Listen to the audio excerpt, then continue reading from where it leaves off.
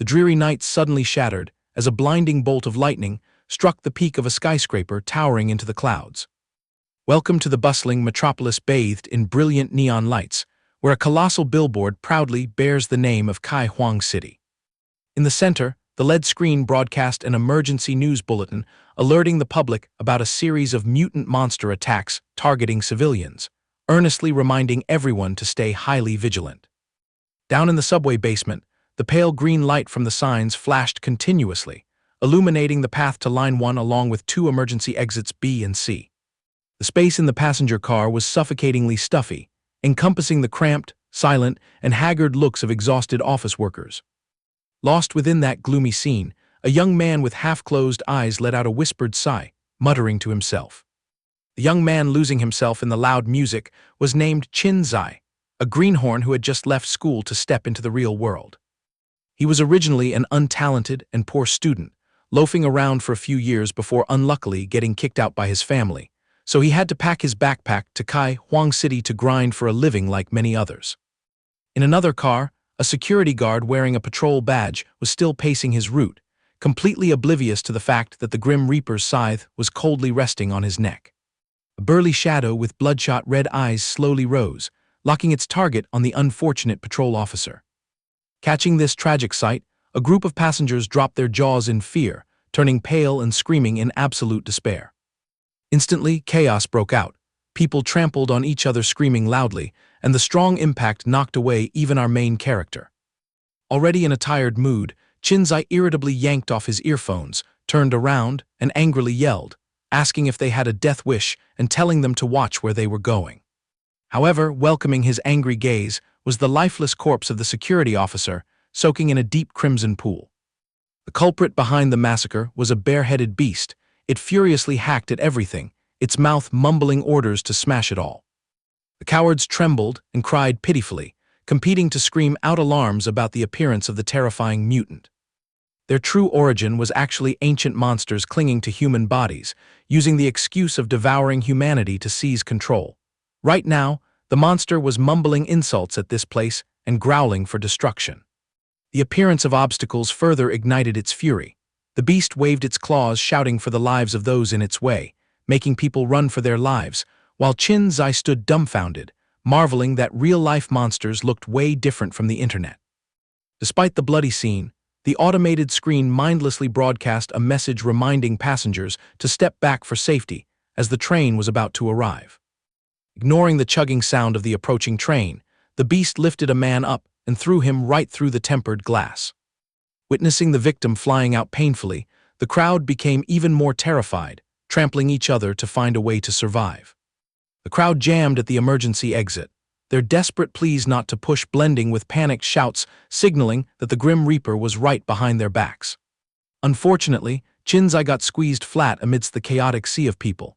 He cried out when pushed down in a shower of mixed voices screaming for way as the demon approached.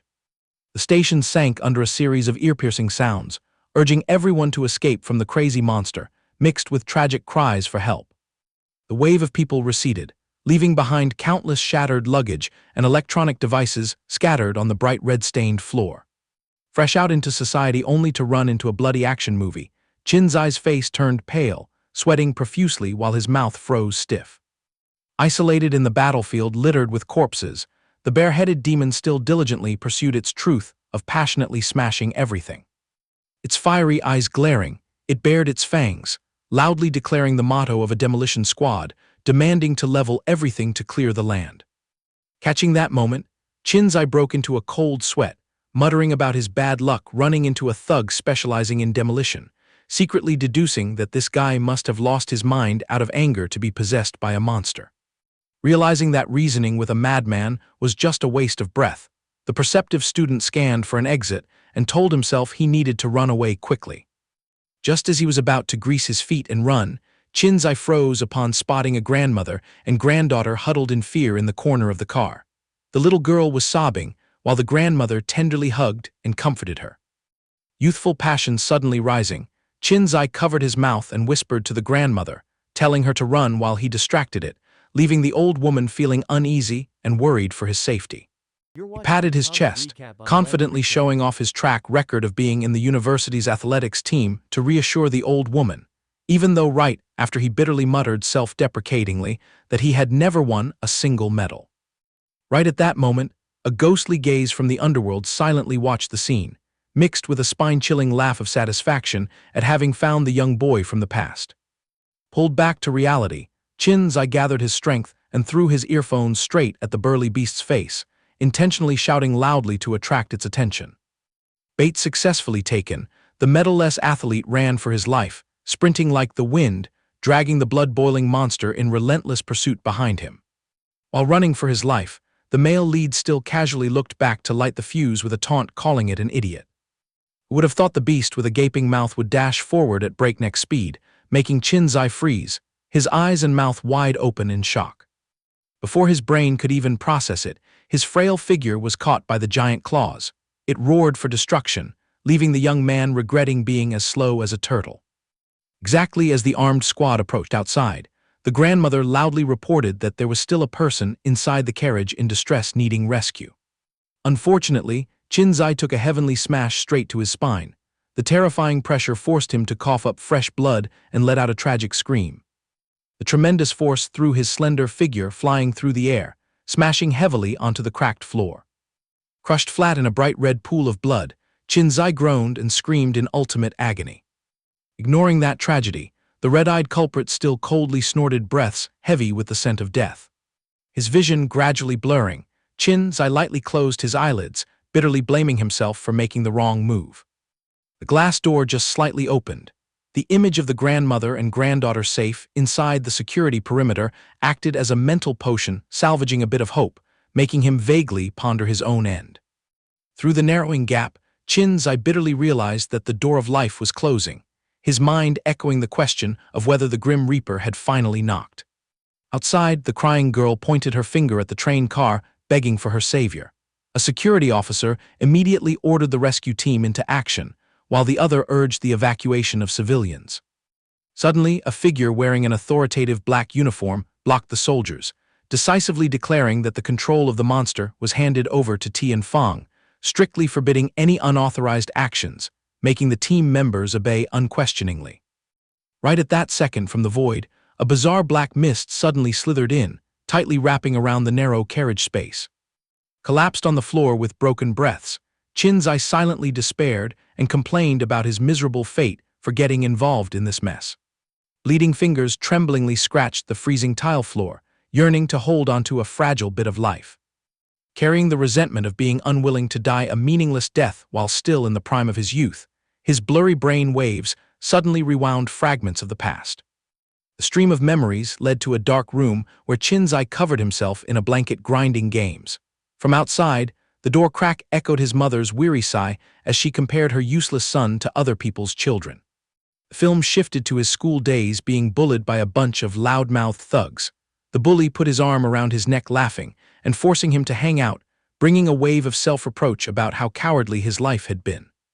A heartache throbbed again when the silhouette of his youth crush appeared, uttering a cruel rejection because she already had someone she liked, pushing him into a deep pit of inferiority about eternal failure. Snapping out of the dream, Qin Xi coughed out a mouthful of fresh blood, his heart boiling with a fire of resentment intertwined with pent-up sorrow. Slipping through the picture of despair, the torch of survival flared up brilliantly. Qin Xi gritted his teeth and growled an oath, thirsting for victory even just once.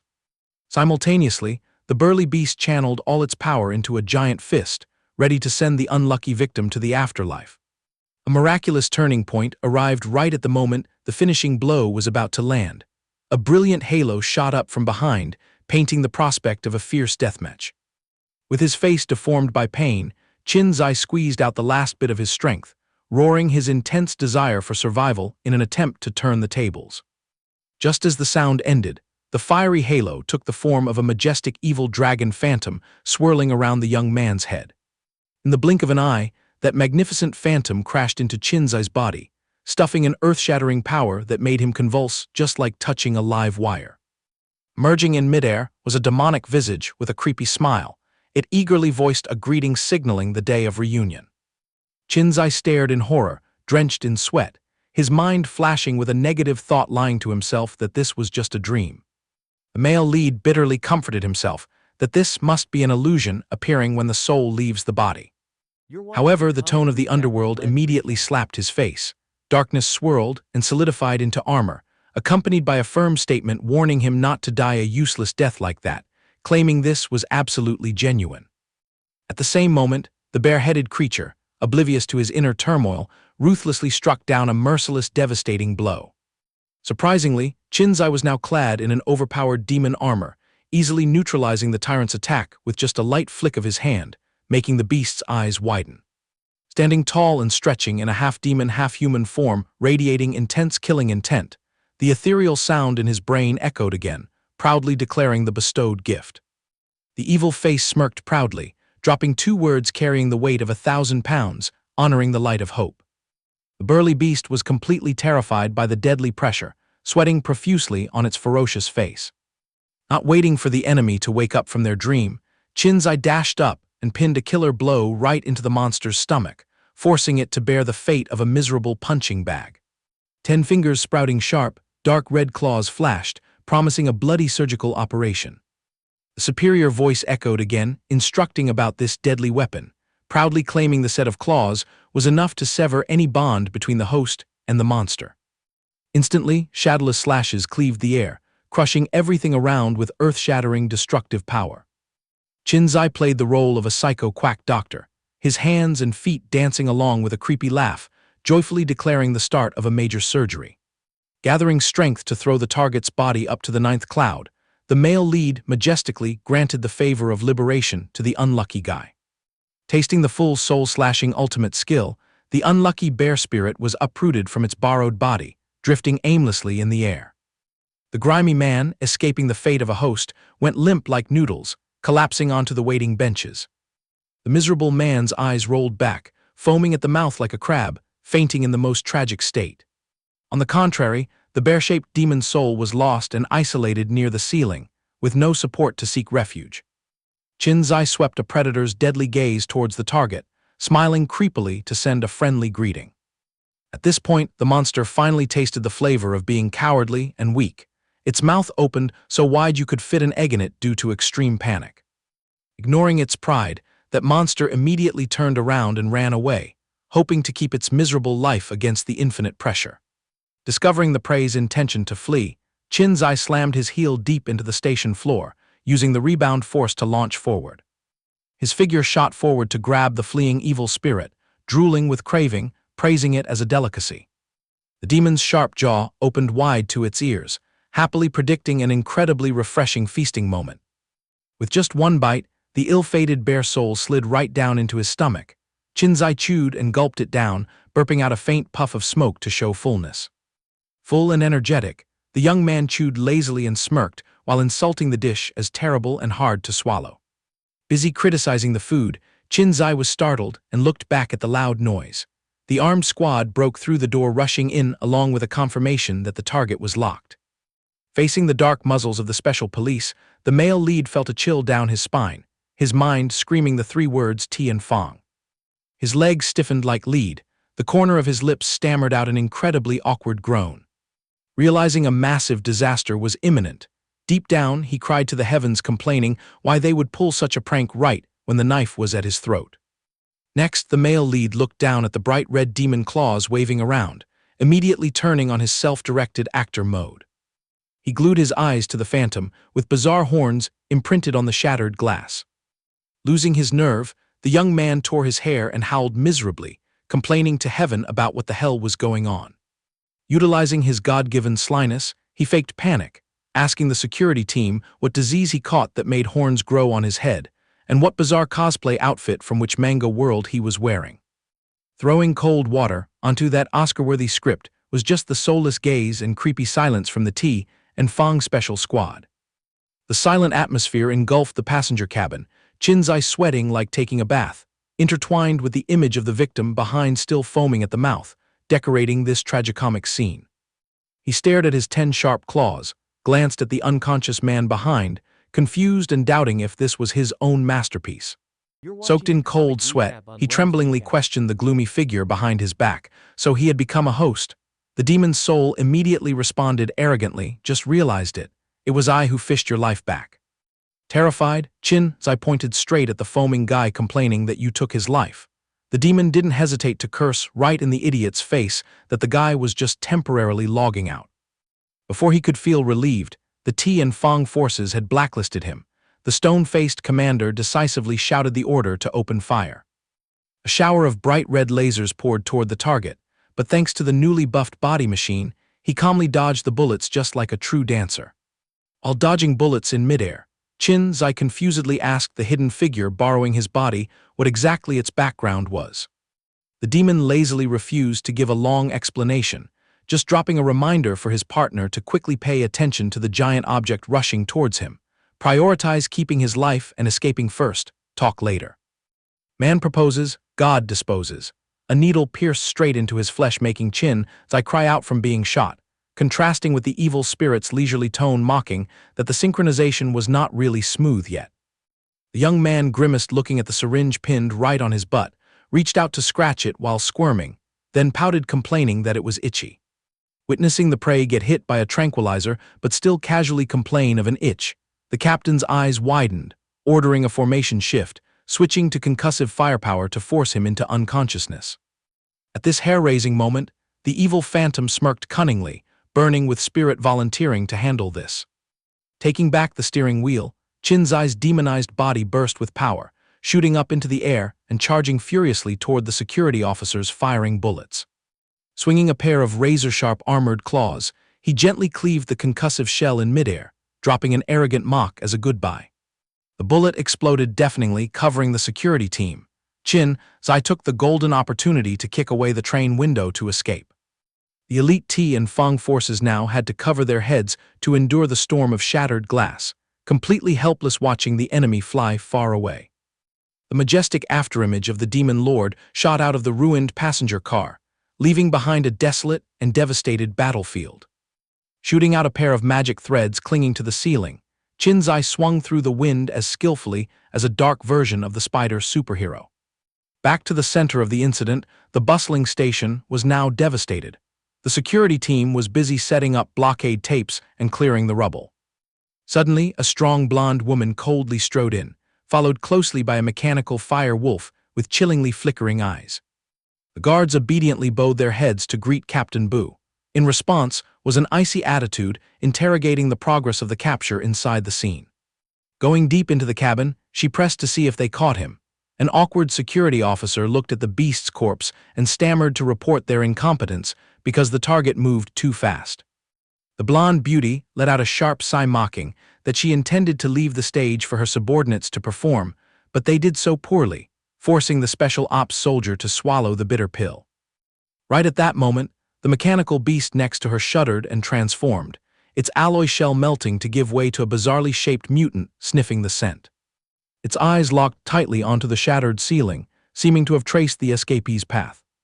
Captain Bu swept her eyes to the spirit beast, urging that time was short, so they must finish this quickly.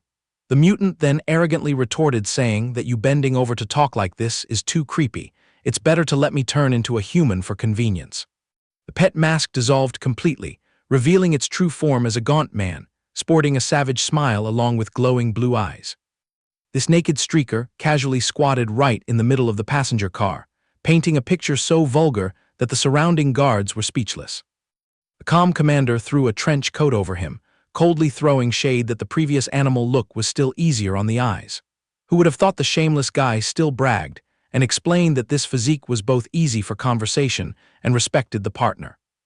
Glancing over the tracking device, he acted like an expert, guessing wildly that based on the collision debris, it was definitely him. The female boss immediately asked how far, and he confidently asserted that the newly body-snatched demon spirit was still very weak, definitely could not hide too far. Wu Feng smirked proudly in praise, concluding that it still took a grand mystic sorcerer to smoothly resolve this. The useless bunch at Ti and Fang bet her hand in their resignations. She flirted that she really needed a talented subordinate like him, but the sorcerer quickly waved his hand, humbly saying he was not an immortal. He was completely clueless about other things. The quirky man buttoned his coat while rambling on like a know-it-all, covering up that the ego and skills of mystic sorcerers were inherently more eccentric than ordinary people, making it hard to confine them to a disciplined agency.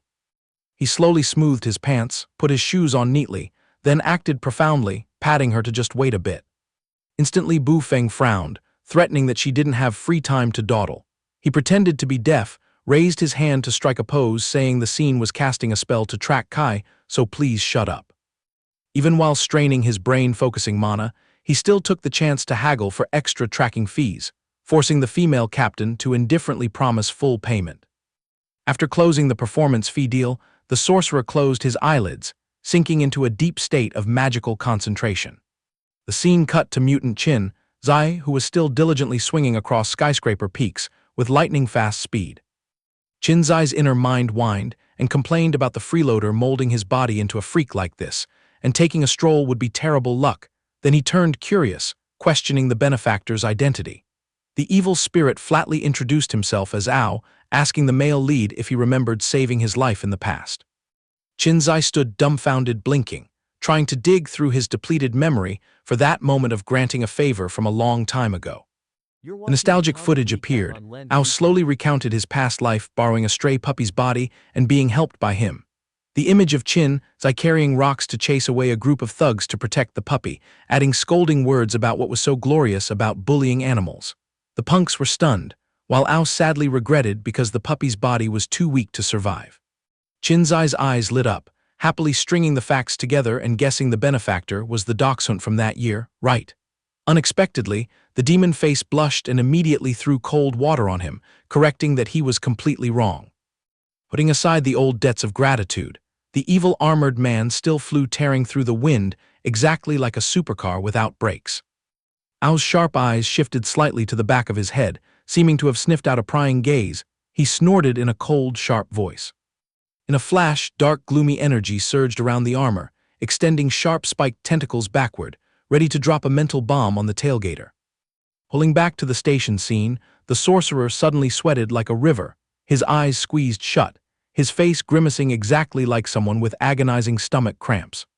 Midst his dreamscape, a giant evil spirit's severed head with fierce glowing golden eyes suddenly emerged, swallowing his entire vision. Taking the full crushing blow from the earth-shattering pressure, the fake expert could only choke out a tragic hiccup. Leaving no retreat for the opponent, the cultish face stuck out its hideous tongue and wiped a line reeking of terror. Overloaded psychological trauma made the narcissistic master's eyes pop out, his mouth gaping foolishly because of extreme terror. He fell flat on his back, just like taking a punch, his ears ringing from the demon's contemptuous laugh, mocking his incredibly amateur tracking skills. The atmosphere sank into silence, so quiet you could clearly hear the sound of cold sweat dropping patter onto the tiles. Then the panic guard pointed his hand back as an alarm. Bu Feng immediately turned her head and threw a look of ultimate contempt toward the sorcerer. Because the great master who was talking big earlier was now slumped on the bench, eyes rolled back, foaming at the mouth just like the unlucky guy earlier, yet stubbornly moved his lips claiming he had finished pinpointing the location. Witnessing her right-hand man suddenly lose his martial arts, Captain Bu's face instantly hardened, revealing extreme panic. The expert shook his head like a mental patient, sweating like a bath, looking exactly like someone who just crawled back from death's door. With a bit of dying breath, he whispered warning that this thing belonged to the monster class, sent a good luck wish, making the female boss hastily turn to order her subordinates to report to the medics. Anxious because she was about to lose the target, the violent girl lifted him up by the collar, screaming for the exact coordinates. The dying sorcerer spat out a few words, District 9. Exhausting the last drop of strength, he muttered the location name again, then twisted his neck and passed out, officially turning off Wi-Fi and disconnecting. Speechless at the tragicomic comedy, Bu Feng could only lightly close her eyelids, letting out a long sigh to suppress the heavy disappointment. Flashing back to the majesty of a leader, she waved her hand pointing the way and loudly called the name Fei Shu. Immediately, the muscular freak wrapped in lightning kneeled down respectfully awaiting orders. The mechanical guy's bright red pupils glinted with a cruel ray when receiving the edict to track and destroy completely. He loudly declared understood. A sudden bolt of deep blue lightning struck from the sky, transmitting a cold pressure tearing through the vacuum. The blonde rose smirked proudly, secretly confident that if competing in speed, Fei Shu was definitely the champion. Meanwhile, the evil armored phantom of Qin Xi was still busy jumping, and tearing through the wind across the peaks of skyscrapers in the heart of the city. Borrowing power from the demon lord, the male lead's body was like a sports supercar, gliding in the wind, no different from a silver screen antihero. Sadly, the insider was utterly bored. Qin Xi grumbled, complaining, asking the freeloader when he planned to take over his body until Ao leisurely concluded that the two of us are now merged into one, like hands and feet. You can't break away even if you want to. Hearing that, the male lead's face twisted, justifying that because the boss kept jumping continuously in midair, it made him want to throw up. Not to mention, he inherently had a weak heart and a fear of heights. Ao, having just touched the roof, curled his legs to spring up again, coldly explaining that walking on the road easily gets you beaten up. What if there's some random sorcerer casting a tracking spell? Exceeding his tolerance for motion sickness, Qin Xi shouted, defiantly demanding his feet touch Mother Earth. The evil spirit was startled and yelled, forbidding the stupid kid from acting rashly while hovering in the sky. Ignoring the threats, Qin Xi stubbornly fought for the steering wheel. The cultish mask worn on his head immediately cracked and evaporated into a dense mist. Losing the protective armor in the high sky, the young man panicked and screamed at the top of his lungs as his heavy body freefell onto the street surface. The price to pay for demanding to drive was a tragic fall. He crashed forcefully through a series of signs and landed in an embarrassing bottom-up posture. Flattened and crumpled on the freezing road, Qin Xi scratched his head, grimacing and crying in pain all over his body. Ao shook his head in disgust, cursing the stubborn guy. If it weren't for my flesh cushion, you'd be smashed to a pulp. The evil spirit subtly reminded that the armor was now broken, needing time to recharge, advising the young man to quickly lift his spirits because the next leg required self-reliance. Qin Xi grumpily retorted, "No need for your concern," then staggered up intending to keep going, but Ao instantly shouted, asking if that direction-blind guy planned to run straight into a dead end. Before his brain could reload, his wobbly footsteps slammed right into a stagnant puddle in the middle of a deserted alley. Right at that distance, a street thug was being pinned against the wall by the security team. He tremblingly clasped his hands, begging for mercy because he hadn't eaten for days.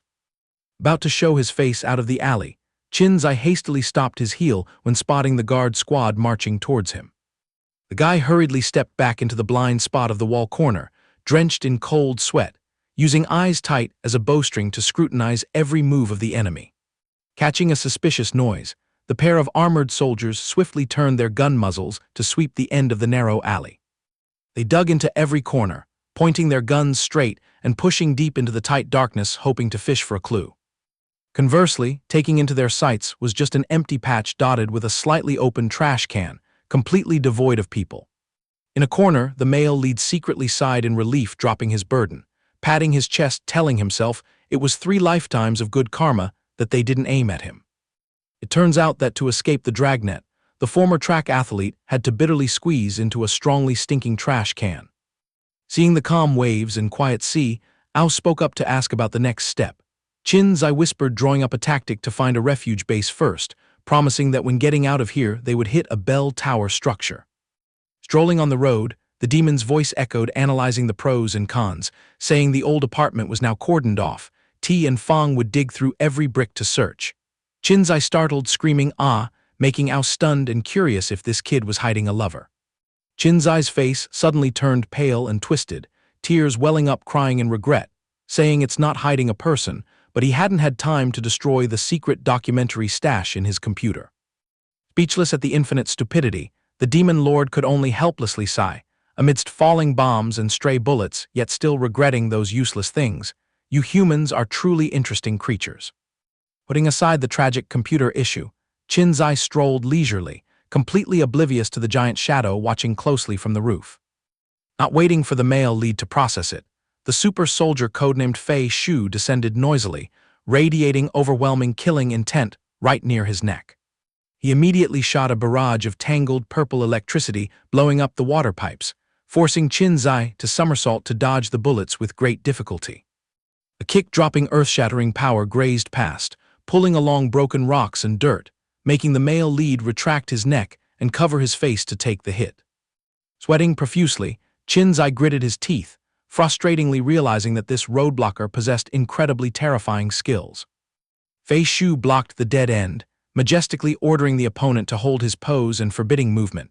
Ao specifically chuckled in delight, mocking that the kid couldn't escape, while the soldier coldly concluded that you are under arrest, follow quickly for interrogation. Right as the sound faded, the cyborg shot up high, then smashed his iron heel thunderously onto the bricks, creating a terrifying aftershock, forcing the opponent to retreat continuously.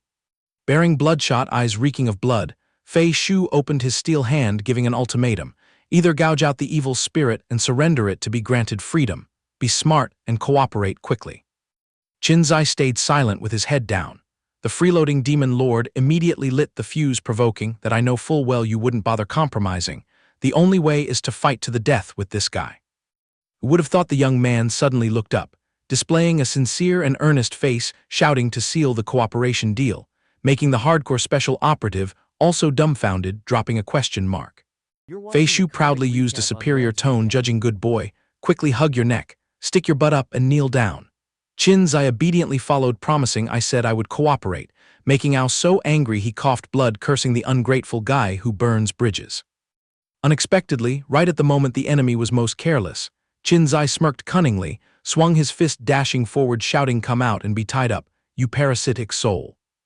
The male lead's sneak attack, full of confidence, was casually neutralized by Fei Shu's hand in a lame way right at eye level.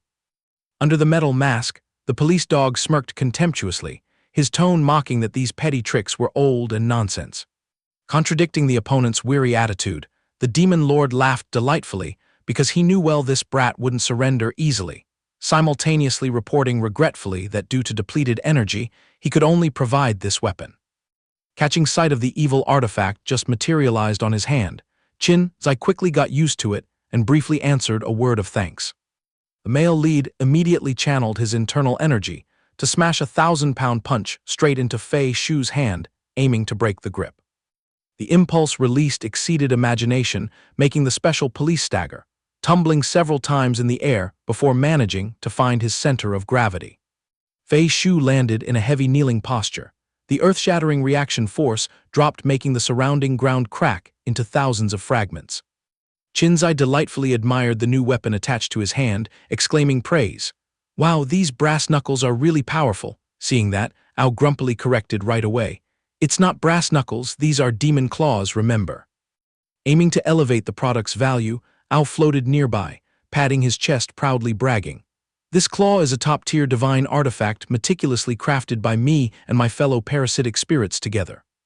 Witnessing his prey's stubborn resistance, Fei Shu furiously assumed a leaping stance and declared loudly, committing acts of violence against T and department personnel is an extremely serious crime, and now I will enforce your mandatory arrest. Hearing this, Qin Xi immediately retorted with unwavering resolve, want to strip away my freedom? Dream on, and as for handing you over, I could never do something so heartless. This statement thrilled the demon Ao, who quickly chimed in, well said. The young man continued to provoke his opponent, if you have what it takes, come and catch me, I'll fight you to the bitter end.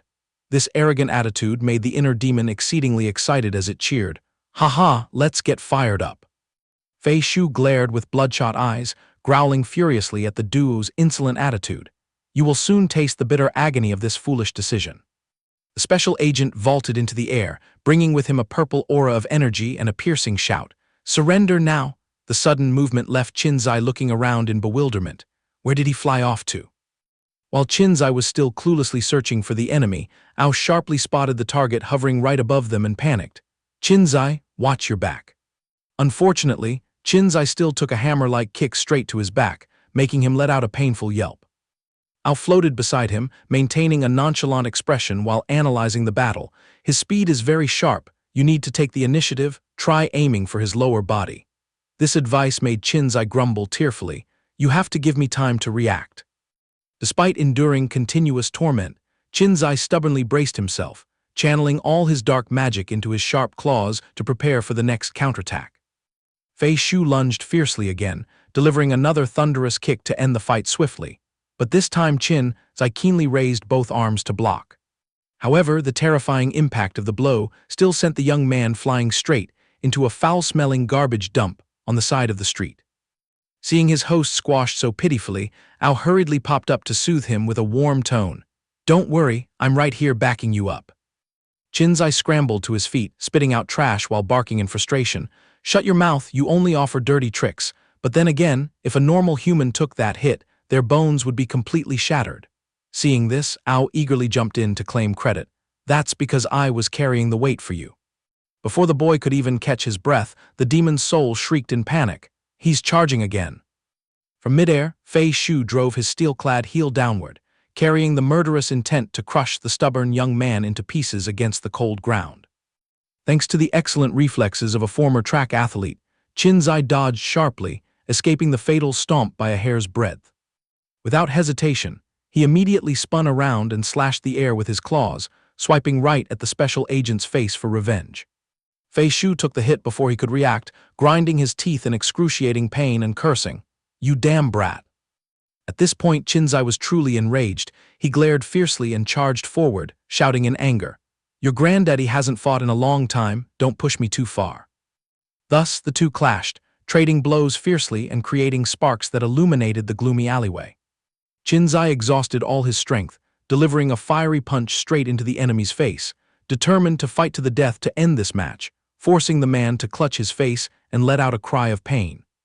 Facing the overwhelming force of the counterattack, Fei Shu was pushed back several paces, his steel boots plowing the road surface into a long, messy trail of dust. The special agent clutched the gaping crack on his mask with a steel hand, groaning with a heavy and resentful sound. Right at a large opening on his chest armor, streams of pitch-black smoke carrying a chilling aura leaked out one after another. Qin Xi was equally battered, standing there panting heavily while asking, "Huff huff, is the body still holding up?" Meanwhile, Ao laughed triumphantly. "Hee, is there any weapon in this world that can match the sharpness of the claws I crafted?"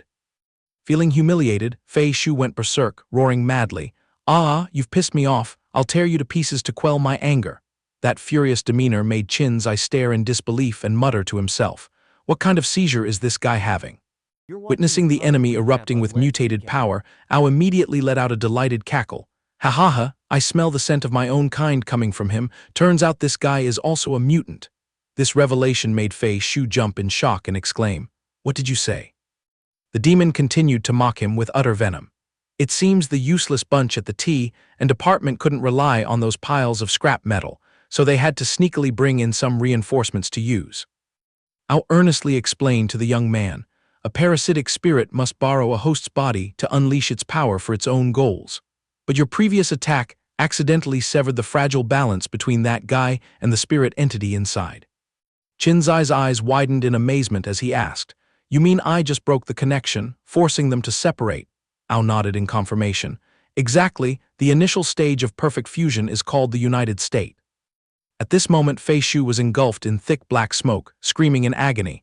"All the pain, humiliation, and fury, everything will be unleashed right here." Seeing this, Ao quietly observed and muttered, "Well, it seems the bond hasn't completely snapped yet." The dense fog dissipated, revealing the form of a massive, bristly gray wolf that glared menacingly.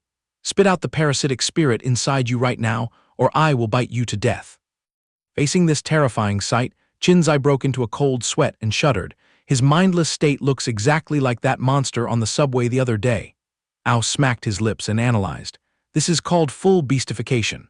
That idiot let his desire for victory allow the spirit entity to strip away his physical control." The hairy beast didn't bother arguing, immediately transforming into a furious black tornado charging straight at Qin Xi. It swung claws as big as shovels, creating a shockwave that blew Qin Xi far away, forcing the boy to let out a tragic scream.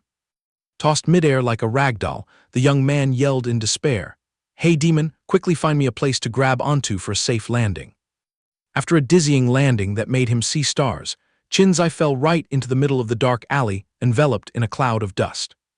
Before his head stopped ringing, Ao's shrill voice screeched in alarm, "Dodge to the left now." The maddened wolf monster fiercely swung pitch-black chains to shred its opponent, forcing Qin Xi to jump continuously to dodge the lethal blows. Realizing the situation was tense, the demon Ao trembled and complained, "Hey kid, if it keeps biting mindlessly like this, even an old soul like me won't last long."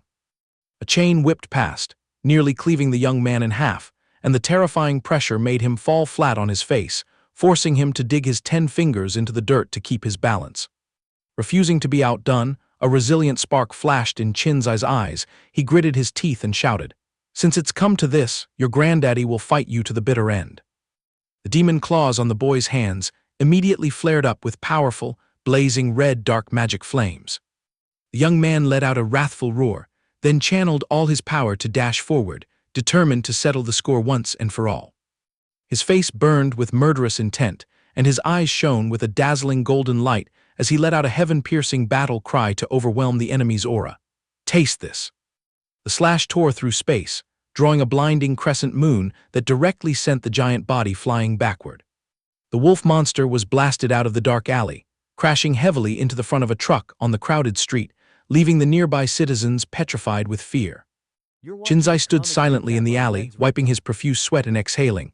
Phew, that was a close call. Meanwhile, the demon owl hovered around, smiling from ear to ear and flattering. Haha, see that our teamwork was absolutely flawless. Qin Xi also knew how to play along, smirking complacently. As expected, your reputation is well deserved. The scene on the main road was utterly chaotic. The truck's front was crushed, and the windshield was shattered into 100 pieces by the mutant's fall from the sky. Qin Xi cautiously peeked out from his hiding spot, silently evaluating the magnificent battlefield he had single-handedly created. His triumph didn't last long before Qin Xi was dumbfounded when the enemy suddenly vanished without a trace. What the hell? How is it invisible now? He quickly looked up at the gloomy sky between the gap of two high-rises, catching a fleeting glimpse of a pitch-black mass nimbly climbing along the wall ledges. His intuition sounded alarm bells, and Qin Xi immediately focused all his attention, raising his guard against a sneak attack from the air. In the blink of an eye, the mad wolf landed towering right in front of his face, accompanied by Ao's panicked scream, "In front of you!" The boy swung his demon claws, unleashing a blindingly bright slash at lightning speed, yelling, "I caught your rhythm." Painfully, the full-powered slash only cut through a useless wisp of smoke, failing to harm even a single hair of the enemy. Qin Xi's jaw dropped in shock as he bitterly realized he had just fallen for a spectacular afterimage trick. Right behind his neck, a deep, eerie hoarse voice breathed freezing air into his ear. "I am right behind you." Before he could even glance back, Qin Xi was tightly choked from behind by the giant beast in a death lock. Breaking into a cold sweat, he squeezed his eyes shut and struggled desperately. "This is bad, I'm completely immobilized." Ao, hovering nearby, also shrieked in panic. "This is a bare-handed rear-naked choke, it's a dead end." Suffocating and red in the face, Qin Xi muttered, "I already know that. At this rate, I'll pass out very soon." Seeing this, the beastified special agent laughed heartily and sadistically. "I've achieved a great merit this time, ha ha ha ha." Hanging by a thread, he weakly called for backup. "Hey, can't your exoskeleton armor activate?" But the demon owl just made a miserable face. "It's still in the recovery process." Qin Xi grew faint from severe lack of oxygen, and the surroundings began to blur before his eyes. He closed his eyes in dismal resignation. "I'm really going to meet my ancestors this time." Ao also sniffled and offered condolences. "I feel very honored to have parasitized your body, helping me feel true value. It's just a pity that we couldn't bond longer." The demon's soul continued to shed tears dramatically. "We really coordinated so smoothly together." Then added a sorrowful remark, "Even though our fate was incredibly short-lived." Hearing this, Qin Xi also felt deeply moved in his consciousness. Thank you so much." However, in the very next second, Qin Xi's eyes snapped open, sharp as knives, and he declared firmly, "I'm afraid you said those words a bit too soon." Just as the monster was gleefully roaring for his life, he drained his last ounce of strength, twisted his body, and launched a lethal counterattack, shouting, "Now it's your turn." But as soon as the words left his mouth, a devastating elbow strike slammed right into Qin Xi's chest, thoroughly extinguishing any thoughts of resistance in his head. He shrank his neck, eyes widening in excruciating pain, and stumbled backward, clutching his chest, groaning pitifully. At that life-or-death moment, Ao's spirit form materialized in a blazing display as a pitch-black dragon head, burning with golden flames, and roared arrogantly, "Wow, using this move is quite extreme." The demon Ao immediately helped Qin Xi slip out of the vice grip, loudly provoking, "Your granddaddy has revealed his true form, you damn little mouse, you belong to me."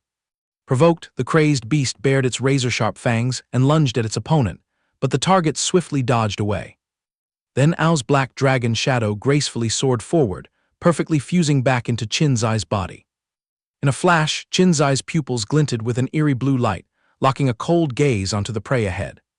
He launched himself into the air like an arrow leaving a bow, loudly declaring the sentence, The game ends here, let me grant you salvation. Qin Xi struck an imposing pose, boasting loudly, "These are the iron claws capable of severing the bond between humans and parasitic spirits," which made Ao scream in frustration, "Hey, that's my line." A blazing red cross slash tore through space, slicing horizontally through the thick armor of the wolf monster. Qin Xi's face now radiated an overwhelming murderous aura, enveloped by rolling rings of dark energy. The decisive slash successfully forced the pitch-black parasite entity to be violently ejected from the host's body. The special agent, drained of all his power, collapsed to the ground with a look of sheer bewilderment. How could you see through it? The purple dragon-shaped parasite entity shrieked in terror, then wriggled away to flee the scene. Its glowing red eyes glanced back, glaring resentfully at the one who had just ruined its good deeds. The mass of purple mist then shot up into the sky, tearing through the wind as it zipped past Qin Xi. Seeing the enemy slip away, Ao wiped his sweat and breathed a sigh of relief. That was truly a leap of faith, but thank goodness we're still safe. Hearing this, Qin Xi asked, "Hey demon, aren't you going to eat it?" The demon Ao could only glare back, maintaining a sulky silence. The young man shrugged and leisurely walked away. "Never mind, let it be." But he didn't forget to add a mocking remark, "Haha, it's just that you couldn't catch up to it," making Ao stammer defensively, I just prefer human food, that's all." At that exact moment, the sound of slow footsteps hitting the pavement echoed throughout the empty alley. Seeing the newcomer, the paralyzed special agent on the ground made a disdainful remark, "So the mission failed." Instantly, another soldier pointed a massive cannon barrel right at his face, threatening in a low growl, "I should be the one asking that question." Realizing something was wrong, the special agent panicked and yelled, "Damn it, contact Captain Boo quickly." The gun-toting man casually mocked, "Captain Boo," causing the battered special agent to ask in confusion, "What, aren't you the soldiers she sent?" The soldier pressed the gun muzzle against the defeated man's forehead, coldly delivering a warning, "District 9 does not welcome you," making the special agent cry out in shock, "What did you say?" Before the words could leave his throat, he was lifted by an invisible force, crushed into a flattened silhouette against the ruined wall. At the same time, in a towering skyscraper bathing in lightning bolts that tore through the night sky. Inside the high-class meeting room, a subordinate leaned on the table and reported, "Incidents of mutants mindlessly attacking people have been happening frequently, yet Captain Boo always steps up personally to clean up the mess, leaving the regional commanders with no opportunity to show off." Following up, the Director General of the T and Department smirked sinisterly, dropping a sarcastic remark, "Truly fitting for the great hero of Chi Huang City." Hearing this, the female captain slightly lowered her eyes, maintaining her icy expression without revealing the slightest emotion. From the corner of the table, the blue-haired commander of District 9 rested his chin on his hand provocatively. "Captain Boo exhausted herself running all the way to the doorstep of my District 9, so what was the result? Did you catch the guy?" He continued to boast, "This capture operation was mainly to collect data on him. Retrieving that parasitic spirit is only a matter of time.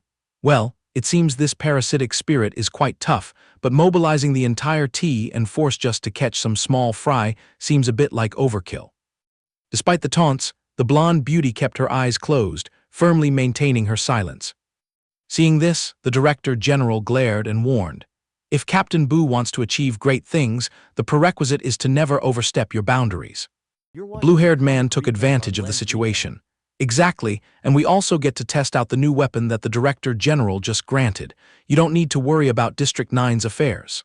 That statement infuriated the blonde girl, who questioned angrily, "What did you say? You handed over the new project I was researching to him." The Director General calmly brushed it off. "Priority always belongs to the higher-ranking captains, you can rest assured. Besides, the commander position for the upcoming District 11 will be yours sooner or later. Why be in such a hurry?" Hearing this, the girl gritted her teeth in anger, so frustrated that she couldn't utter a word. Not bothering to waste another breath arguing, she decisively turned and walked away. "I still have official duties to handle, excuse me." Striding briskly down the cold hallway, her face was shrouded in shadows, radiating a raging murderous aura.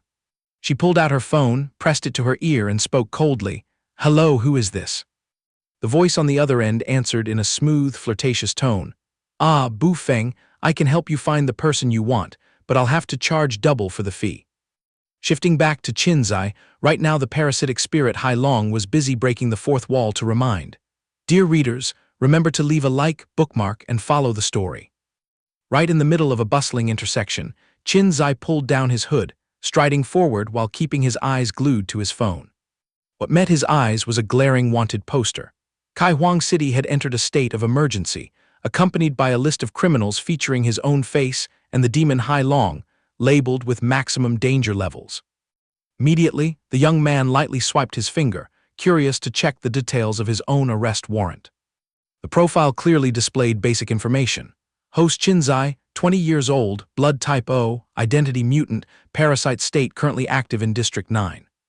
The demon Hai Long hovered nearby, mocking, "You are a celebrity now, too bad you've lost your freedom."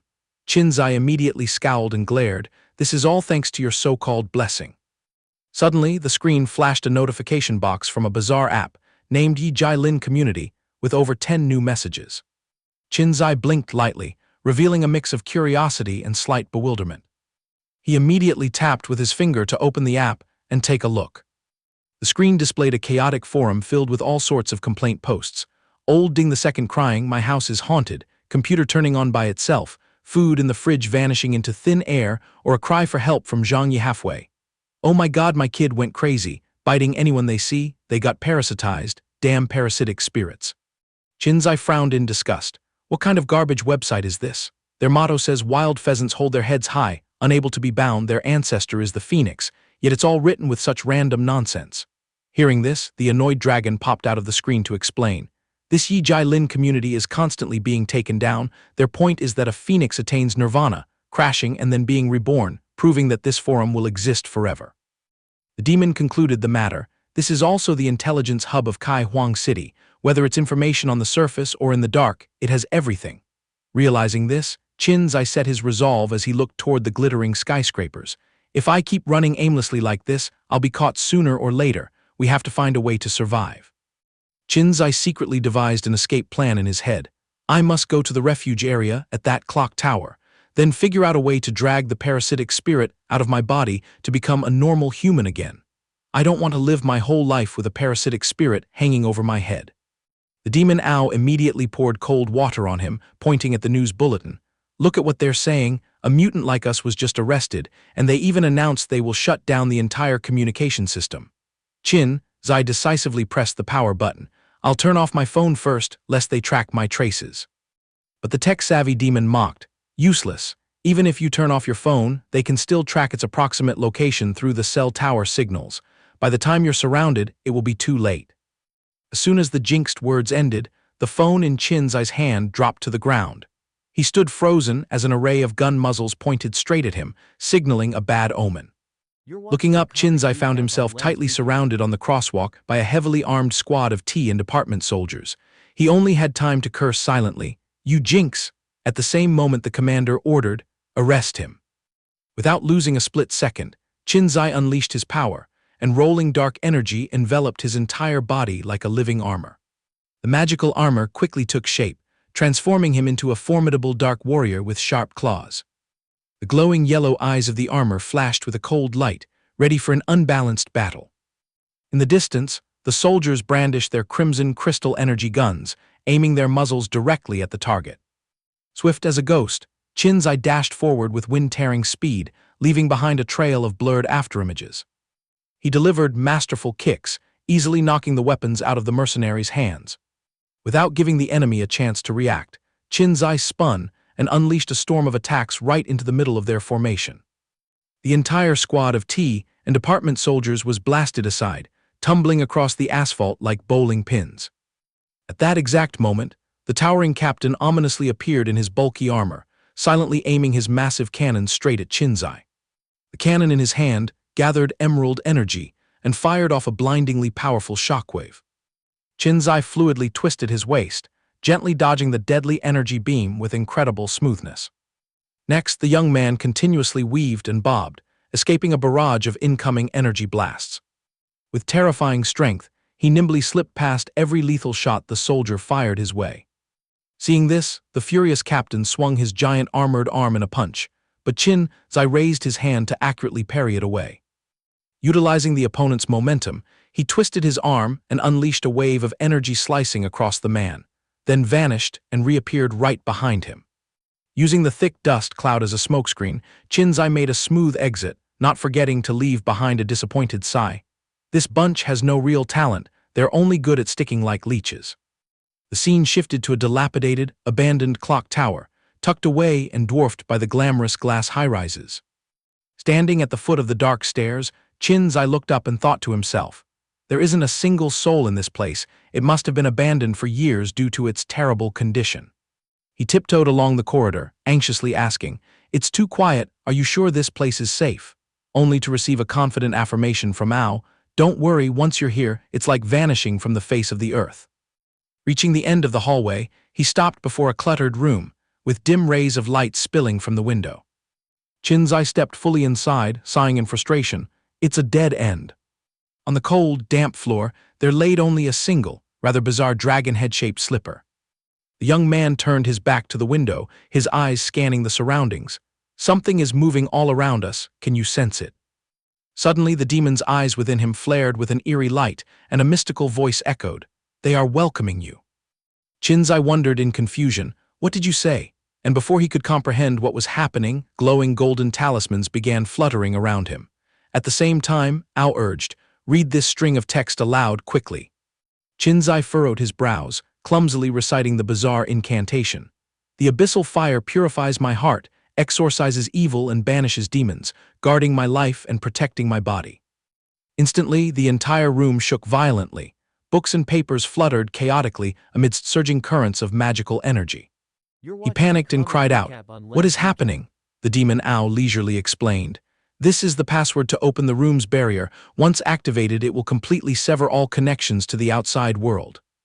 A blinding halo erupted, swallowing the entire cramped space. The scenery changed drastically, revealing a secret chamber filled with intricate gears and machinery, making Qin Xi let out an amazed, "Oh." From the darkness, floating blue ethereal spirits with glowing eyes began to manifest eerily. A massive ghost bared its fangs and claws as it lunged forward, completely sealing the entrance door right behind him. These bizarre will-o'-the-wisps quickly flooded the entire floor, slithering and hovering around Qin Xi's heels. They extended slimy tentacles and lunged aggressively, seemingly wanting to devour the uninvited guest. Entangled by the ghostly liquid masses, Qin Xi panicked and yelled, "What the hell is wrong with these parasitic spirits?" The magical tide rose up to his neck, and the young man struggled desperately, groaning, "I can't breathe anymore." Pardon for a 5-minute commercial break, the parasitic spirit Hai Long is now busy breaking the fourth wall to remind. Dear readers, remember to leave a like, bookmark, and follow the story. Returning to the storyline, refusing to drown, he sharply channeled his magic into the soles of his feet, shattering the magical water waves to break free from the encirclement. Qin Xi landed safely on the floor, hastily wiping his sweat, panting heavily after a narrow escape. Suddenly, a cold female voice echoed from within a cloud of smoke. "They are lusting after your body, but it's a pity this flower already has an owner." Startled, Qin Xi immediately assumed a combat stance, growling warily, "Who's there?" Parting the water curtain, a silver-haired beauty stepped out with a poised aura. She blew a puff of smoke and smirked. "The life of a mutant doesn't seem very easy lately, does it?" But that badass facade didn't last long before the girl slipped and took a painful fall. The beauty teared up, rubbing her sore behind, covering her face and muttering self-reproachfully, "Ouch, it seems this levitation skill really needs more practice." Seizing the opponent's lapse, Qin Xi calculated in his head, "She must definitely be a lackey sent by the tea and department. I have to take this chance to knock her out." The young man braced himself and launched a thunderous kick straight at her, shouting, "Take this," completely ignoring the demon Ao who was trying to intervene. "Wait, she's not." Facing the brutal kick, the silver-haired girl's eyes didn't even flicker. On the contrary, they exuded a terrifyingly calm demeanor. With just a gentle wave of her hand, she generated an energy wave that repelled the kick, sending Qin Xi flying and hovering in the air. Qin Xi panicked upon discovering his body was frozen midair, gritting his teeth and groaning, "Damn it, my entire body from top to bottom is completely immobilized." Imprisoned by magic, he was helplessly suspended in midair right next to the window, looking like nothing more than an ornament. The girl reached out and choked his neck, glaring at the intruder to warn him. "How dare you run into my house and cause trouble? You little brat, you really have no manners," forcing Qin Xi to just bite his lip and endure. At this point, the demon owl finally managed to speak up in a panic. "Quickly call out Qin Xi, she's the one who has always been secretly protecting us." Hearing this, Qin Xi hastily backed down and pleaded, "Qin Xi, this is all just a misunderstanding." Showing no regard for his whining, the beauty gently clenched her fist, manipulating her magic to administer punishment. An invisible gravitational force slammed down, crushing Qin Xi face first into the cold tile floor with a bone-deep thud. The kid clutched his neck, coughing violently, struggling to gasp for air. "Cough, cough, I was almost strangled to death." Qin Xi stood with hands on her hips, preaching, "Little brat, you still have the nerve to drag yourself back here. Aren't you quite the capable one, running out there only to realize things aren't as safe as you imagined?" Qin Xi was stunned and muttered, "What? She can talk directly to the parasitic spirit inside me. Could she also be a mutant?" The black dragon owl popped its head out, sweating profusely to explain, "Qin Xi is a great mystic master who cultivated the spirit awakening eyes. Moreover, she has lived for over 100 years. You need to drop the arrogance and show her absolute respect." Hearing the 100-year-old milestone, his stubborn streak acted up again, and Qin Xi recklessly used his momentum to charge straight at the old lady in the guise of a young girl, only to be easily subdued by her and suspended in the air once more. Locking Qin Xi up high, Qin Xi quickly threw out a teasing remark. "The human embryo you chose to parasitize is quite handsome, isn't it? My place here just happens to be missing an errand boy." She cast a sideways glance and flashed a wicked smile to seal the deal. "What do you say, kid? For the sake of the little brat owl, if you obediently wash clothes and cook for me, I will generously take you in." With his pride surging, Qin Xi gritted his teeth and bluntly refused. "You want me to live as a freeloader playing the maid? Go find someone else." The smile on Qin Xi's lips vanished, making way for a sharp, overwhelming glare. "Do you think you have a choice here?" The spirit owl was on the verge of tears, desperately begging his idiotic host. "Oh, father, just say a few sweet, flattering words. We currently don't have any trump cards left to play." Ignoring the warnings, Qin Xi channeled his black aura to tightly grip her hand, bracing himself to resist while spitting out harsh words. "Even if you hide behind a youthful shell, you can never conceal your old and indecent nature." Deluding himself into thinking he had the upper hand, the young man smugly raised his head and gloated. "Furthermore, I've got a firm grip on you, so the title of Mystic Master is only at this level." This arrogant remark made the demon beside him scream in panic. "Let go of her right now." Qin Xi's hand squeezed Qin Xi's wrist, but instead of soft flesh, he felt a tough, sharp layer of hidden metal armor. The demon owl witnessed that foolish act and was left speechless, sweating profusely as he stammered, "Ah, this." Qin Xi didn't even exert any effort, gently swinging her arm to toss Qin Xi flying backward like a toy. The young man lay sprawled on the ground trembling, his face reflecting absolute shock at the opponent's terrifying strength. Looking down from above, the silver-haired beauty slightly raised her steel hand, casting a majestic glare to suppress the arrogant fool. An invisible shockwave instantly crashed down, blasting Qin Xi meters away and forcing a miserable cry out of him. His entire body slammed into the giant steel pillar in the middle of the hall, writhing in agony as he fought off the pain that threatened to shatter his internal organs. Unwilling to be tortured, Qin Xi ground his teeth, glaring bitterly and cursing aloud. "You old, foul-smelling monster." Qin Xi retracted her hand, leisurely dropping an authoritative remark. "Well, little mutant boy, have you clearly realized your miserable situation now?" She continued her condescending lecture. "Any mutant in trouble has to crawl to me. No matter how arrogant a parasitic spirit is, I show no mercy. If you obediently beg, I might consider forgiving your recent insolence." The demon owl hurriedly surfaced to put out the fire with a flattering tone. "Qin Xi, just let us down first, then we can peacefully sip some tea and chat. Am I right, Qin Xi?" Ignoring his comrade's advice, Qin Xi surged with black aura again, angrily shouting, "Mutants are also human. Having to endure such humiliation and binding is truly unbearable." Saying that, he raised his giant demonic claws and rushed fiercely towards Qin Xi, furiously roaring, "You are the one who is insolent." But alas, with just a light flick of her sleeve, Qin Xi easily brushed away that violent attack while dropping a cold judgment. "Then you can just fend for yourself." The immensely terrifying thrust shattered all the glass windows, blasting Qin Xi into a free fall from the top of the clock tower down to the deep abyss. Right below, the special task force of Ti and Fang, who was intensely searching, suddenly looked up upon hearing a strange noise. Like a descending meteorite, Qin Xi crashed directly into the center of the formation, using his entire weight to crush the unlucky soldiers. Sitting on a meat cushion made of two special forces soldiers, the young man clumsily crawled up, holding his forehead and groaning. His whole body ached. It was pure bad luck to get tangled up with that tough old lady. The Phantom Owl emerged, letting out a long sigh. This time you've really crossed the line. Offending Qin Xi means no hope of her protection, and even the door to accessing priceless intelligence has been slammed shut. Shivering at the memory of that terrifying pressure, Qin Xi cautiously assessed that the palm strike almost tore him and Ao apart. Whenever mutants run into trouble, they flock to beg her. Thanks to the auxiliary parasitic spirits, that old lady has been living for centuries. Connecting all the dots, a spark lit up in his eyes. Living persistently for hundreds of years and dominating countless parasitic spirits, she definitely knows every nook and cranny of this city. Perhaps she is the key to returning him to a normal human life. While running for his life, the demon Ao still took the time to ramble on, claiming that Qin Xi is usually very kind. Qin Xi immediately curled his lips in mockery. Maybe it's her time of the month. Do you know what that old lady likes the most? Ao was stunned and asked back, why are you curious about that? Qin Xi bit his lip, his eyes flashing with determination. Of course, it's to bribe her and win back her trust. In the midst of this life-and-death situation, the leisurely demon popped up to break the fourth wall, winking and enticing the audience to remember to like and follow us. Successfully fleeing to an empty lot in the suburbs, Qin Xi patted his pockets and turned pale. It's over, the wallet is gone, all the petty cash and bank cards must have dropped during the brawl. Opening his empty hands, the young man looked pitifully at his meager fortune, which was now reduced to a few rusty coins.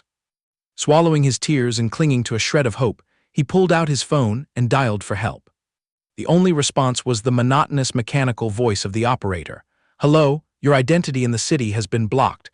Please remove the restriction to continue using it. Upon hearing this, he could only grind his teeth and curse silently in bitterness. Driven to a dead end, Qin Xi had to rely on the demon's superior memory. Memorize these numbers for me, I'll need to use them later. Hearing this, Ao nodded firmly. Submerged under the bright neon lights, the Ti and Fang patrol squad was still frantically searching, grabbing anyone wearing a hoodie without any regard for their dignity. Hidden in the tranquil night, a heavily hooded figure walked silently, his mind already formulating a plan to survive the encirclement. Fondling the old phone, Qin Xi bitterly told himself that sooner or later the hounds would track down the signal. Throwing away the treasure that had been with him for years truly felt like cutting into his own flesh. Standing precariously by the embankment, he let out a long sigh and threw it hard with a swing of his arm, dropping a sorrowful farewell. Go in peace, brother. The tiny object traced a perfect arc in midair, then plopped into the thick, black water of the night. The metal block gradually sank to the deep bottom, leaving behind a few gurgling air bubbles, as if scolding its ungrateful master. A curious school of fish gathered and hovered around the strange object, sinking into the dark riverbed. Suddenly, the screen lit up brightly among the aquatic life, clearly displaying an incoming call from Haisha. That flickering light quickly caught the eye of an old, bushy-bearded merman who happened to swim past. He hurriedly swam over, extending his jagged claws to grab the technological gadget to satisfy his curiosity. The camera panned to a brightly lit maid cafe, where the melodious voices of the staff saw off customers. A middle-aged man walked out with a satisfied, perverted smile, smacking his lips in endless praise. Deep inside the cafe, a cute pink-haired maid was blinking flirtatiously, acting coy as she served. Master, did you wait long for me? Skillfully swinging the cocktail shaker, she sweetly poured honey into the customer's ear. Look, this drink contains a wonderful spell. I'm about to cast my magic now. While role-playing smoothly, the girl suddenly froze, blinking blankly as she tried to remember what the next line of the script was. The pot-bellied customer laughed boisterously and teased, "Oh my, the magic stopped working. Come here, I'll feed you the words." The girl could only force a smile to save face. "Oh, how embarrassing, please wait a moment while I cast the spell from the beginning." Fat man disgustingly puckered his lips, whining for his happy drink. The girl sweated profusely, secretly cursing in her mind. 80 days rooted here meant 80 days of holding back vomit in front of these perverts, yet she still had to squeeze out a corporate smile because of the massive tuition debt she owed the boss. The customer's thick lips kept leaning in closer, making veins pop on her forehead. Trying to swallow her anger, she told herself that she had to grind hard to pay off her debt to escape this caged bird life. With her blood boiling, she secretly imagined going crazy, smashing the stainless steel shaker right onto the pervert's bald spot and screaming, "Here's your happy drink." Suddenly, a fierce-looking guy wearing black glasses stormed over, throwing a loud tantrum in front of everyone. He pointed right at her face to humiliate her. "You bitch, is that how you serve?" Seeing this, two other staff members immediately rushed out, bowing deeply to apologize. "We sincerely apologize, it was our negligence. Please calm down, let us swap her for someone more attentive." Bringing her frustration to the back alley, the pink-haired girl angrily kicked a pebble at her feet, muttering curses at the scum of society. Her anger had yet to subside when her phone rang loudly. As soon as she answered, the manager's scowling face filled the screen, yelling deafeningly, "Hi Sha, are you trying to ruin things?" She dejectedly dropped her hand, letting the other end of the line spew garbage into her ear. "That's the second time. That Qin guy is very powerful. You better stroke his ego, otherwise I'll throw you out to the zoning area to clean up trash. There better not be a third time, you hear." After the threat ended, Haisha slowly raised her phone, the corner of her lips curling into a mischievous smile. "Boss Qin, huh? The real shark is right here." She immediately switched to a sweet and docile attitude. Yes, I'll go serve him right away." Deep in the girl's eyes, a wickedly dangerous purple light suddenly flashed. Smoothing out the creases of her maid dress, she gracefully glided into the VIP room, which was steeped in dim, shady lighting. Collapsing into the fat boss's arms, she flirtatiously swayed. "I was foolish earlier. Now I will personally mix a pink happy drink to make amends." The fat man was thrilled, tightening his grip on her waist and whispering, "Forget about drinks at this point, let someone else handle it. Just serve me obediently and everything will be fine." His clammy hand began to slide and grope. Haisha skillfully pushed it away, coyly scolding, "Oh my, you are so naughty, where are you putting your hands?" Leaning close with her red lips, she gently blew a spiral trail of mesmerizing illusionary smoke. "Your passion has completely melted my magic away." The fat man greedily inhaled, murmuring in a trance, "What is this?"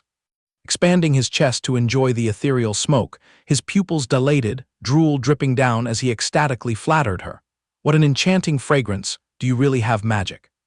Her fake smile vanished. Haisha's eyes turned as cold as a blade as she growled an order, "Follow me obediently after my shift." The man, struck by the dark magic, immediately nodded like a machine. "Yes, ma'am." Engulfed in darkness, a hotel with a gaudy heart-shaped sign stood silently in the center of the filthy Chi Huang city. Haisha sat imperiously on the fat man's back, mocking him. "Your physique is quite elegant, isn't it?" Meanwhile, the guy was still babbling in his high. "Haisha, I've had my eyes on you for a long time." Before he could finish, a gigantic eerie phantom loomed up. She stripped off her innocent mask, hissing through her teeth, "You pervert, I am not the fragile Haisha you think I am." As if splashed with cold water, he jolted awake from his wet dream, frantically letting out blood-curdling screams. Not giving her prey any chance to struggle, she immediately delivered a devastating blow right to the creep's face. The plump mass of flesh crashed onto the floor with a thud, rolling over and passing out cold, completely oblivious to the world. The girl with glowing golden eyes stood proudly, accompanied by the illusion of a nine-tailed fox, arrogantly looking down at the flabby pile of meat at her feet. Nonchalantly rummaging through the victim's wallet, she frowned in disgust. What kind of joke is this, claiming to be a rich man but only having this measly amount of cash? Pulling out his ID card to inspect it, she angrily cursed. Qin Yue, a lowly employee in the intelligence department of Ti and Fang, what a joke of a boss. Turns out he's just a broke loser faking it to trick women. She sighed in deep disappointment. "How unlucky, I thought I hooked a shark to change my life, but I only caught a minnow." While at it, she swiped his phone too, scrolling through to see if she could salvage any wealth to cover her losses. What caught her eye was a glaring red wanted poster, with a generous bounty of 120,000 Kai currency. Haisha narrowed her eyes and peered closely. "Wait, why does this criminal's face look so familiar?" Searching her memory, she gasped in surprise. "Qin Xi, isn't this that bland guy from the next class in college? My, 120,000, this is a bargain I absolutely cannot miss." Shifting the camera to a windy street corner, Qin Xi darted into a public phone booth, picking up the receiver and letting out a heavy sigh.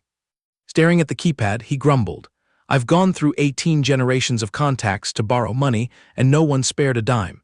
Even worse, they are all just opportunists taking advantage of my misfortune." Looking at the single remaining coin in his palm, he bitterly complained, "This last coin is all the capital I have left."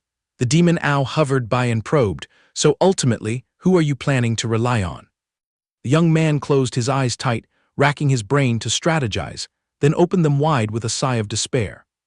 Inserting the life-saving coin into the slot, Qin Xi strained his brain, pressing each number, his face extremely tense. The demon muttered curiously, "You've already called all the numbers you could remember. Do you still have a hidden trump card? What kind of divine being is your benefactor this time?" The scene cut to a rundown boarding house. Hai Sha was washing pots and dishes in frustration when the phone on the table suddenly vibrated violently. She tilted her head to look, frowning when she saw an unknown number flashing. Putting the phone to her ear, Hai Sha spoke in a dry tone, "Hello, what deity is calling?"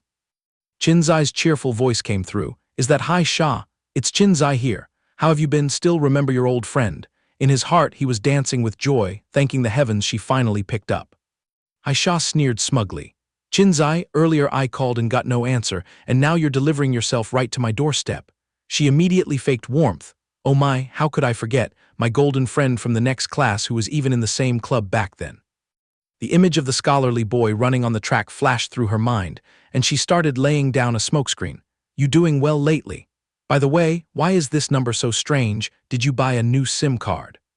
Qin Xi scratched his head and smiled awkwardly. "No, I threw my old phone into the river." Hearing this, Hai Sha became even more triumphant. No wonder the call didn't go through. This time, the net I cast will surely yield a huge catch. She continued to unleash her innocent youth acting skills. "I remember you were such a righteous club president back then, you even pulled me into the group." In her mind, she was scheming. "This lead is juicy, I can milk it for all the information I need." While busy reminiscing about the past, the demon owl got itchy lips and started poking fun. Qin Xi got furious, turning to whisper a scolding, "Shut your stinking mouth right now." Hai Sha on the other end flinched. "Huh, what's wrong with you?" Qin Xi hastily clarified, "Ah, it's nothing, I'm calling from a public booth that's about to run out of money, let's get straight to the point." He lowered his voice solemnly, "You must have heard about my situation. I am being fiercely hunted down and desperately need your help." Hai Sha's eyes gleamed with cunning, her lucky break was unstoppable now. She still used a honey-sweet tone to soothe him. "For the sake of our old school days, whatever troubles you have, just spill it." Qin Xi stammered, "My wallet fell out, my phone has been disposed of, the thing is." Forced to swallow his pride, he brazenly asked, "Do you live in Chi Huang? Lend me some travel money, I'm pushed to a corner here." He poured his heart out. "The misery is that I just angered a big shot lady, and to make amends, I need to bribe her with gifts. So the core issue right now is that I need cash to advance my next plan." Hai Sha shifted her gaze. "Turns out he's just broke, but I also need to clean up my own pile of debt first." The fox-like eyes glanced toward a magnificent high-rise. Perfect timing, right place and people, luring him out and then reporting his location to the bounty hunters to snatch the full reward is the perfect play. Making an ironclad resolution, she told herself, "Deal, paying off my debt means escaping slavery and getting out of this disgusting slum." She immediately spoke in a sugary voice, "Yeah, I'm also grinding here in Chi Huang." She feigned righteousness, "Don't worry, I have some cash on hand, enough for you to get by." Before she could finish, Qin Xi jumped up and interrupted, "Thank you, once I get past this crisis, I will repay you double." Hai Sha secretly calculated, "But you are being hunted so strictly, how can I deliver the money safely?" Qin Xi laid out a cautious plan. "Rest assured, I won't drag you down with me. Just pack the money and leave it in a hidden spot. I will find my way there to pick it up." The demon beside him rubbed his chin in suspicion. "Why do I smell something fishy?" Hai Sha dropped the final bait, agreed. "Exactly at 7 tomorrow morning, I will hide the stuff at warehouse number 4, Northport of District 9. That place is as deserted as a ghost town, extremely discreet." Qin Xi hastily added, "Ah, there's one more important thing." Click, the line was cut. She frowned, staring at the silent phone. "Huh, we were right in the middle of talking, why did it just die like this?" On the other side, Qin Xi scratched his head in frustration and smacked the public phone. Damn it, it ran out of coins right at the climax.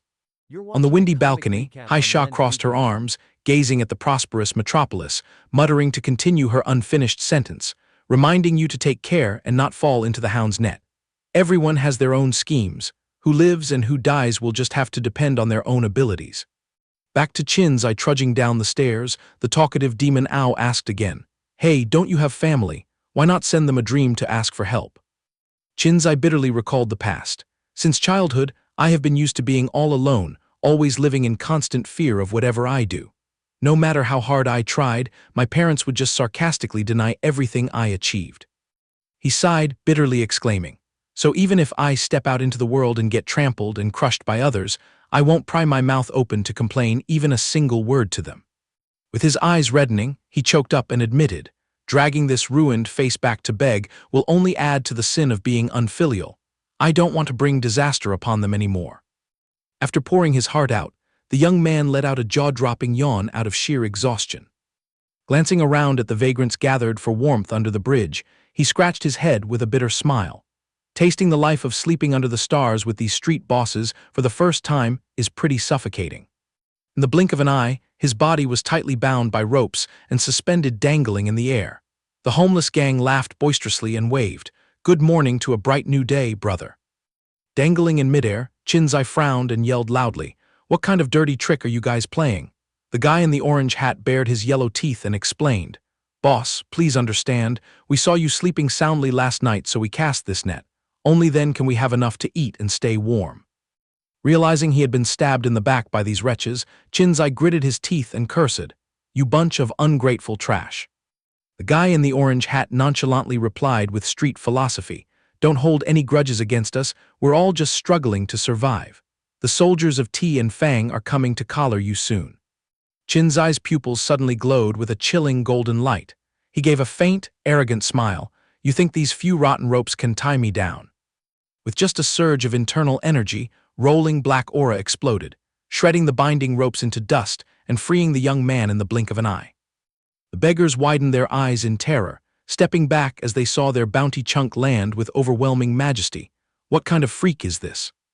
The demon Owl howled in delight under the guise of a pitch-black armored warrior. "Haha, getting to stretch my muscles at dawn like this guarantees I'll be brimming with energy all day." Seeing their gold mine about to escape, the bald guy hastily grabbed a rotten wooden club, waving his hand and screaming, "Block him, don't let our reward run away, attack together, brothers." A scrawny guy snatched an iron pipe, recklessly charging straight at the armored giant, roaring like thunder.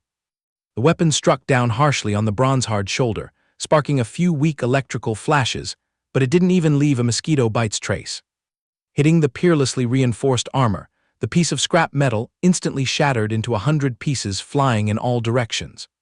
The scrawny guy's jaw dropped as he froze on the spot, but the henchmen behind him still frantically wielded their weapons, swarming in like moths to a flame. Qin Xi let out a small yawn, casually turning around to swing out a crimson band of energy, sweeping away the small fries and sending them tumbling face up to the sky. Seeing his brothers dropping like flies, a chubby guy carrying a homemade boulder hammer charged forward to show off. "Step aside and let the boss show his skills." Without even glancing at the walking pile of fat, Qin Xi transformed into a black shadow and glided over, coldly swinging his claws down in a ruthless strike. With just a light wind-tearing cut, the giant boulder in the fat man's hand was cleaved in half, tumbling onto the ground as a pile of rubble. Faced with such a massive disparity in strength, the orange-hatted guy went weak in the knees and groveled on the ground. "Boss, please spare my life. I've learned my lesson. 10,000 apologies to you." Qin Xi placed his claw blade against his neck, asking flatly, "Do you know the way to the North Port?" The guy trembled like a leaf and hurriedly pointed the way. "You cross this bridge, head straight south. It's right next to the ruins park." Dropping a curt word of praise, "Good boy," the young man leaped high into the air, leaving the beggar crying in terror with his pants completely soaked and reeking of urine. The gale from his leap accidentally blew up a young woman's skirt on the bridge, making her blush deeply and shriek, "Ah, you damn hooligan." The flashy appearance attracted attention. Someone pointed and shouted, "Look, it's that wanted mutant." Meanwhile, Qin Xi dashed away like a tornado to erase his tracks. In the depths of the dark river, the bearded old merman was still playfully fascinated by the light emitting from Qin Xi's discarded phone. Back on the surface, Qin Xi carefully flipped open the pitch-black manhole cover and slid straight down into the sewer. Striding through the damp sewer pipes with flickering lights, he muttered, Taking the underground route is always the best plan. It saves me from bringing trouble upon myself. Before he could finish, a deadly crimson laser beam flashed past. The killer beam fired from the pursuing drone shot straight at him, but fortunately, he rolled and quickly dodged into a blind spot. Qin Xi stared wide-eyed and asked, "What the hell was that?" The demon furrowed his brow and analyzed. "It's the unmanned patrol drone of Ti and Fang." Ao smacked his lips, evaluating the persistence of the hounds. Fresh off the production line, looks totally unfamiliar. They really are searching fiercely, even digging through the sewers. This proves that every move of marked mutants is completely in the palm of their hands. Qin Xi decisively turned towards the stairs to sneak out of the underground. Ao's voice echoed behind him, "Go up this way. In our current situation, posing as an ordinary human is the safest bet, and it also saves a massive amount of energy." Glued to the energy bar on the back of his hand, Qin Xi frowned. "Weird, why is the battery still draining so rapidly?" The demon Ao appeared to explain the parasitic mechanism. "Because I reside in your human body, we can pump life force back and forth. My origin is a mutant beast. After gorging on a full meal, I can sustain myself for 7 days. Transforming into a parasitic spirit retains that very instinct. That's why you've been starving since yesterday, but your stomach remains perfectly quiet." Dragging his feet through a narrow alley, Qin Xi nodded in realization. "No wonder my stomach isn't screaming. So you and your kind tear each other apart just to survive?" Ao immediately clicked his tongue in agreement. It's the law of the strong swallowing the weak, after all. Ao lectured on survival knowledge. The bottom-tier parasites have to breathe air to sustain their lives, but who would resign themselves to being the trash at the bottom of society forever? That's why they desperately try to cling to humans to climb the ranks. The demon intimidated him with a bloody reality. Those who fail to find a host will become a delicious meal for higher-level monsters to munch on. Blending into the bustling crowd, Qin Xi smacked his lips sarcastically. "Well, human society is just as rotten. It all comes down to hired grunts tearing each other apart at the bottom of the abyss." The demon acted out, playfully flirting. "Therefore, for us to find a perfectly compatible host is just as fulfilling as humans finding their soulmates, you know." In Ao's mind, a pink, romantic scene of lovebirds taking flight was conjured. Qin Xi immediately threw a bucket of freezing water with a look of disgust. "Knock it off. Who wants to tie the knot with a monster? I'd rather be an ordinary human." Ao glared sideways at the young man, questioning, "Speaking of which, did you drop your brain somewhere? You were the one who saved my life." Qin Xi immediately frothed at the mouth, arguing stubbornly, "How could I not remember? If you hadn't offered me up to that hideous flying mouse, I wouldn't be in this miserable state." The tape of memories rewound to the time when Qin Xi was grinding at the internet cafe. Even though before sneaking into Chi Huang, I had caught wind of many mutant massacres orchestrated by Ti and Fang through this anonymous forum, I gotta admit it was truly captivating. The screen was playing a scene of an old man holding his face and crying bitterly. Those beasts dragged out a giant machine to shine a blinding light on me, accompanied by deafening sound waves that shattered my eardrums. It felt like being torn apart by 4 horses.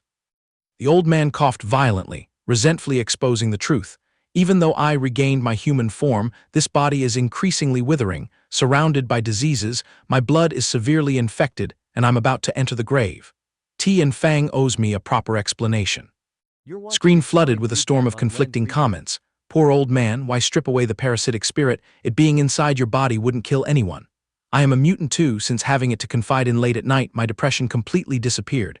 Ti and Fang is just a bunch of frauds, always using power to crush ordinary people. Give it a rest, all the troubles are caused by you monsters. Get out of the city now. Don't be foolish enough to go to Chi Huang or you'll get infested." Having inhaled enough negative drama, Qin Xi leaned back in his chair, squirming and sighing. "Watching these incidents makes me genuinely scared.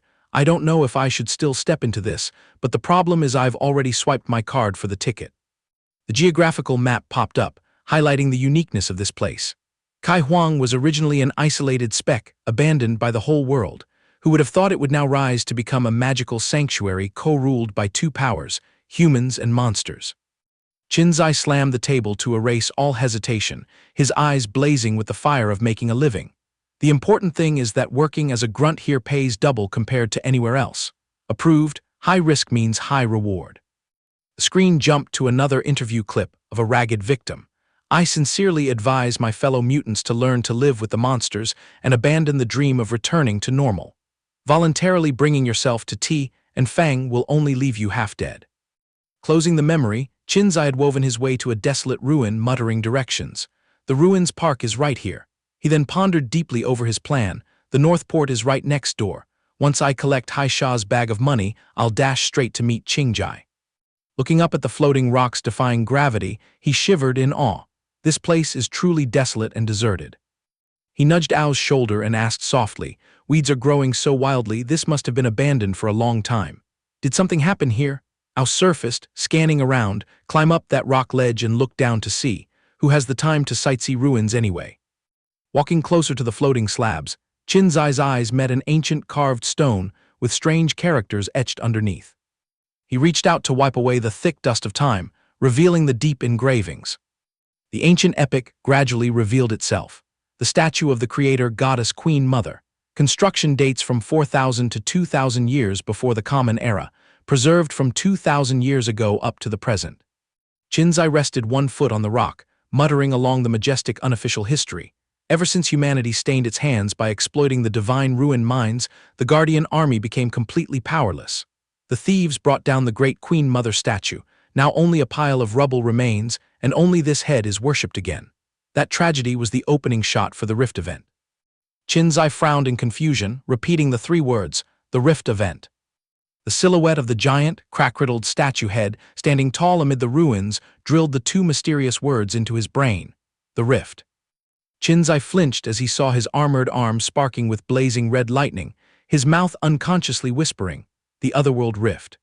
Instantly, red and blue energy waves spiraled wildly, shattering the surrounding space just like a cracked mirror.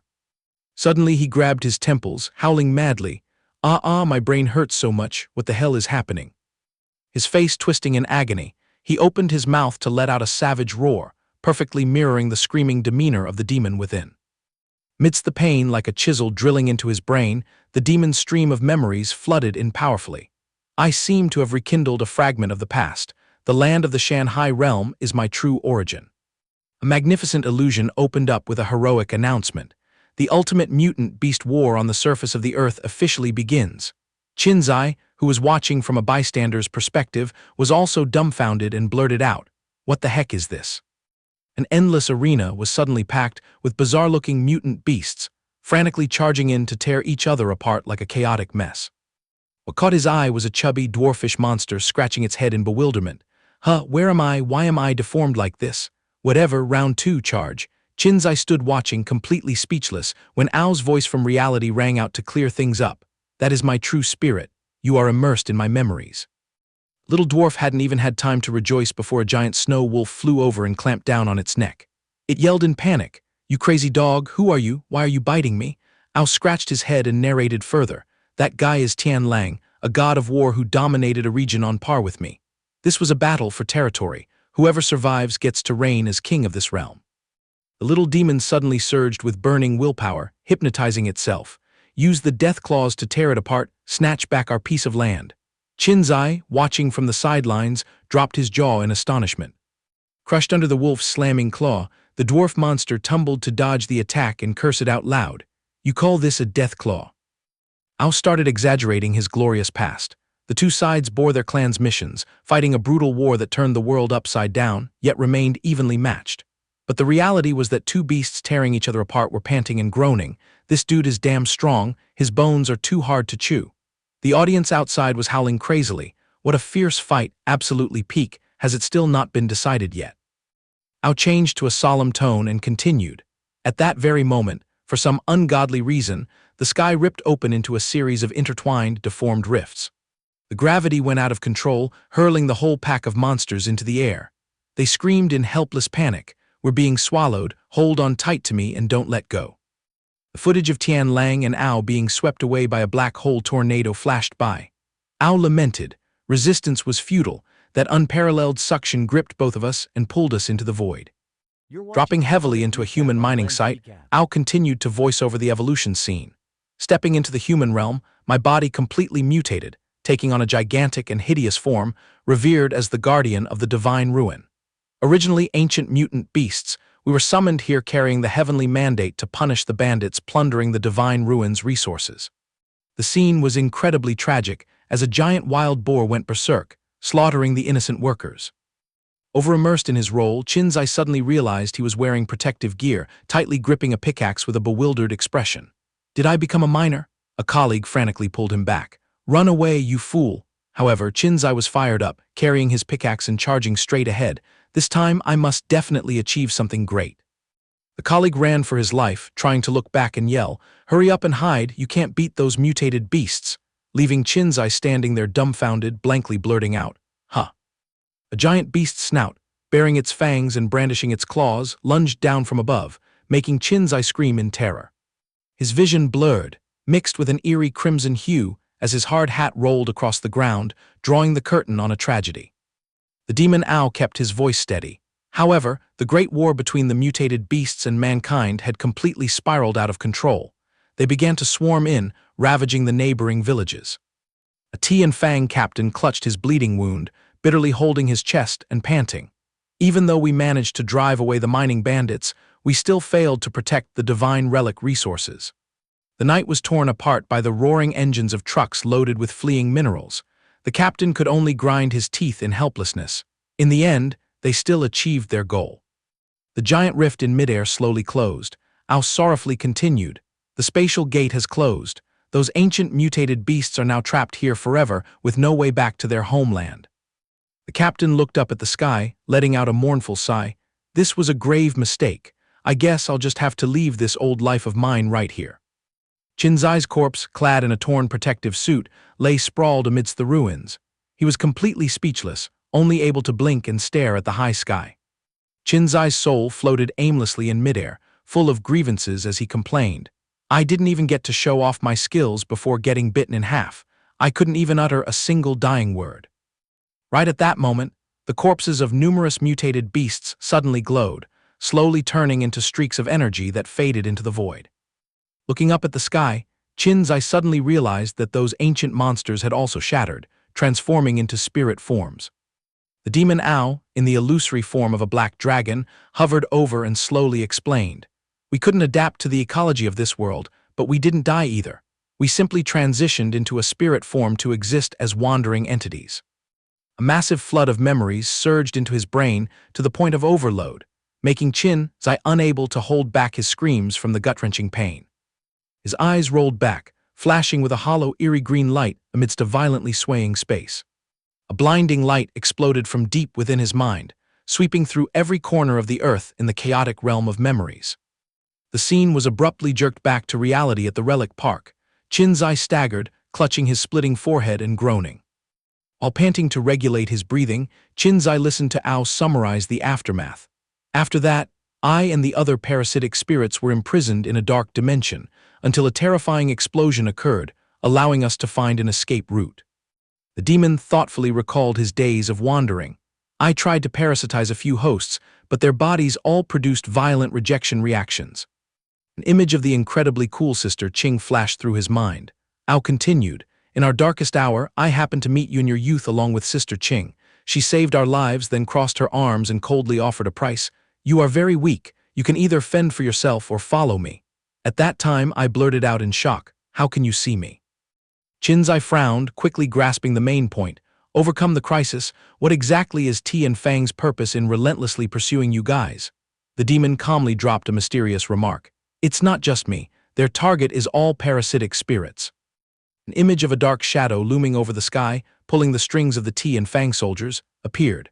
Ao explained in detail, "I once heard Sister Qing mention it. They need to gather a massive amount of parasitic spirits to complete a project called cocoon breaking, which is why they are frantically hunting down mutants. And the mastermind behind this cruel game is the Supreme Lord of Chi Huang." Hearing the demon Ao expose the culprit, Qin Xi looked up at the skyscraper, muttering softly, "The true master of Chi Huang City? I once saw this name on the Yijai Lin community. Rumor has it that he resides atop the Chi Huang Tower." The young man stepped forward, thoughtfully piecing things together. "So the thing sealed behind that otherworldly door is, 9 times out of 10, that spatial rift." Hearing this, Ao suddenly panicked and roared as if he couldn't believe his ears. "What? There's still another passage connecting this world to the Shanhai Jai? Such earth-shattering news, yet Sister Qing never breathed a word of it to me." Ao ground his teeth, his eyes radiating a cold sharpness. Well, Zhang Liqing, you still hid many things from me. Meanwhile, Qin Xi was also secretly planning his next move. This sister Qing, ah no, Zhang Liqing, it seems I absolutely must meet her once. But first, I have to clean up the current mess. Standing on a high mound, Qin Xi pointed towards the seaport area brightly lit on the horizon. Look, that's Beiyang Port. Let's hurry over there. At the same time, the giant holographic screen in the heart of the city was loudly broadcasting the morning news. The anchor spoke loudly and clearly. Good morning to all citizens of District 9. Coming up next, we will announce extremely important news regarding mutants. Camera shifted to the studio, where the MC eagerly introduced Dr. Ji Yi, Executive Director of the Chi Huang Biotechnology Research Institute, will directly address this issue. The old doctor cleared his throat, feigning a dignified air. Today, I would like to announce a research report revolving around the existence of mutant entities in human society. He started rambling about his theoretical jargon. Whether mutants are docile or not is actually dictated by the nature of the parasitic spirit. According to research, they are divided into two types, positive and negative. The positive side includes individuals that are gentle, friendly, and obedient. When residing in a body, they pose no threat, but only quietly cling on to survive and harmonize with the host. They absolutely do not harm the surrounding environment. Some individuals even help humans compensate for spiritual flaws. In the studio, the MC immediately took the chance to flatter. You mean, this group of positive parasitic spirits brings a healing effect to humans? The old doctor nodded proudly. Exactly. Just like raising a pet, it more or less has a soothing effect on the mind. Suddenly, his voice dropped ominously. However, the negative parasitic spirits are a true disaster. If the host lacks an iron will, they will gradually devour and manipulate their entire mind. When the monster's ego awakens, they will become an extreme menace to all of human society. The old man continued his public brainwashing speech. When attached by this negative type, the first symptom of the host is extreme anxiety. A person nearby asked worriedly, "Are you okay?" The doctor added a sentence reeking of sarcasm. However, suppose the host already has a terrible nature. Being targeted by a negative parasitic spirit is sometimes quite a stroke of luck. The MC chimed in. Then surely all the highly wanted mutants fall into this category. Old Ji Yi pulled out another hollow hypothesis. Just like humans living together for a long time will synchronize in soul, it's highly possible that the nature of the parasitic spirit and the host will cross-infect each other. Even so, this is still just a conjecture without concrete evidence. Right after that, he put on a hypocritical moralistic tone to advise. Therefore, if any unlucky citizen is infected with a negative parasitic spirit, please do not foolishly resist or listen to their sweet words. The monsters are only borrowing your bodies for their own gain. Mutants, please quickly seek out Ti and Fang. They will help you regain your normal human lives. Finally, he concluded with a power analysis. Whether it's the positive or negative type, once they have taken root in the body, they awaken specific superpowers, turning the host into an incredibly powerful combat machine. That is essentially a defensive shell against external threats. Moreover, this evolutionary process is continuous, and we are still trying to figure out where its ultimate limit lies. Ignoring the demagogic news on the screen, Qin Xi had quietly sneaked into the port area where giant shipping containers were piled up like mountains. He stopped in front of container number 04, which looked rusty and dilapidated. As he brushed past, his eyes caught a sticky note with a hand-drawn heart stuck right on the edge of the iron door, and he paused to take a closer look. The young man secretly rejoiced, quickly unzipping the black bag hidden inside to inspect the goods. Qin Xi smirked triumphantly. This is definitely the mark left by Hai Sha, no mistake about it. However, instead of the thick stacks of cash he expected, what popped out was a steel-plated baseball bat bristling with sharp spikes. The young man was dumbfounded, a giant question mark popping into his head. What is the meaning of this? He casually picked up the envelope, tore it open, and glued his eyes to the contents inside. Inside was a letter with ruthless handwriting. Qin Xi, 1,000 apologies for using you. Basically, circumstances forced my hand. I truly cannot control the finances. I only have this item. I hope you successfully escape the clutches of Ti and Fang. Signed, Hai Sha. Reading those callous words, the demon owl went mad with rage and roared. We got scammed. My bad premonitions are never wrong. Qin Xi's face darkened, the anger choking in his throat, utterly speechless at his old classmate's rock-bottom betrayal. Suddenly, the corner of his eye glanced toward the container door, noticing looming figures closing in. The clacking of heels on the ground was incredibly piercing. A familiar female voice laced with sarcasm rang out. "How about it, Qin Xi, surprised? We've been waiting in ambush here for a while." Hearing this, he could only grit his teeth and curse inwardly, "Despicable scumbags." From the blinding light, the arrogant blonde female captain of Ti and Fang leisurely stepped out, radiating a suffocatingly oppressive aura. At the same time, on the roof of a nearby factory, the maid Hai Sha was hugging her phone tightly, laughing joyfully. "Absolutely wonderful. The deposit has been transferred to my account. This time, I'll wipe out my debts and regain my freedom." Standing from her high vantage point, she kept her eyes glued below, muttering to herself, "Might as well stick around to see what kind of show they're going to put on." Down below, Qin Xi was still standing rigidly, completely surrounded, while Hai Sha, hiding in her blind spot, instinctively blushed, secretly swooning. God, Qin Xi is always so radiantly handsome. The maid pressed herself tightly against the cracked wall, telling herself, "I have to keep my eyes wide open to see if Qin Xi escapes here safely, so I can later expose the monstrous crimes of Ti and Fang against the mutants." Down below, Qin Xi had his arms twisted behind his back by a soldier, taking a painful kick that forced a tragic scream out of him. The vicious kick forced him to his knees, gritting his teeth as he let out a laborious groan.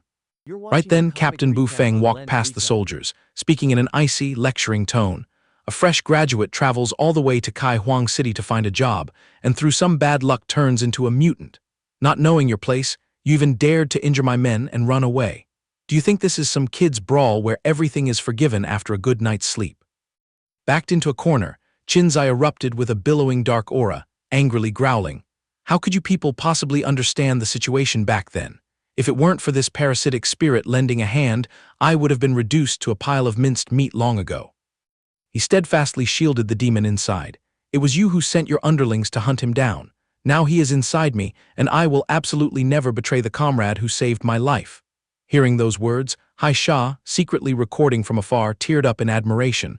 "Qin Xi is so righteous."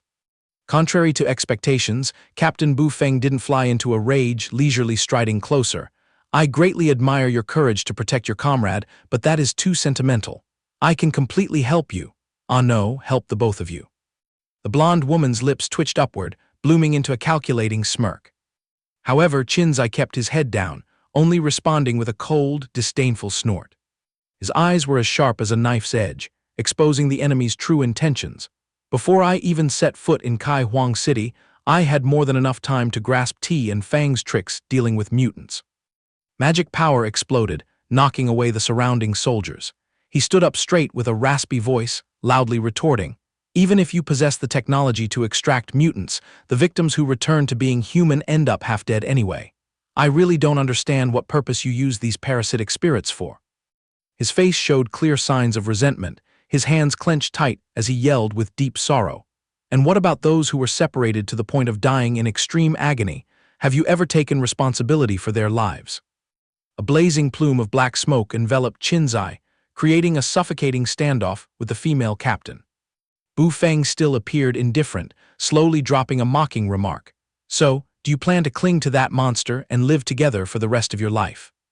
The words struck a nerve, making Qin Xi's expression change unpredictably, while that cold tone continued its psychological manipulation. "He will day by day understand every nook and cranny of your soul." His pupils shrank in panic upon hearing the cruel final verdict, "and slowly steal your body." Instantly, Qin Xi's mind plunged into a mess of maddening hallucinations. Countless voices intertwined and screamed, "Live for a lifetime, be manipulated, I am human, take over your body, my goal is to be a normal person." Mixed in was the demon owl's desperate roar. "No, Qin Xi, don't separate me from you. I don't want to turn into a monster. That dark space, I absolutely do not want to go back." The immense mental pressure caused Qin Xi to collapse, clutching his head and looking up at the sky, howling wildly. "Ah!" Realizing things were gradually slipping out of hand, Hai Sha gripped her phone tightly, extremely worried. "Qin Xi seems like he's not going to hold out much longer." Seizing the moment the prey lost its reason, Bu Feng immediately pulled out a syringe containing a green liquid, while the demon inside could only whimper in despair. "I cannot." Unable to stand by and watch any longer, Hai Sha darted out of her hiding spot, risking her life to scream at the top of her lungs. "Stop right now." Time seemed to freeze, making way for a narrative voice to arise. At this very moment, Qin Xi, under Bu Feng's vicious psychological blow, has completely fallen into an inescapable dilemma. The arrogant blonde female captain raised the sharp needle high, flashing a victorious smile of temptation. "You are human, why put your faith in a bunch of monsters? Just trust in Ti and Fang's capability, you won't lose your life." In the deepest depths of consciousness, the demon's hands clawed and fought. "Hand him over to me, he was born to belong here." Qin Xi's radiant soul flickered weakly, struggling to resist. "I can't, absolutely cannot." Amidst it all, the demon owl once again offered words of sincere trust. "Qin Xi, I will always support and respect your every decision." In the real world, Qin Xi's eyes had rolled back, drool leaking from the corner of his mouth, his whole body out of control, only able to let out hollow groans. Suddenly a scream tore through the atmosphere. "Stop!"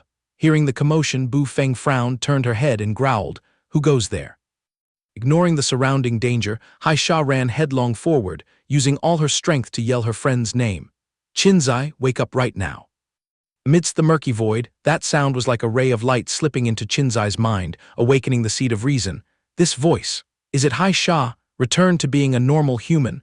No, absolutely not right now. His brilliant soul decisively reached out and tightly grabbed the dark demon, echoing a fierce desire to live. "I cannot hand you over to them. We must stand side by side and leave this place." But once again, a sound rang out, interrupting Qin Xi's train of thought. The arrogant female captain drove the needle straight down, aiming for a finishing blow, mocking, "What a pity you're out of time, sweetie. Let me send you off." But at the life-and-death moment, Qin Xi's entire body erupted into a blinding aura, radiating a valiant soul power. A terrifying wave of coercion blew Bu Feng far away, leaving her only enough time to shriek in horror before tumbling through midair. The malicious syringe was knocked far away before it could take effect, shattering into pieces. Seeing their big boss taking a massive beating, two heavily armed soldiers hastily activated their crimson energy shields, aggressively charging in to crush the dark silhouette looming amidst the thick dust. Bu Feng broke out in a cold sweat, exclaiming in fear, "This is bad." In the distance, the frail Hai Sha was grabbed by a burly soldier, restrained without a single gap to escape. Tearing through the curtain of dust, Qin Xi stepped out majestically, clad in dark armor accented with purple veins radiating killing intent, roaring with ironclad resolve. "I will absolutely not let Ao fall into your hands." Bu Feng stared in astonishment, her jaw dropping as she screamed frantically, "What the hell is this?" An echoing voice explained, "This is the synesthesia stage, a supreme power that explodes when both sides truly understand and firmly believe in each other." This allowed Qin Xi to confidently roar, "Awaken the second form." Admiring his powerfully glowing hands, he marveled, "This feeling is truly magical." Inside, Ao boasted smugly, "Now we are completely in sync. As the host, you can not only freely control this armor but also comfortably borrow my power to fight." Captain Bu Feng gnashed her teeth, her forehead drenched in sweat, bitterly muttering, "Damn it, this brat just evolved." Suddenly, Hai Sha yelled out a confession from afar. "Qin Xi, I only did that to get some deposit money to buy back my freedom. 1,000 apologies for using you." Bu Feng turned around with a sneer. "Oh, so you're the little brat who provided the intel." The captain narrowed her eyes in scrutiny. "Now you're turning around to help him. It seems your relationship isn't ordinary, but your motives are too stupid." At the same time, the soldier next to her growled a warning to the hostage. "Be a good girl and stand still right there." Despite being restrained, Hai Sha still pouted and argued back, "I'm not a little brat." Then she broke a sweat, mentally analyzing the situation. "My charming tricks are useless against these cyborgs. If only I had liberation abilities like Qin Xi right now, that would be great." Meanwhile, Qin Xi was still busy admiring his new toy, calculating in his head. "I just started using this armor. It'll probably take some time to adapt. Exactly how strong it is remains unclear, so who should I use as a warm-up first?" Not giving him any time to test things out, Bu Feng pointed her hands straight ahead and yelled, "Capture him for me." The college boy smirked confidently. "Then bring it on." With that said, he dashed away as fast as a wind-piercing arrow, kicking up dirt and rocks under his feet, ignoring the two soldiers who started firing relentlessly. Streaks of eerie green lasers continuously slashed through the air, raining down on the target like a downpour. However, relying on his terrifying lightning-fast speed, Qin Xi gracefully glided through the rain of bullets without even scratching a single hair. The cyborg soldiers sweated profusely, clumsily reporting, "He moves too nimbly, we can't lock onto the target." Seeing Qin Xi hopping around like a bird, Hai Sha anxiously reminded him, Be careful, they're using electromagnetic cannons. If you get hit once, your whole body will be paralyzed and you won't be able to move. Just as the warning ended, a bizarrely giant mechanical arm from the soldier extended rapidly, ready to clamp down on the prey. Before she could say another word, Haisha had a magnetic muzzle shoved into her mouth by the soldier behind her, leaving her only able to whimper indignantly. In just the blink of an eye, with movements as light as a feather, Qin Xi landed right on top of the hulking soldier's head, waving a friendly hello. Returning the favor for the greeting was a decisive move. He delivered a kick that crushed the soldier's helmet flat against the ground, dented into a miserable state. While he was passionately striking a pose, a terrifying surge of energy suddenly slammed squarely into his back, blending with the narrator's voice. Contrary to his opponent's expectations, Qin Xi calmly turned around, his purple eyes flashing with overwhelming killing intent, his body completely unscathed without a single scratch. The soldier escorting Haisha stared wide-eyed at his smoking gun barrel, so speechless he stood rooted to the spot. It turned out that Qin Xi's reinforced armor layer at this moment was as impenetrable as an iron wall, rendering normal bullets completely useless. Seeing her useless lackeys, Bu Feng went mad with rage, straining her neck to roar, "Focus all firepower for me." Instantly, the entire squad fired their guns simultaneously like a storm, creating a blinding energy explosion that completely swallowed the young man's position. The terrifying destructive power was enough to smash walls, blowing away the bricks and stones of the old warehouse out into the open air. The noisy battle had attracted the attention of a shirtless man, carrying a giant anchor on his shoulder, casually strolling on the roof. He swung himself onto a window frame high up, casting his gaze down at the scene, the corner of his mouth curling into a sly smirk. Right after, he casually pressed his earpiece to report, "My lord, I've sent the location over. The two sides are fighting quite passionately, and I'm itching for a fight too. I have to jump into the yard to join the fun." On the other end of the line, a sharply dressed boss with slick-back blue hair ordered fiercely, "Remember absolutely, the thing I need is the parasitic spirit inside Qin Xi's body. As for the small fry blocking the way, just let them all die." The anchor guy excitedly replied, "Yes, sir." The boss crushed the energy object in his hand, growling with radiating killing intent. "Daring to cause trouble on my turf in District 9, how bold.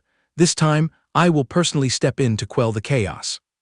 Back on the battlefield, the thick smoke from the continuous explosions was gradually clearing. Bu Feng and the soldiers stared intently at the epicenter, sweating heavily as they waited for the result. Suddenly, Haisha looked up in surprise as she saw Qin Xi leisurely stretching to warm up, swatting away the smoke and dust while muttering, "The adaptation is pretty close to perfect." The boy swung his razor-sharp claws that sparked with purple lightning, his eyes glowing with extreme excitement as he boldly declared, "Now it's my turn to take the field."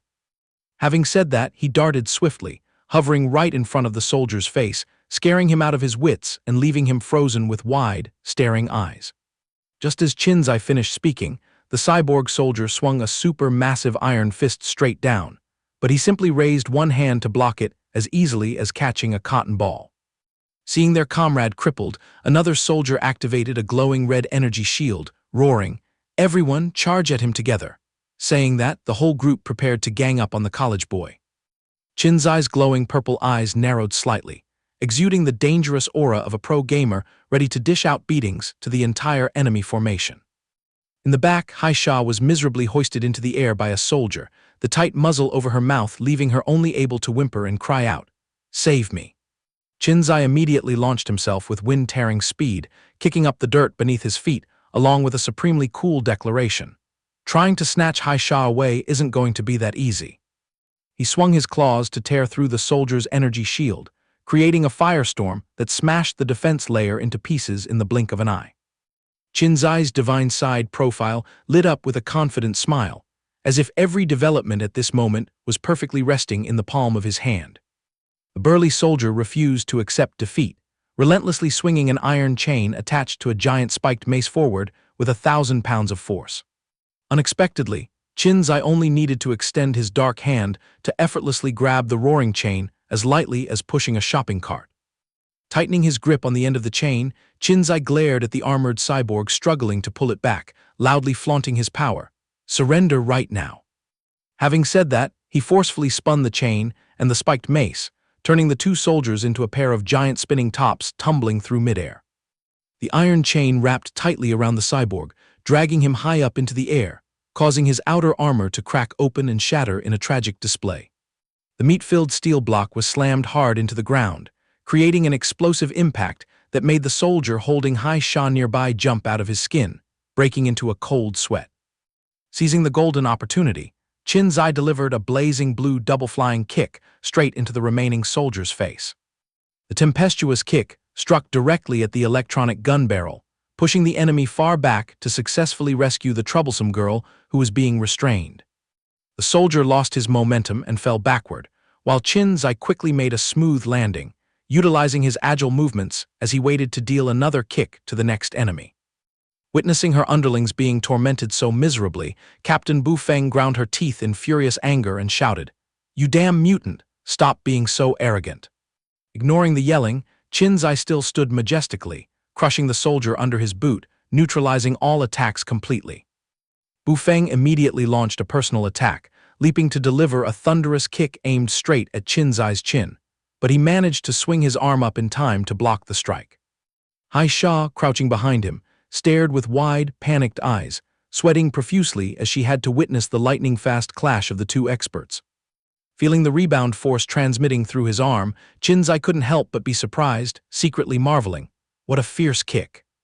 Knocking her opponent away, Bu Feng smirked triumphantly.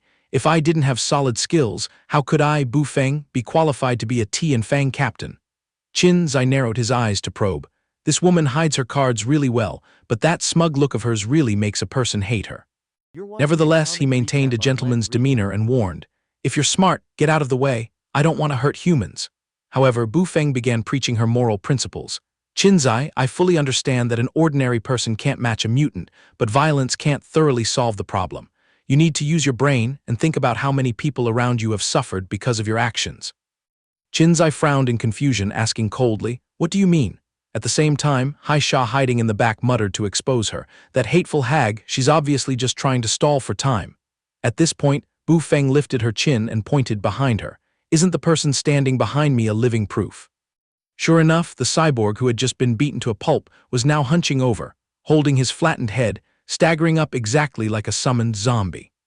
Qin Xi blinked in astonishment, his pupils shrinking as he muttered, "These cyborgs are coming back to life."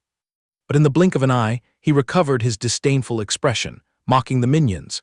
"You're just planning to rely on these few brainless machines. I will never just stand by and watch you carry Hai Sha away. The debt of her tricking me into coming here hasn't even been settled yet." He glared at Bu Feng, dropping a cold threat. "Giving you a piece of sincere advice, if you know it's hard, back off on your own. Go catch those wanted mutants, but against me, you stand no chance."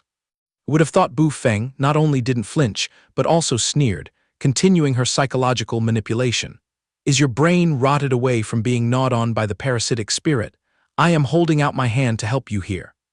She started dragging out the harsh reality to threaten him. "You have completely lost your right to freedom in this Chi Huang city. Besides living in hiding, you'll be restricted wherever you go. Don't even dream of luckily escaping from here. Cooperating with me is your only way out."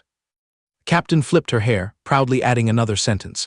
"Oh, I forgot to inform you, today's dragnet operation is also just a part of my perfect plan." These words made Qin Xi, who was busy trying to look cool, frown and ask, "What did you say?" She then arrogantly bragged, "Your value is more than enough to elevate me to sit firmly in the commander's chair of District 11. I, Bu Feng, truly live up to my name." Thinking the fish had taken the bait, Bu Feng immediately used seductive tricks just like a professional salesperson. "Once I take office, I will hold complete power over life and death. I understand your abilities too well. It's more than enough for me to ask the higher-ups to turn a blind eye and recruit you straight into my organization. Only by becoming a mutant can you shine to your fullest. Why bother returning to being a tired mortal?" She narrowed her cunning eyes, sealing the deal with a mischievous smile. "So, do you want to join up and become my soldier?" Qin Xi remained silent, tilting his head up to look at her with contempt. His face was ice cold, his expression deeply thoughtful as if he were busy calculating where to land his first strike to vent his annoyance. Hiding nearby, Hai Sha, despite being gagged, still struggled intentionally, screaming indignantly in her heart. "Absolutely do not believe her demonic words. This woman is just drooling over the parasitic spirit inside you. You can't let her satisfy her vanity."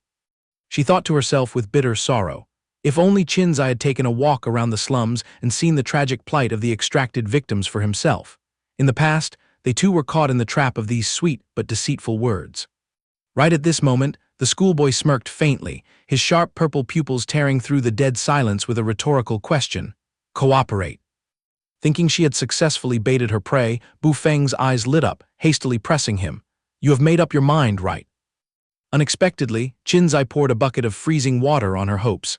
Asking me to work for you hypocritical and pretentious people. Sorry, I'll pass. Rejected flat out without missing a beat, Bu Feng's face scrunched up. She broke into a cold sweat, her anger choking her throat so much she couldn't utter a word. She flipped her attitude faster than flipping a pancake, flying into a rage and waving her hand to yell at her minions. Grab that brat by the neck from me. The cyborg soldiers immediately lunged forward, frantically swinging their sharp claws and spinning spiked maces to show off their might. However, Qin Xi only responded to them with a look of extreme contempt. Suddenly, a figure wielding a giant anchor descended from the high sky, darting straight toward where the whole group was standing. The unexpected turn of events made her shriek in panic. What the hell is that? Above the chaos, a shirtless guy with bulging muscles, dragging an iron chain, leaped down into the battlefield. He roared excitedly like a wild beast. All you small fry step aside, his life is mine. He fiercely slammed the anchor into the ground, creating a terrifying shockwave explosion that plowed through the floor. The tremendous pressure forced Bu Feng and the soldiers to jump far back to save their lives. Qin Xi was also forced to step back quickly, his shoe heels sliding and carving two deep ruts into the ground to dodge this destructive aftershock. The man pushed back his bizarre swimming goggles, his hand gripping the anchor handle tightly, sneering to show off a mouthful of sharp teeth just like a bloodthirsty shark. He rushed over with the speed of a rocket, whipping out a powerful strike that forced Qin Xi to cross his arms to block. The overwhelming impact force was so great that it made the young man wince, gritting his teeth to withstand the blow. Not stopping there, the madman gathered momentum and leaped into the air like an ape, channeling all his strength to smash the massive anchor straight down onto the top of the young man's head. Aisha, standing on the outskirts witnessing that terrifyingly violent scene, was scared out of her wits, only able to stammer and scream Qin Xi's name in despair. Captain Bu Feng was stunned for 5 seconds, her forehead sweating as she muttered, "What the hell is going on?" Right then, the soldier behind her threw a giant mace straight at the man's head, making him yelp. Immediately, a razor-sharp anchor cleaved through the air, carrying a force strong enough to split a mountain in half, roaring forward ready to crush any obstacle. The madman casually swung a blow, sweeping the armored soldier standing next to Bu Feng dozens of meters away, clearing the obstacle with the demeanor of a true tyrant. He turned to look at Bu Feng, baring his jagged teeth in a mocking smile. "Hello there, Captain Bu Feng. That black-haired brat is my prey. Anyone who dares to interfere can just look at this disaster and learn." She frowned, muttering softly, "Prey."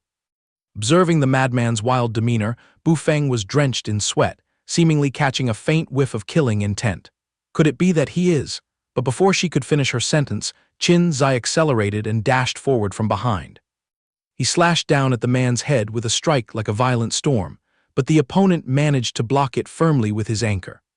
The aftershock from the collision was so horrific that it shattered the ground, forcing the anchor deep into the earth and carving out a deep crater, causing thick dust to fly up and obscure everything. The muscle man leaned forward, sneering to provoke Qin Xi. "Your most useful asset is this pair of claws, right?" In the distance, Aisha frantically shouted, "Qin Xi, watch out on your right." Unfortunately, the warning was a beat too late. The madman dodged, violently ramming his shoulder, heavy as 1,000 tons, straight into his opponent's ribs, making Qin Xi cough up blood and howl in pure agony. Giving his prey no chance to catch a breath, he flicked the chain, delivering another heaven-shaking anchor strike that forced Qin Xi deep into the ruins, the impact so strong it churned up the entire cement slab. Stepping out from the thick dust, the madman spun his chain around while laughing uproariously. "You scurried all over District 9, making me blindly tail you until I was completely out of breath." He bent his knees to gather momentum, carrying his oversized weapon as he vaulted into the air, looking no different from a gorilla that just broke out of its cage. Refusing to just take a beating, Qin Xi erupted with a surging dark aura, flying out to throw a mighty punch and growling, "Who on earth are you?"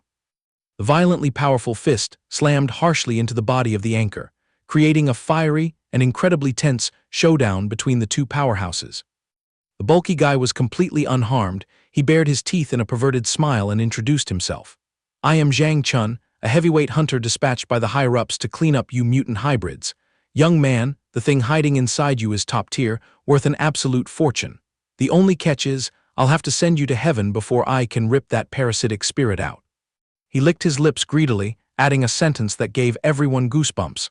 "Or maybe I'll just eat it alive." Upon hearing this, the spirit owl inside frantically transmitted his voice.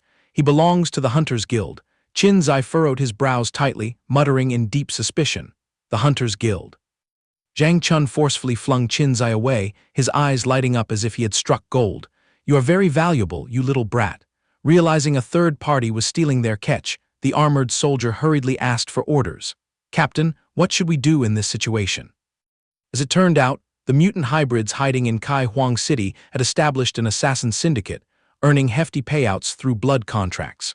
Because their prey were mostly their own kind, the underworld graciously gave them the title of mutant hunters. Bu Feng bit her nails tightly, cold sweat breaking out on her forehead, her mind constantly calculating. "I absolutely cannot waste this once-in-a-lifetime opportunity. The seat of the commanding envoy of District 11 cannot fall into someone else's hands, otherwise, all my long-time efforts will be washed down the drain."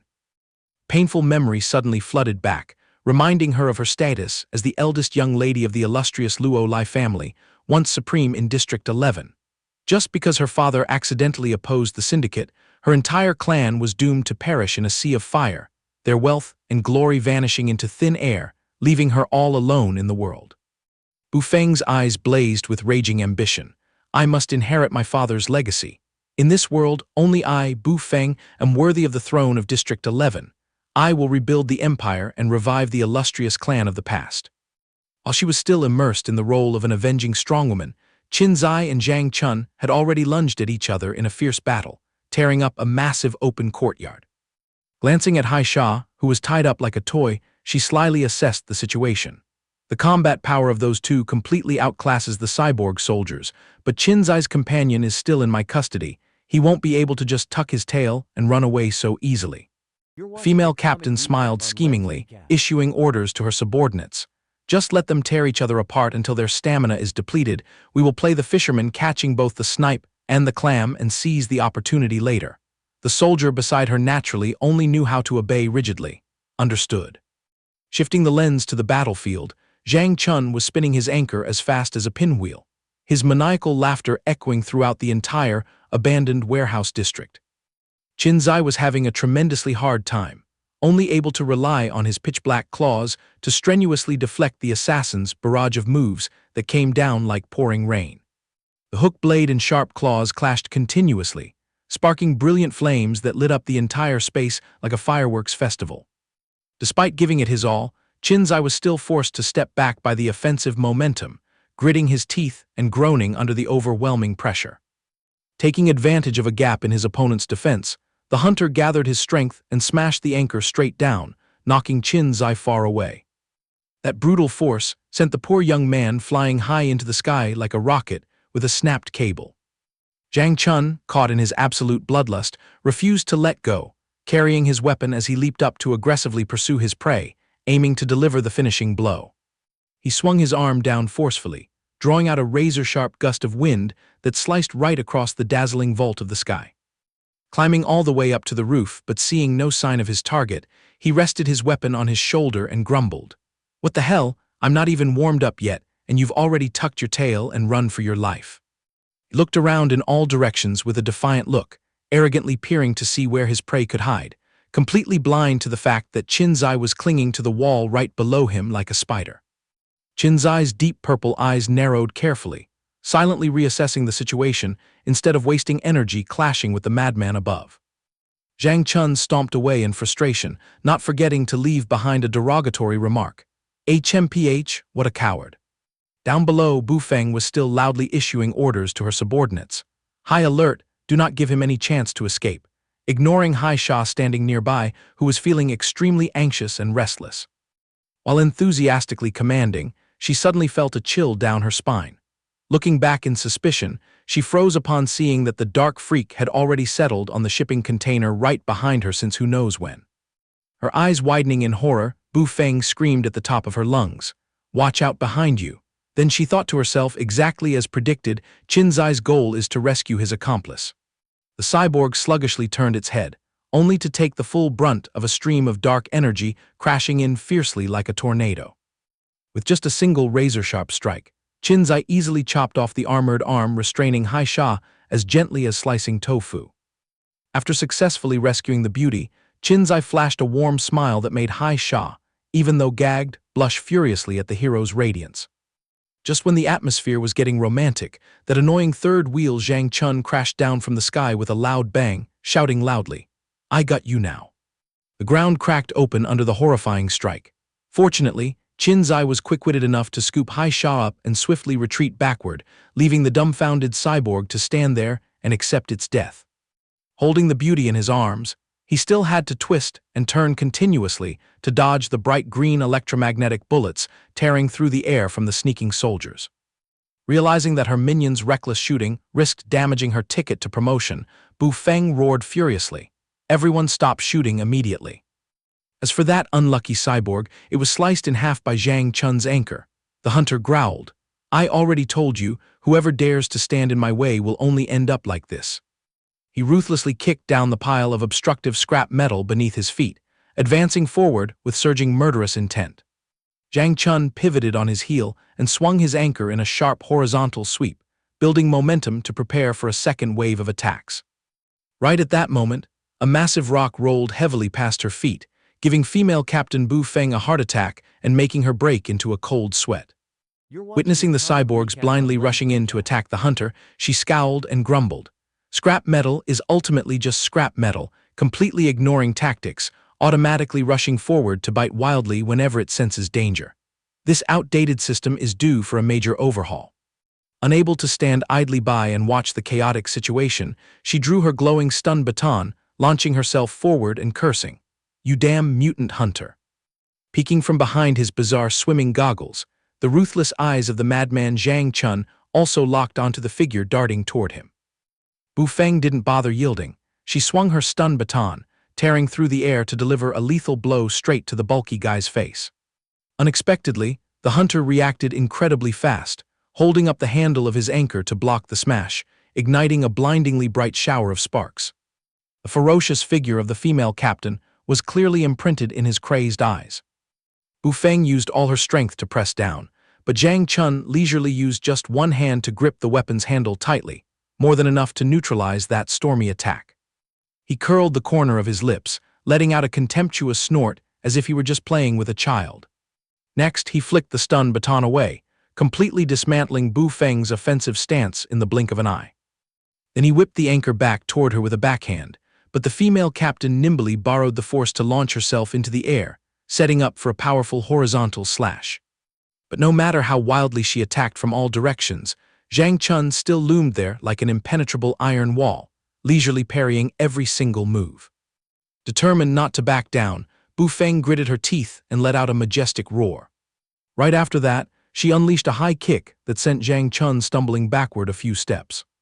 Carrying the momentum, she did a mid-air flip, skillfully using her stun baton to hook onto the anchor's handle like a grim reaper's scythe to regain the initiative. Bu Feng's razor-sharp gaze was pinned on her opponent, her fighting spirit burning fiercely as the anchor whizzed toward her.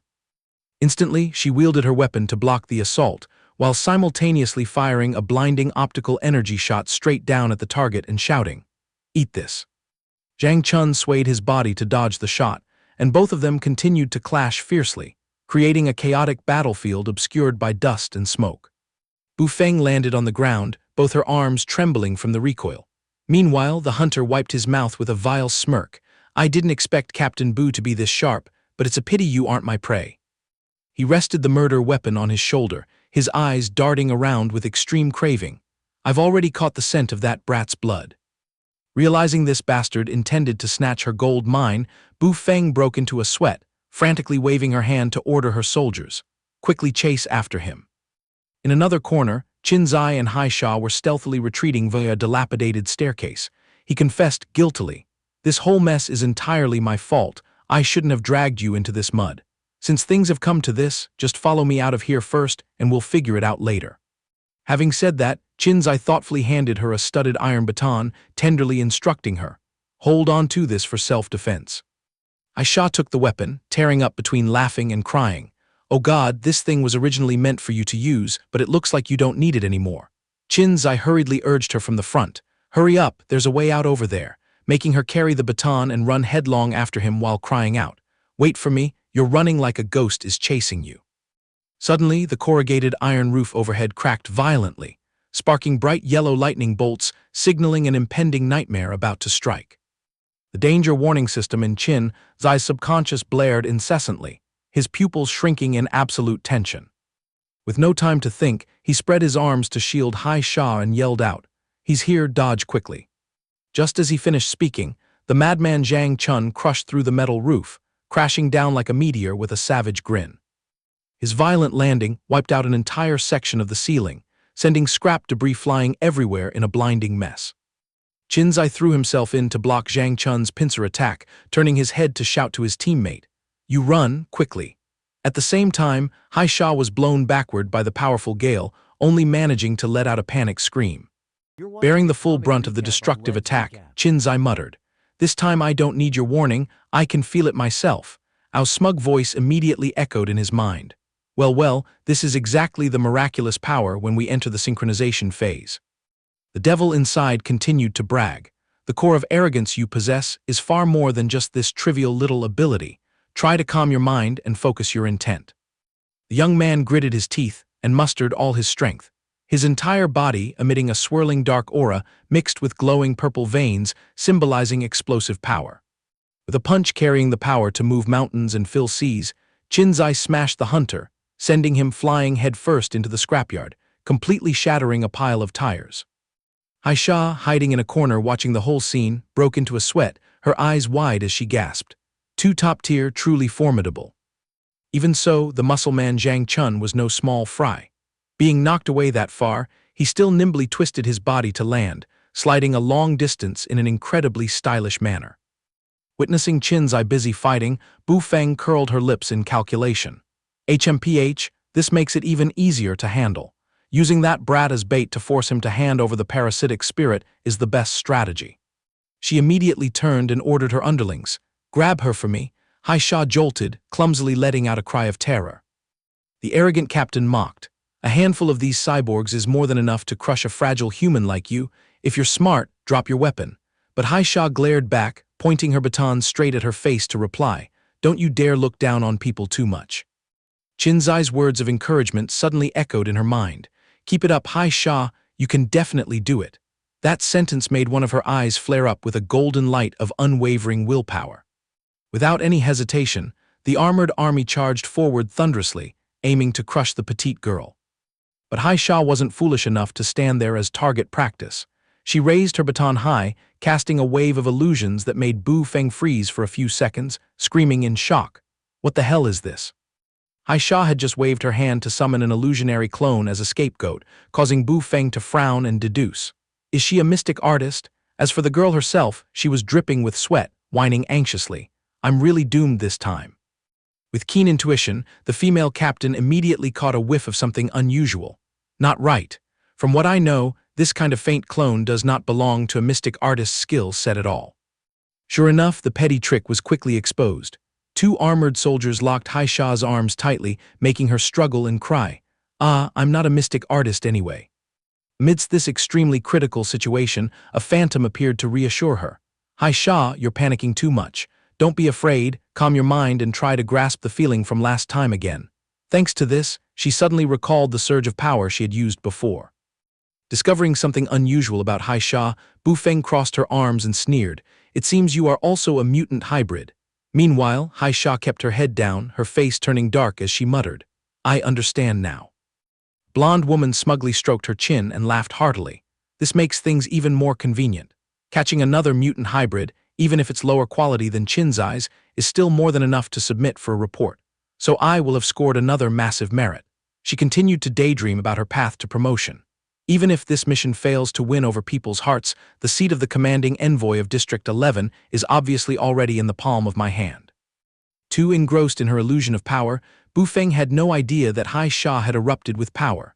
The girl launched herself up, stomping straight onto the cyborg's shoulder, swinging the baseball bat above her head ready to strike down. The metal bat smashed down violently, carrying a blinding blast of lightning that blew the minions far away, making Bu Feng jump and scream. What the hell is that? Escaping the encirclement in an instant, Hai Sha rested the bat on her shoulder and stood next to her clones, glaring conceitedly at Bu Feng. I'm really sorry, but you have no chance to show off for your report anymore, big sister. Bitter over being led by the nose by a little brat, Bu Feng drew her stun baton and pointed it straight at her face to challenge. Let me keep my eyes peeled to see if you grow wings to escape, or if you have to wait for me to personally snap your neck. Qin Xi can't even save himself right now. You should cut down on your delusions of grandeur. On another front, Qin Xi was still locked in a spinning deathmatch with the insane assassin Zhang Chun. At a wind-tearing speed, Qin Xi dashed forward and delivered an incredibly perfect glowing uppercut, dislocating his opponent's jaw to the side. The powerful move knocked the man flying, slamming heavily into the shipping container behind, creating an earth-shattering tremor. Zhang Chun struggled to get up to continue swinging his anchor, while Ao took the opportunity to act as a casual commentator. Your performance on the battlefield has proven everything. This is exactly the kind of unmatched supersensory ability that I just bestowed upon you. Before Qin Xi could even stroke his face in pride, he saw Zhang Chun's bulging muscles effortlessly lifting up the entire giant container, preparing to hurl it straight at him. Qin Xi's pupils shrank, the sensor device in his subconscious instantly activating in tandem with Ao's flattering voice. That is the skill that helps you stay one step ahead of the opponent and launch a flawless counterattack. Seizing the right moment, Qin Xi weaved through the massive shadow of the container, rushing up to deliver a Darkora-wrapped punch squarely into the face of the aggressively descending hunter. Just like that, Qin Xi once again kicked the man flying backward far away, dragging out pitiful screams of pain. Qin Xi channeled a blindingly bright purple energy field, pouring it straight down from above, just like a destructive meteor shower. The madman Zhang Chun took the full brunt of the critical hit, his goggles shattering as he coughed up fresh blood and let out a series of tragic howls. Landing in a majestically imposing posture, Qin Xi glared with wide eyes and shouted, "Put an end to your slaughterous game right now." The college student executed a spectacular mid-air somersault, wielding his claws to slash another ruthless, wind-tearing arc. The earth-shattering force pressed the hunter to fall headfirst into the ground, causing a trembling explosion that sent dust blinding the sky. Qin Xi landed as smoothly as a leaf, resting his hands on his hips to strike a cool pose before mocking. "What now? It's not like I only know how to scratch with these claws." Lying dying on the floor, Zhang Chun struggled to crawl up with his entire body covered in blood, managing to force out a sick smile. I never expected to be defeated by a wet-behind-the-ears brat. Regardless, I at least got to wash my eyes and witness the true power of a mutant hybrid reaching the synchronization realm. Suddenly his face turned ice-cold and brimming with murderous intent, muttering a verdict. Sadly, all the lives here must be buried. Qin Xi, who was busy showing off, also had to frown in confusion. What do you mean? Before he could digest the information, the hunter's entire body released blinding yellow lightning bolts, blending with an eerily creepy laughter. The madman activated his suicide bombing mode, loudly declaring the final rule of the hunting world. The moment a hunter breathes his last is also when he drags his prey down to the underworld. Qin Xi caught the scent of danger, breaking into a panicked cold sweat. Damn it, this is bad. On another front, Bu Feng and Hai Sha were still aggressively bashing batons and slashing away thunderously, acting recklessly as if no one else was there. Setting aside the swelling hunter who was about to explode, Qin Xi gathered his strength and launched himself high into the sky like a fiery rocket, leaving its launch pad. Zhang Chun on the ground had bloated up like a ticking time bomb, tilting his head back to scream insanely. None of you will escape. Qin Xi teleported toward the two grappling women, screaming at the top of his lungs. Stop right now, this place is about to blow to pieces. Ignoring the madman glowing blindingly like a miniature sun behind him, he flew at extreme speed to save his teammate. In the blink of an eye, Qin Xi landed heavily right in the center, making both Bu Feng and Hai Sha widen their eyes in astonishment and cry out, "Qin Xi!" At that exact moment, The living bomb Zhang Chun exploded, creating a massive sea of fire that swallowed and flattened the entire warehouse yard. The earth-shaking explosion dragged along pillars of pitch-black smoke, rising straight up into the sky, making the nearby port guards stare blankly at the free fireworks. Standing with his hands behind his back on the bow of a ship in the distance, the dapper boss smirked wickedly. Tusk, that old man actually bungled the job. But this result isn't bad either. Captain Bu Feng heroically sacrificed herself for the greater good of Ti and Fang. Truly, a heavy burden you had to bear. The thick-skinned guy turned and waved his hand to direct the soldiers on deck. Well then, let me fulfill her dying wish. The primary target is Qin Xi. Even if you can only fish up a lifeless corpse, you must bring it back here and present it to me. Shifting the gaze back to the desolate battlefield, coughing sounds echoed from under the rubble. Crawling out of the ruins, Hai Sha, with a smudged face, spat out a mouthful of dirt and patted her chest in relief. Cough, cough, oh God, have we not met the king of hell yet? It turned out that Qin Xi had used his mountain-like back as a meat shield to cover both girls underneath. Bu Feng whispered in utter annoyance. Could you please move aside a bit? I'm about to suffocate to death here. The scene suddenly rewound to the past in District 10. Deep down in a dark dungeon, pitiful begging voices echoed out. Sister Qing, please show mercy and spare my life. Zhang Chun was tied up tightly like a sausage, his blind eyes bleeding profusely, crying and explaining himself. It was all because the people from Ti and Fang tortured me. They gouged out my eyes, so I accidentally slipped and leaked some news. But rest assured, I gritted my teeth and didn't spill a single word about the organization's core secrets. White-haired beauty exuding an oppressive icy aura coldly handed down the verdict. The Yujin Syndicate has never tolerated cowardly trash clinging to life. It's better to offer your body as a sacrifice to He Luo Shen. Zhang Chun was absolutely terrified. He Luo Shen? The dimensional rift incident from a while ago. Vaguely guessing his tragic end, he gave up and muttered, has He Luo Shen also descended into this world? Answering him was a massive, slimy tentacle slithering out from the terrifying darkness. Zhang Chun was tightly wrapped by the tentacle, squeezed until his bones broke, and dragged right into the darkness accompanied by agonizing roars. Facing a magnificent creature as large as a mountain, he trembled violently and stuttered. This hideous thing is truly the great He Luo Shen. Sister Qing calmly enlightened him. He Luo Shen personally set foot in this realm as an unspiritualized sacred beast, once a formidable rival blocking Tai Yi Wang's cocoon-breaking plan. After the plan fell apart, he suffered a downfall and was imprisoned in this place. Meanwhile, Zhang Chun was still thrashing around violently like a fish on a chopping block, screaming at the top of his lungs.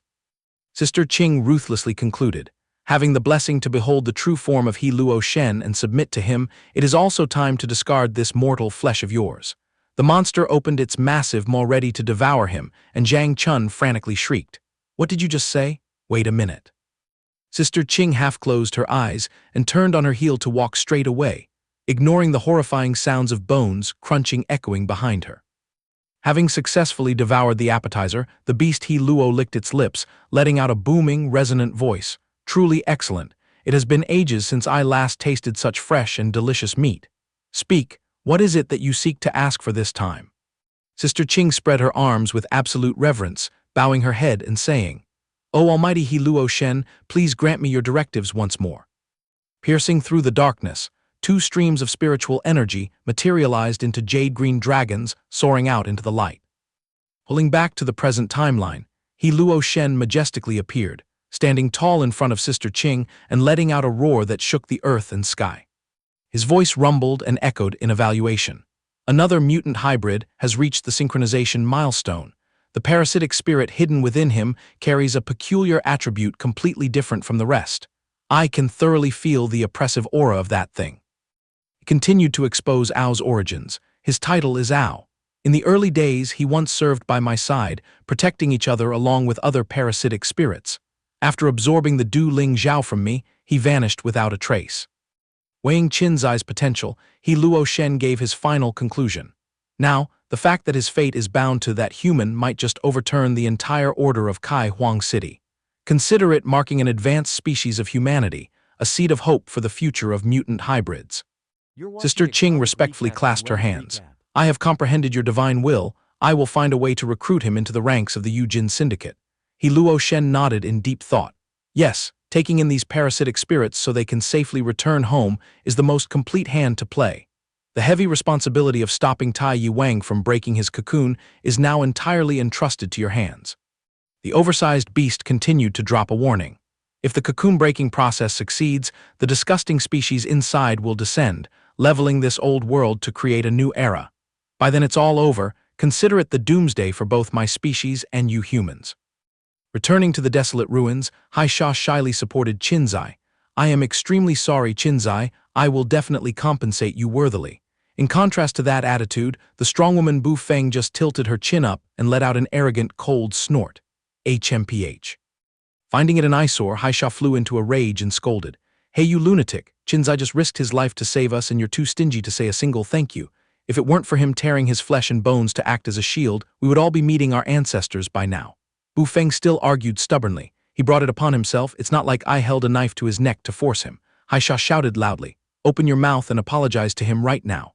Bu Feng grimaced and snapped. Thank you, all right. Qin Xi, stuck in the middle, could only let out a tired sigh. Ao immediately spoke up to reassure. He is just drained of his vitality. He'll be back to jumping around after resting for a bit. Ignoring the shrew Bu Feng, Haisha gently cared for her benefactor. All right then, come here so I can help you sit down to ease your back. Suddenly, from inside Qin Xi's body, Ao jumped in surprise and asked, Wait, you can hear my voice, little lady? A clear voice echoed from Haisha's side in response. I am currently lodging inside Haisha's body. Qin Xi was dumbfounded. Huh, so it turns out Haisha is also. The spirit residing inside Haisha softly introduced herself. Just call me Jiu Wei. Ao immediately followed up. Back when we were in the Shanhai realm, your family and I also shared a few rounds of drinks together. Ao stroked his beard in further admiration. The Jiu Wei fox is a master of worldly illusions. Their enchanting screens are more than enough to blind any threat, perfectly masking their scent for a flawless escape. No wonder I couldn't trace this brat's origins earlier. Freeing up her hands, Haisha immediately cast a buff. A gentle blue halo enveloped Qin Xi, sending a delightful tingle through his entire body. Wow, this was illegally comfortable. Haisha smiled brightly. This aura is just like a home massage session, specializing in soothing aches and restoring stamina.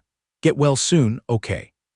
Witnessing Qin Xi brimming with vitality, Bu Feng stood nearby, her eyes bulging as she stammered.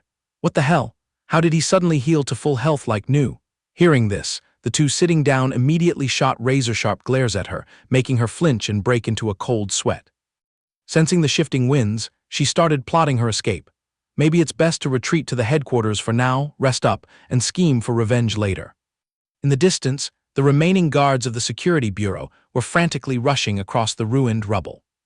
Without a word, the dapper boss suddenly unsheathed the glowing Zhan Ling blade, revealing his treacherous true face. His sixth sense flashing red, Qin Xi jolted and whipped around on high alert, leaving Haisha bewildered as she asked, What's with the tension? He Luo Shen's recounting voice suddenly echoed back. That damn Zhan Ling blade is a masterpiece I created by draining my cultivation essence, painstakingly forging it for decades before it took shape. Continued to expose the power of that super weapon. It was originally born to slaughter any spirit blocking its path.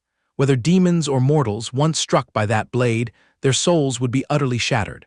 Unfortunately, after the disastrous cocoon-destroying mission, that blade vanished without a trace. The fierce beast grumbled resentfully again. Much later, out of sheer boredom, I crafted the Du Ling claws. Ultimately, it was all because that stubborn owl betrayed his master. Not only was he obstinate, but he also snatched them and ran off, never showing his face again. He unleashed a torrent of curses at his minions, and you bratty spirits were bewitched by him, risking your lives to serve him. What a bunch of gullible fools easily led by the nose. Sister Qing immediately chimed in. The mortal vessel he chose is just an impulsive, wet-behind-the-ears kid. Right now, Ao must be ruthlessly hunted by the security bureau, running around like a headless chicken. With his treacherous nature, he'll come crawling back here sooner or later. Upon hearing this, He Luo Shen concluded with an imposing tone. I hope so too. At this very moment, I have caught the scent of the precious blade lingering around District 9. With the right time, place, and people, this is the golden opportunity to cast our net. Sister Qing obediently bowed and cupped her hands. I shall strictly follow the divine will of the great god He Luo. Shifting the lens back to the battlefield, the boss caressed the precious sword, reminiscing about his short-lived master. Zhang Chun thought, This blade encapsulates a glorious era and the solemn vows of my master from the past, if not for the betrayal of the disciple. He cracked a wicked smile. Beloved master, I'm afraid I'll have to trouble you to hand over this Jianling blade for my use. Please rest in peace in the netherworld. The phantom image of his dying master, amidst a sea of fire, flashed across his mind. Losing this precious blade means the great cause of destroying the cocoon is washed down the drain. What you stole is the last thread of hope for humanity. The flames of hatred burned intensely, as if wanting to scorch everything in that bloody memory from years ago. Snapping out of the daydream, the boss roared and lunged like a moth to a flame toward Qin Xi. Zhang Chun, the master-disciple bond between us, is now completely severed. It is time for the Jianling blade to return to its true master. Qin Xi, who was casually eavesdropping, jumped in surprise and asked sharply, "Hey now, what kind of random nobody from nowhere are you?"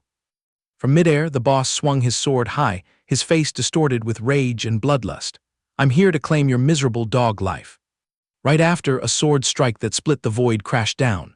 However, Qin Xi, with his superb agility, sprang backward, cleanly dodging the attack that completely pulverized the ground. The boss widened his eyes in astonishment and muttered, "What terrifying speed!" Gritting his teeth in defiance, he aggressively charged forward, unleashing another blinding sword slash while screaming like a madman. Falling into a disadvantage, Qin Xi hastily stepped back, glaring as he channeled his inner energy to brace for the attack. The boss channeled all his strength, the Jianling blade in his hand flaring with a deadly cyan light, as if wanting to tear apart the silent night. Only two afterimages were seen violently crashing into each other in a fierce clash. Sharp weapon collided with powerful claws, igniting brilliant sparks that illuminated a whole patch of the sky. The suit-wearing boss wielded his sword while pouting his lips in mockery. "You brainless brute, this kind of wild brawling leaves your flanks wide open. You really only have brute strength, no different from an ape." Annoyed, Qin Xi swung his claws in a relentless tearing flurry and snapped back fiercely. "As long as I can finish this fight quickly, it's none of your business what tricks I use." A storm of sharp purple glowing claw strikes rained down as fiercely as lightning, forcing the boss to grit his teeth and fall back on the defensive. Pushed to the losing end, the boss furiously dug the heels of his designer shoes into the ground to break, letting out a spine-chilling cold snort. Seizing the opening, Qin Xi lunged forward with his claws to close the distance, delivering a razor-sharp slap straight at his opponent's face, forcing the boss to frantically raise his arms to block. Riding the momentum, taking advantage of the prey losing balance, he landed an explosive, thunderous kick squarely onto the enemy's torso. However, the boss reacted incredibly fast, sliding back into a defensive stance and instantly driving his elbow hard into his opponent's stomach. In the heat of the all-out brawl, Qin Xi abruptly froze, wincing and groaning as an excruciating pain pierced through him. His body flashed a red alert as his energy hit rock bottom. In that split second, the boss seized the opportunity, raising the blindingly radiant spirit blade, ready to cleave his head in two. Then the boss roared ruthlessly, "Offer your life." He mercilessly swung the blade down onto Qin Xi, sending him flying backward with a gut-wrenching, miserable scream. Casually watching his opponent collapse pathetically, the boss smirked wickedly, his face full of blatant amusement. "And here I thought you were actually something." He gave the sword a swing, his eyes coldly fixed on Qin Xi gasping for air on the ground, and uttered heartlessly, "Since I can't gut you to extract the parasite spirit inside, I couldn't care less anymore. I'll just finish you off and send you to hell to save me the trouble." Qin Xi struggled to prop up his body, his anxious eyes locked on the shattering purple armor on his chest, softly lamenting, "I'm really done for this time. These cracks are completely broken beyond any ability to self-heal." Ao's miserable voice immediately echoed in his mind, "Things are looking dire. If you keep squandering your strength like this, my old life will perish right along with yours. We have to end this quickly, finish the battle and quickly revert to human form if we want any chance of surviving." Then Ao bitterly explained the terrifying nature of the weapon known as the Jianling blade. "Just one slash is more than enough to send both of us to the afterlife. It truly is the absolute nemesis designed to claim the lives of mutants." Having just grasped the situation, Qin Xi panicked and yelled out in reproach, "Why didn't you warn me from the start? If I had known, I would have bolted as fast as my legs could carry me. Why would I be dumb enough to stand here as a meat shield?" Ao immediately justified in an evasive tone, "Well, I thought you had skin of copper and bones of iron, capable of tanking all the damage." While still busy bickering with the parasite lord, a chill suddenly ran down Qin Xi's spine, sweat pouring down profusely as he realized a surging wave of killing intent was closing in. Turns out on the other front, Haisha was relentlessly swinging her spiked club to fend off the henchmen preparing to pounce, shouting loudly, "Back off, get away from me." Meanwhile, the leader stood arrogantly above, spouting hypocritical words, "Go easy, if you scratch and bruise the two beauties, people will criticize us for being cruel." Looking up from below, Bu Feng threw a sarcastic remark, "Is this the latest model army that your fat governor bestowed upon your District 9 just to show off?" Hearing this, an enemy soldier gleefully retorted, "Our brothers arrived right on time." Bu Feng frowned in annoyance, snapping an order to apprehend this entire mob of troublemakers.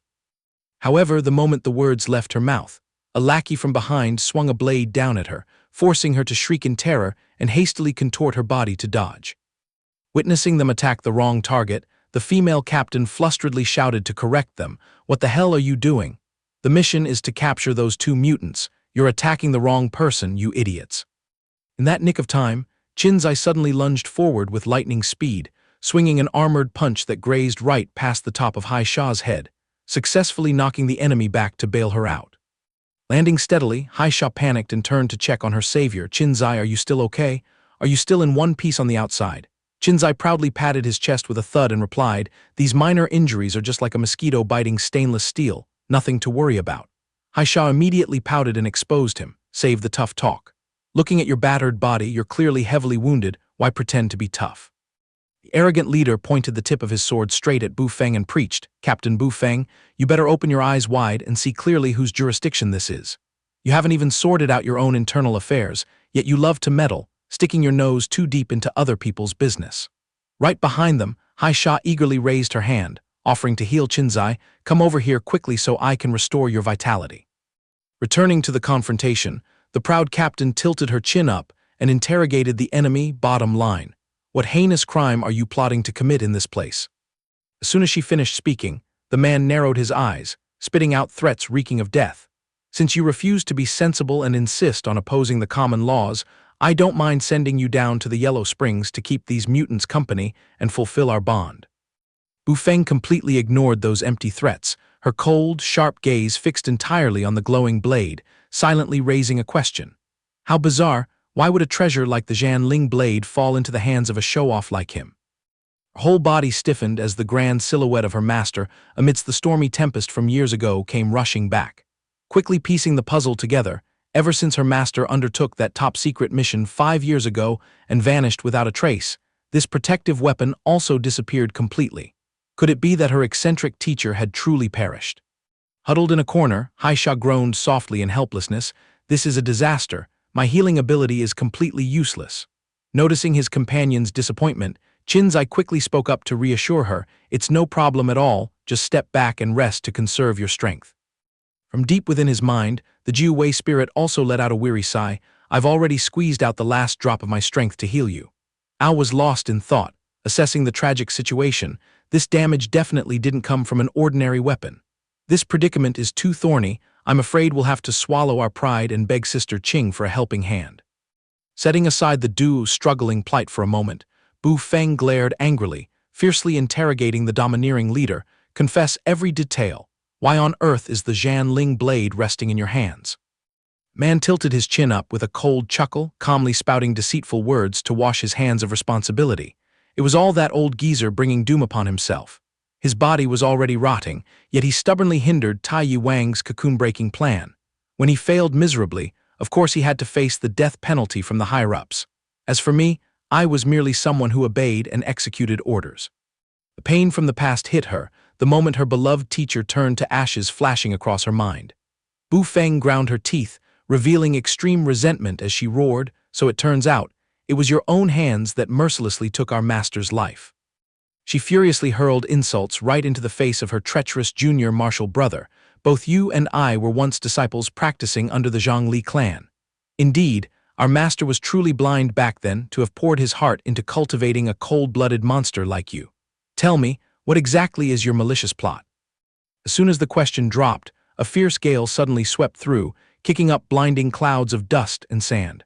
That scene further highlighted the suffocating tension of this bloodlust-tinged reunion. Lurking behind the haze of dust, the leader cracked a sinister smile, playfully replying in a highly provocative tone. My ambition, it aligns perfectly with your goal, dear senior martial sister. Qin Xi accidentally caught a familiar title. His eyes widened, and he subconsciously muttered, Zhongli clan. The young man narrowed his eyes to follow the tense development from afar, his hand instinctively rubbing his chin in thought. Wait a minute, that title Zhongli clan the woman just mentioned, could it actually be Sister Qing? Ao immediately chimed in, helping him piece together the vague clues. Back in the day, I once accidentally overheard Sister Qing reveal that she had taken in quite a few disciples under her wing. Stream of memories suddenly rushed back. Ao sorrowfully recalled the illustrious background of his master. She once held the commander seat of District 9 with resounding prestige. However, after a mishap during a mission, the whole world firmly believed she had died. Her servants, fearing being implicated, scrambled to flee and save their own necks, causing the Zhongli clan to collapse instantly ever since. Ao's train of thought continued flowing. The consequence was that the group of occultists and disciples had to scatter and flee into every corner of the city. As for whose hands the seat of power in District 9 fell into, I'm completely clueless. At the same time, memories replayed the image of a young man with spiked-up hair casually walking in to apply for a job. Is your esteemed company still hiring? That question made the black-suited guards jump in shock, shouting in panic. You bastard, how did you break into this place?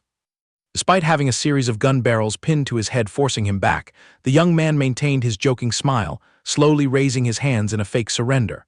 Calm down, please don't misunderstand so quickly. This humble one is merely an occultist, stepping foot in this place only in hopes of seeking some fortune. Before the guards could even recover their wits, all the weapons in their hands suddenly shattered into pieces, scattering onto the floor, making them scream in terror, what the hell is happening? Amidst the chaos, a sluggish female voice slowly rang out from deep within. Amu, let that young man in. Turning to reality, Qin Xi glued his eyes to the two people radiating sky-high killing intent, silently dissecting the matter. If reasoned like that, could both of them be occultists? Ao immediately corrected, that can't be affirmed for sure. The Zhongli clan didn't just teach occultism, but also trained disciples in various martial arts manuals. Occultism is intrinsically profound. Not just any mediocre person is capable of comprehending it. The illusion of the Jiu Wei spirit flashed through his mind to supplement his knowledge. To master that art, a practitioner must possess outstanding innate talent. However, the mortal realm occasionally produces a few anomalies that follow no standard rules. On the other edge of the battlefield, the man was still busy dropping provocative remarks. Frankly speaking, isn't your ultimate goal, senior sister, also that commander's seat? If anything, I was just sharper and wisely chose a shortcut to reach the finish line. Hearing that, Bu Feng spat contemptuously, glaring back with ironclad logic. How ridiculous! I have never harbored the slightest intention of usurping our master's throne. Even if I do foster a desire for promotion, I will earn it through my own true ability and genuine effort. Upon hearing the declaration, the junior martial brother tilted his head back and burst into savage laughter. Genuine effort? Ha ha, my senior sister truly thinks too naively. Gesturing wildly, he spewed out his dark philosophies. Those so-called merits are nothing but a chessboard designed by the ruling class to lead us by the nose. All of us are intrinsically just pawns manipulated by their strings.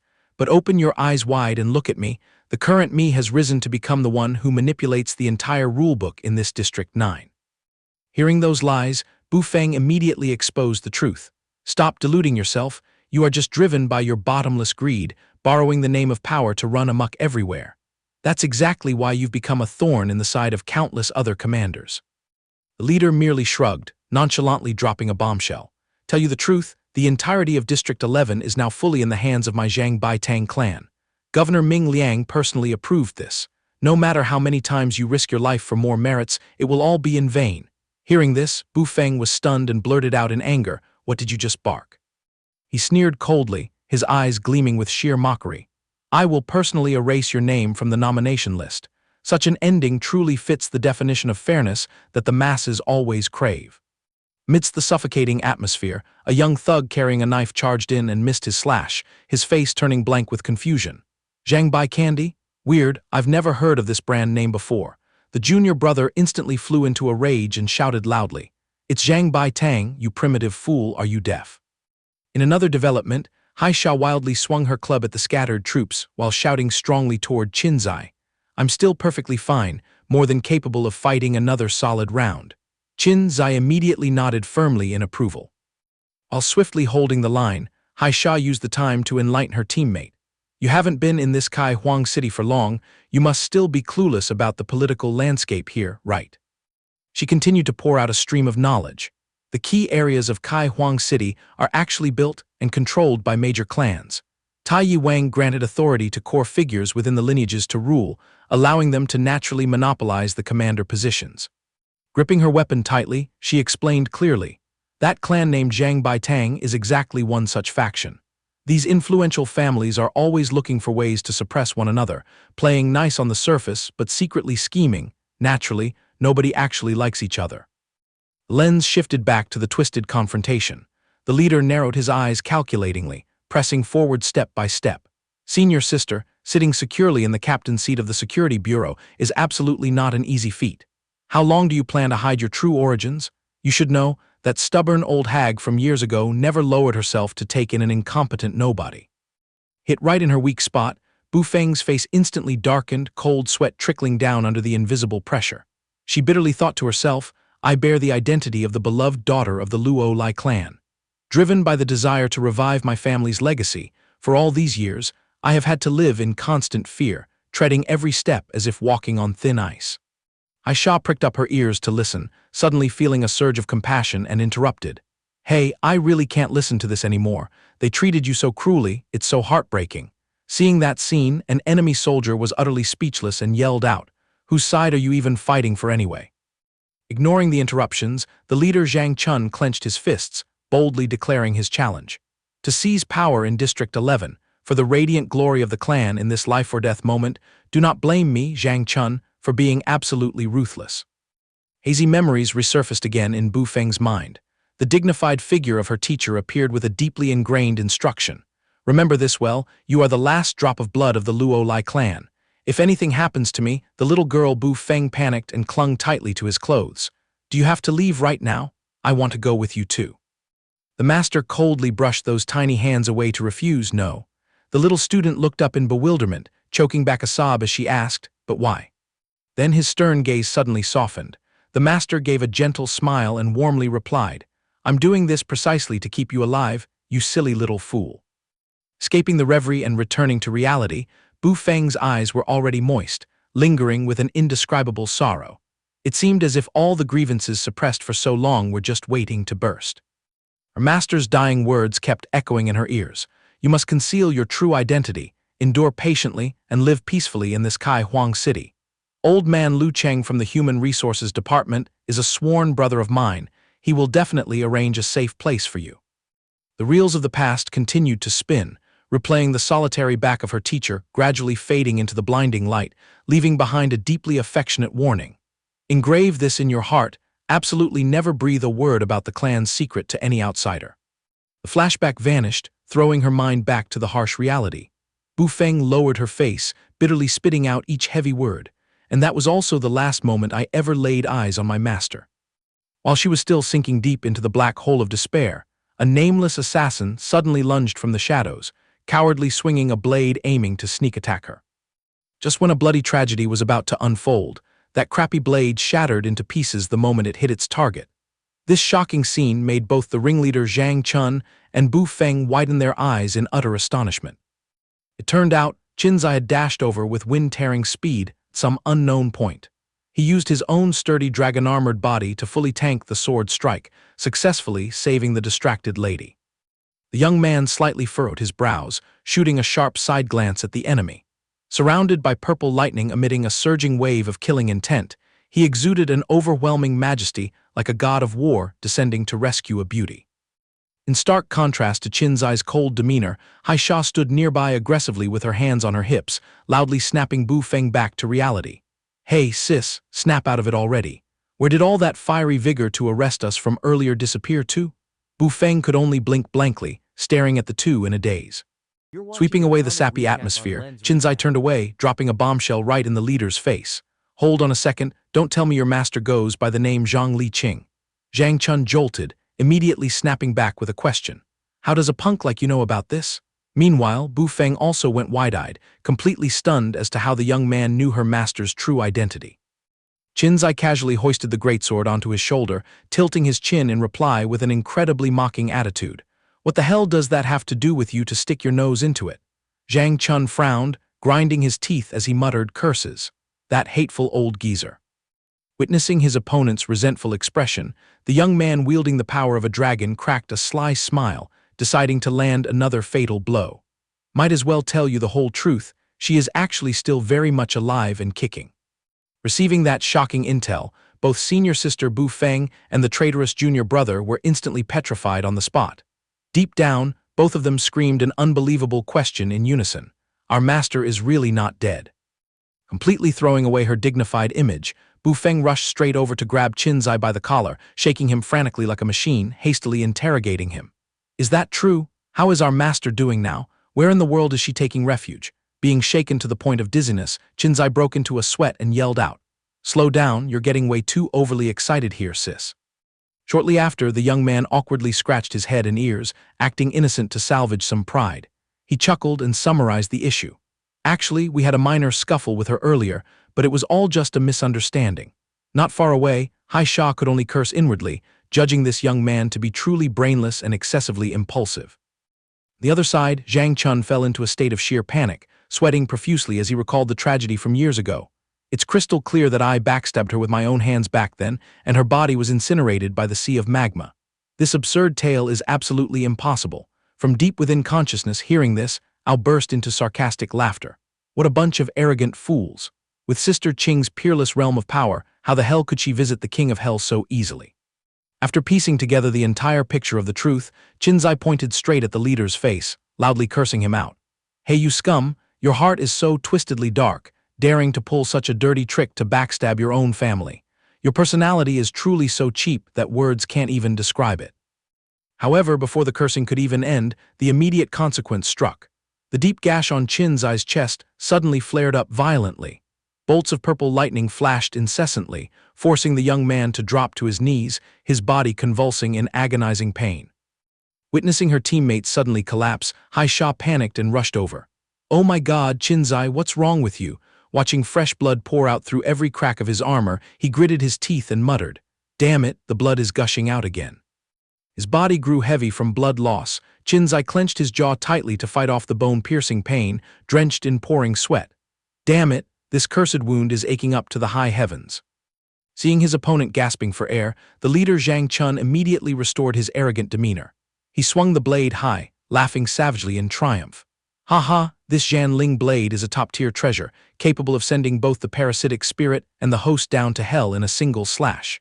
The deeper the wound carves, the warmer death's door will welcome you, brat." Ignoring the enemy's empty boasts, Hai Sha quickly activated her emergency healing energy, anxiously checking on the patient. "How does it feel? Are you in any less pain?" Seizing the opportunity while the enemy faction was busy healing each other, Zhang Chun decisively waved his hand, ruthlessly ordering his lackeys, "Take this golden opportunity, charge in and chop them all to pieces for me." As soon as the command was given, a swarm of agile ninja assassins stormed in from all directions like a tempest. They simultaneously raised their swords, slashing relentlessly toward Qin Xi, who was being heavily treated by Hai Sha's sustained magic. However, they had forgotten the presence of the female general Bu Feng. She nimbly leaped up, unleashing a flawless spinning kick that sent a soldier flying dozens of meters away, its sheer power so formidable that even Zhang Chun flinched in shock. The captain continued channeling her inner energy into every strike, swinging her club to beat the ninja assassins to a pulp. Some had their heads busted, others were sent tumbling through the air in incredibly tragic postures. While using her weapon to lock the necks of two burly soldiers to block their moves, she vaguely heard Hai Sha shouting from behind, "Hey, you crazy girl, you better hold the line and block them properly." The captain braced herself to defend, sweat soaking her forehead while furiously roaring back, "You guys are really pushing it too far." The entire battlefield was now plunged into absolute chaos like a broken market. Swords and blades clashed everywhere amid the sprawling, ruined wasteland. Thanks to the female general's effective cover, Qin Xi finally managed to struggle to his feet. He flashed a grateful smile, "Thanks big sis for bailing us out." Bu Feng swung her club at the soldiers while frantically urging, "Hurry up and move your feet, they are swarming in huge numbers." From behind, Hai Sha wiped away a drop of sweat and loudly announced, I've completely drained all my energy, okay. Watching the magical glow fade around the wound, Haisha smacked her lips in regret. Though I couldn't fully restore your physical condition, at least it's less tragic than before, right? Qin Xi lightly twisted his body to stretch his joints, nodding in agreement. I have to admit, the pain has subsided significantly compared to earlier. Having just cleared out a squad of soldiers, Bu Feng seized the moment, glaring straight at Qin Xi to press him again. Hey kid, tell the truth, what corner exactly is Master Zhang Liqing hiding in? Qin Xi smirked, playing a sneaky bargaining game. Confessing it now would be pointless anyway. First, you just act as a shield to safely escort us out of this hellhole, then we'll talk. Judging this to be a good deal, Bu Feng gave a cold snort, acting noble as she sealed it. HMPH, since circumstances force my hand, I'll temporarily yield and accept your demands. The contract had just been established when a soldier suddenly lunged in for a sneak attack. Qin Xi was incredibly sharp, instantly doing a split roll to dodge the blow, accompanied by Haisha's panicked scream. Watch out behind you. Despite being battered and bruised, Qin Xi still decisively launched a kick that sent the tailing enemy flying. He didn't forget to look back, giving a smug thumbs up. Thanks for worrying, Haisha, but I've still got more than enough juice to handle everything. Executing an incredibly stylish long slide on the ground, the young man nonetheless looked down at his chest in panic and muttered. The pain is really gone, but with my blood still gushing like a fountain like this, I'm totally screwed. Putting aside his severe blood loss, Qin Xi let out a bloodthirsty roar. He swung his dragon claws, which radiated a deep purple glow, and fiercely charged straight into the encirclement of the grunts. The young man twisted his body gracefully, dodging the razor-sharp blades. The heels of his shoes scraped hard against the ground, carving deep, terrifying grooves. Despite giving their all to weave and fight their way through, the three of them were still tightly surrounded by the pack of mechanical saber-toothed assassins like ants swarming a lump of sugar. The current situation was becoming incredibly tense. Seeing that his prey had fallen into the net and was driven into a corner, the leader, Zhang Chun, smoothed his hair and laughed with manic triumph. You're all completely exhausted now, aren't you? Today, I shall grant all of you useless trash a proper burial right here on this very land. Realizing that this battle was far too tough, Qin Xi leaned in close and whispered to his comrades. In a moment, I will lure their commander away. You two must seize the opportunity to break free and escape this pack of mechanical assassins no matter what. Hearing this, Ao nodded happily, great idea. Meanwhile, Haisha frowned in anxious questioning, but what about your escape route? The young man with dragon blood smirked, replying confidently to reassure them. Just rest easy and make your move. I will definitely find a way to slip away and find you two later. Once this is done, let's pick that ruined clock tower in the distance as our rendezvous point. The female warrior, Bu Feng, swung her bat with full force, smashing the giant boulder beneath her feet to dust. As she struck, she didn't stop complaining, this really is a terribly boring combat strategy. Determined not to let his opponents leisurely plot their next move, Zhang Chun frantically channeled a deadly bolt of lightning and charged straight at Qin Xi. You alien brat, obediently hand over your life. Facing the strongest enemy charging at them, the trio shouted the command to scatter in unison. Instantly, each of them vaulted into the air, dodging gracefully like a flock of birds freed from a cage. Carrying peak resentment, Zhang Chun channeled his murderous intent straight at Qin Xi and brought his blade down. The tip of the sword, swirling with a ghastly green miasma, clashed fiercely against the young man's sturdy dragon armor. The shockwave generated from the terrifying collision was so immense that it shattered the surrounding ground, sending debris flying and kicking up a thick cloud of dust that completely obscured their vision. Taking advantage of the moment the commander was still struggling, Qin Xi intended to make a quick getaway. However, Zhang Chun managed to roar in time, directing his mechanical lackeys. Block his escape route at once, let's see what kind of skills you little rats can show off. Forced into a pincer attack, Qin Xi quickly twisted his body to dodge a fatal slash. His mind immediately began to calculate. Right now, I have to play a little game of cat and mouse with these remnants to buy time for Haisha and the female warrior Bu Feng to escape. Despite his incredibly sharp reflexes, his body's reaction time was severely lagging. Qin Xi gritted his teeth against the gut-wrenching pain, cursing inwardly, damn it, this disastrous wound is dragging down my entire performance. You two ladies, please move your legs a little faster for me. The young man had to squeeze every last ounce of strength from his thigh muscles to execute spectacular leaps. He flipped through the air, neutralizing a barrage of continuous slashes from the hounds, then used his momentum to swing his claws in a fierce counterattack.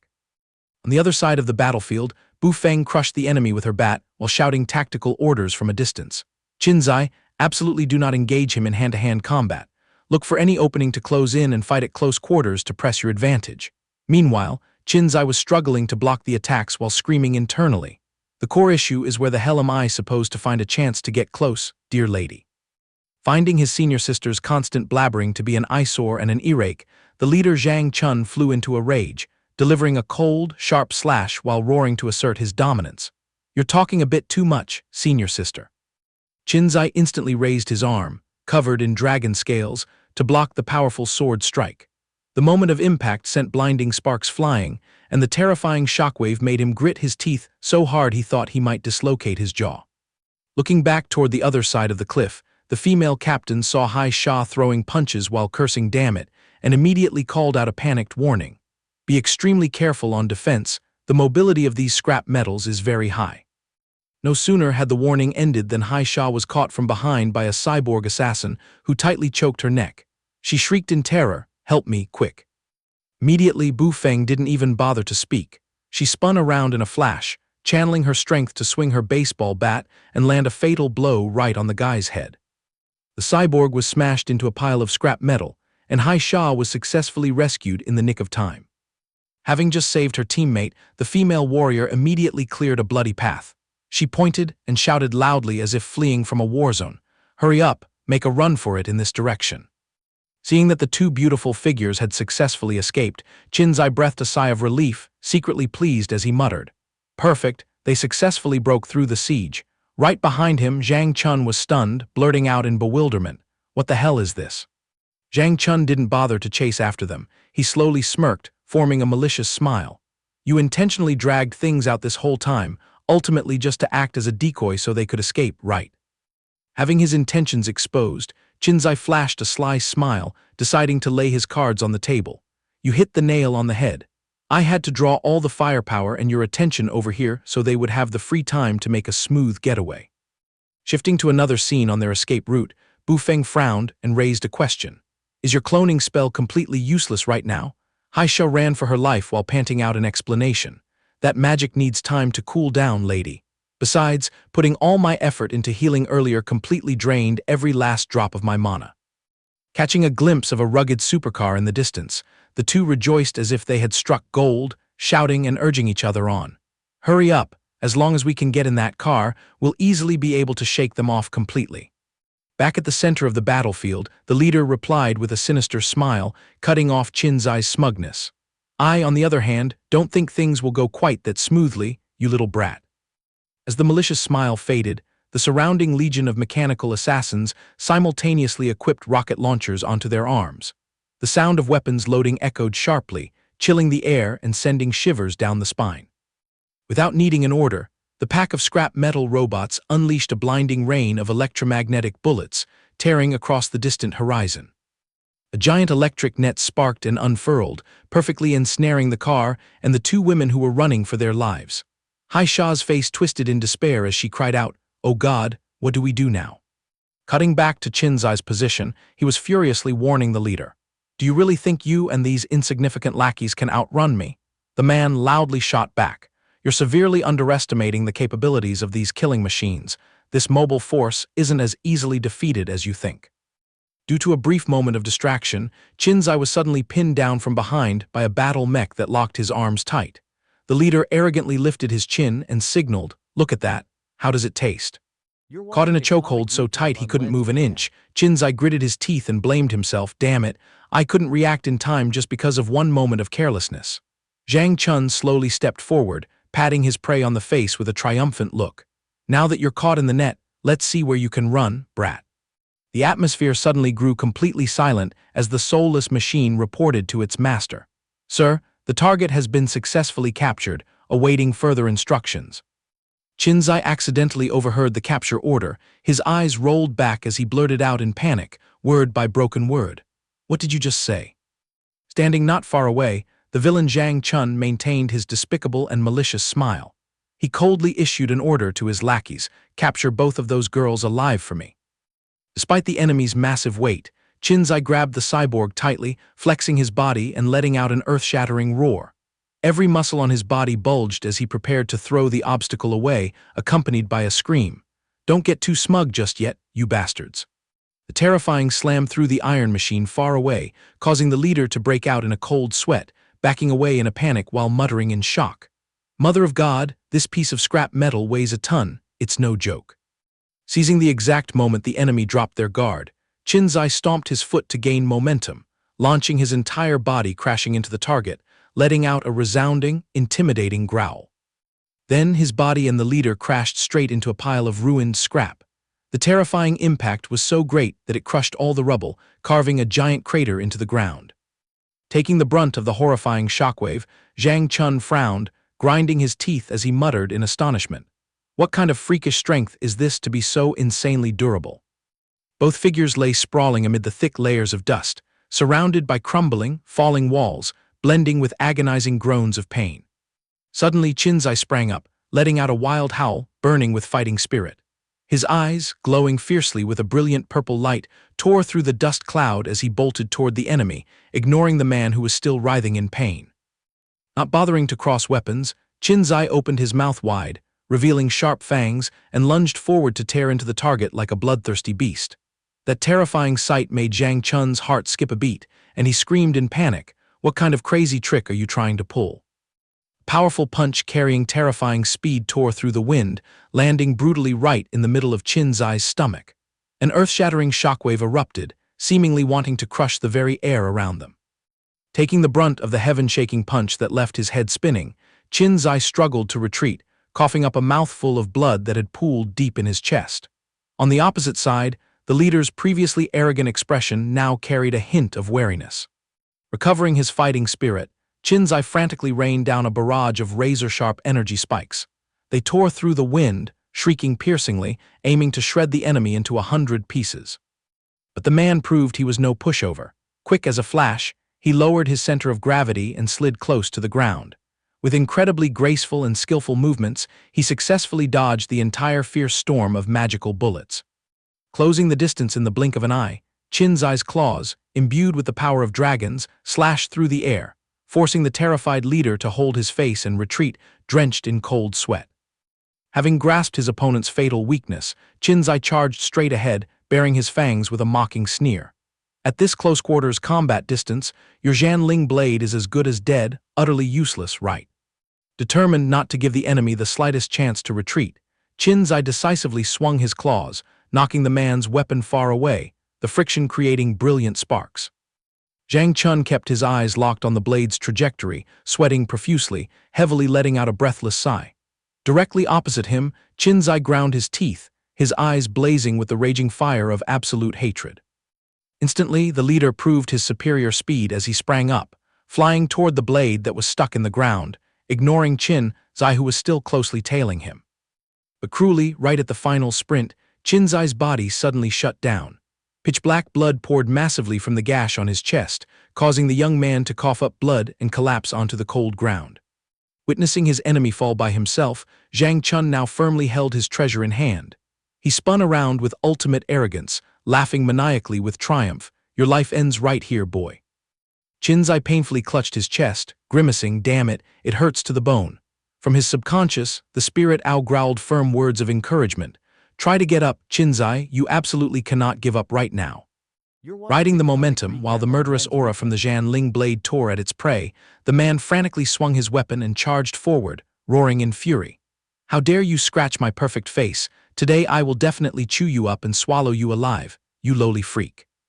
Despite his body being covered in bloody gore, Qin Xi still clenched his jaw tight, stubbornly standing up straight. His eyes glowed with a brilliant purple, burning with a sky-high flame of resentment. Ignoring the boundary between life and death, the young man threw his body straight at the ruthless blade, shouting firmly and loudly, "I am no monster, I am a human being of flesh and blood." With hands completely covered in sturdy dragon scales, Qin Xi rushed in to take the full force of Zhang Chun's berserk slash, making the villain widen his eyes in terror. Thanks to an explosive burst of vitality, Qin Xi once again deflected the blade of death off its trajectory by a hair's breadth. The aftershock created a surging wave of sword aura that slashed right back at the enemy. The intertwining forces shattered all the ruins around them. The two sides continued to fiercely struggle, mingling with screams from the flesh-tearing pain. Not missing a single beat, Zhang Chun strained to resist while roaring a firm death sentence. "Your fate has been sealed, you've lost." Following that, he delivered a powerful, lightning-fast kick that shattered all final attempts at resistance, accompanied by a cold, mocking sneer. "You failed miserably, brat." Zhang Chun ruthlessly landed a kick right in Qin Xi's face, sending him flying far away. The young man had to use his feet to claw at the ground to break, whimpering tragically in his mouth. At that perilous moment, the pack of mechanical assassins suddenly emerged from thin air. They frantically swung their blades, slashing wildly at Qin Xi, forcing him to struggle and retreat to preserve his fragile life. On the other side of the precipice, Zhang Chun, looking equally battered, strained his neck and roared orders. "Charge in and chop him into mincemeat for me. Let the leaders of the other districts broaden their horizons before the absolute authority of this Zhang Chun." Having finished delegating, the man nonchalantly turned his back, slowly using bandages to treat his wounds. He tilted his head up in smug mockery. "Your mutant foundation is indeed outstanding. It's a pity you ran into me. If you knew your place and surrendered, I would have taken you in as a pet. The only problem is, a creature like you is far too stubborn for your own good." Afterward, he coldly lowered his head, grinding out each word to seal the deal. "I don't have the time to dish out mercy like the other leaders. Letting someone else recruit a pawn like you is no different from inviting unpredictable disasters upon myself. Therefore, to pull weeds, one must pull them by the roots, completely ending any seeds of disaster in the future." While he was still rambling on, exposing his sinister ambitions, Zhang Chun suddenly flinched, gasping in shock when he heard Qin Xi's utterly freezing voice echoing from behind him. "Who did you just confidently declare the loser? I hate it most when someone dares to spit the word 'lose' in front of my face. That feeling torments me 100,000 times worse than this physical pain." As soon as the sentence ended, the villain immediately grimaced, grinding his teeth and glaring with eyes full of panic, muttering softly, "What the hell is going on? Taking all that fatal damage from my Zhan Ling blade, how can you still persistently hold on to this extent?" Qin Xi completely ignored that astonishment. He madly crashed into the enemy like a moth drawn to a flame, his mouth screaming with pent-up grievances. "I have had to endure and taste defeat for all these years." The claw strike, compressing his entire explosive fury, smashed straight down. The panicked leader raised his blade to block it, the terrifying shockwave blasting apart and shattering even the surrounding concrete walls. Qin Xi's entire body radiated a brilliant purple halo, exploding like a god of war. He roared, overwhelmingly asserting his dominance, "You've really pissed me off now. Today, I am determined to risk my life and fight you to the bitter end." Feeling the suffocating pressure, Zhang Chun frantically swung his blade, draining his strength to scream and overwhelm him mentally. "I want to keep my eyes wide open and see how I'm going to chop up your dog life this time." The two figures violently clashed in midair. A barrage of blue-purple lightning bolts intertwined and flashed continuously, the terrifying power making the leader sweat through his shirt, muttering in fear. What kind of freakish reaction speed is this? The pressure from the explosion blew Zhang Chun backward, tearing his cloak to shreds. He plowed his face into the hard ground, displaying an incredibly pathetic and humiliating appearance. Qin Xi pinned the enemy down into the rubble, hissing venomously, "Does trash like you even deserve to be a commander?" The boss, his face pale white, pleaded breathlessly, you can't kill me." Qin Xi froze, his eyes widening as he looked at the guy and blurted out in disbelief, "What did you just babble?" The stubborn boss brought up the laws to threaten him. "You smashing those piles of scrap metal is fine, but taking my life will make you a wanted criminal throughout Chi Huang City. When that time comes, your family will also suffer imprisonment by association. The security forces will only target the spirit inside you. It absolutely won't be about personal grudges." Seeing a flicker of hesitation in Qin Xi's eyes, Zhang Chun immediately fished in troubled waters, playing psychological manipulation tricks. "If you know what's good for you, think carefully and make a wise decision yourself."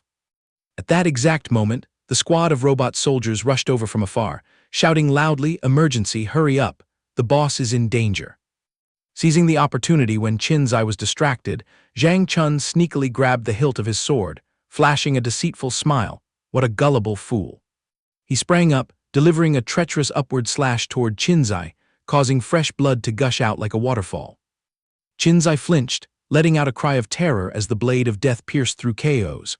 Without an ounce of mercy, the boss followed up with a fatal slash right into his stomach, dyeing the entire area red with blood. Drops of pitch-black blood continuously dripped down onto the dry, cracked earth. Zhang Chun stepped back panting, but his mouth still let out a triumphant roar of laughter. "You're still too inexperienced, boy, ha ha." He ignored the teenager who was staggering and dizzy from the severe wounds. Qin Xi tightly clutched his wound, fresh blood seeping from the corner of his lips. He ground his teeth and hissed, "You despicable coward." The boss stood up straight, clenching his fists and boasting arrogantly, "No matter how much stronger the constitution of you mutants is compared to normal humans, in front of this Zhan Ling blade, you are nothing but ants. With prime weapons in hand, humans are more than capable of trampling you monsters." Finishing his sentence, he tilted his face up arrogantly, howling with laughter like a madman, "I will become the strongest human, personally ending the highest-level mutant. The reputation of this Zhang Chun will surely be immortalized in textbooks across the city." Deep in his subconscious, the image of the spirit owl gradually faded. It faintly issued a warning, "Qin Xi, my vitality is almost depleted. You absolutely cannot close your eyes, rely on your iron will, try to hold on." A blinding light flashed, and the majestic dragon armor vanished, returning Qin Xi to his fragile mortal form, collapsing right in front of the robot squad's line of fire. Seeing the enemy reveal his true form, Zhang Chun leaned forward, clasping his hands behind his back to throw out words of mockery, "Back to being immortal, huh? Looks like that spirit is about to die. The two of you are sharing your meager remnants of energy to just barely cling to life together, right? What a pity. Now I will torture this body until the two of you completely sever your connection once and for all." Shifting the scene to another angle, the two girls were tightly tied to a pillar. The blonde girl bit her lip anxiously. "Is that kid even reliable?" Meanwhile, Hai Sha desperately muttered a prayer, "Qin Xi, you absolutely have to come rescue us." As soon as the prayer ended, a barrage of blinding fireballs crashed down from the sky, bombarding the guard squad relentlessly. An unlucky cyborg took the full brunt of the terrifying explosion, sent tumbling through the thick dust. The horrific shockwave from the blast swept away the armored soldiers, knocking them down to the ground like stalks of wheat. Piercing through the roaring sea of fire, a red-haired young man with majestic flaming wings zoomed in, delivering a godlike descending kick.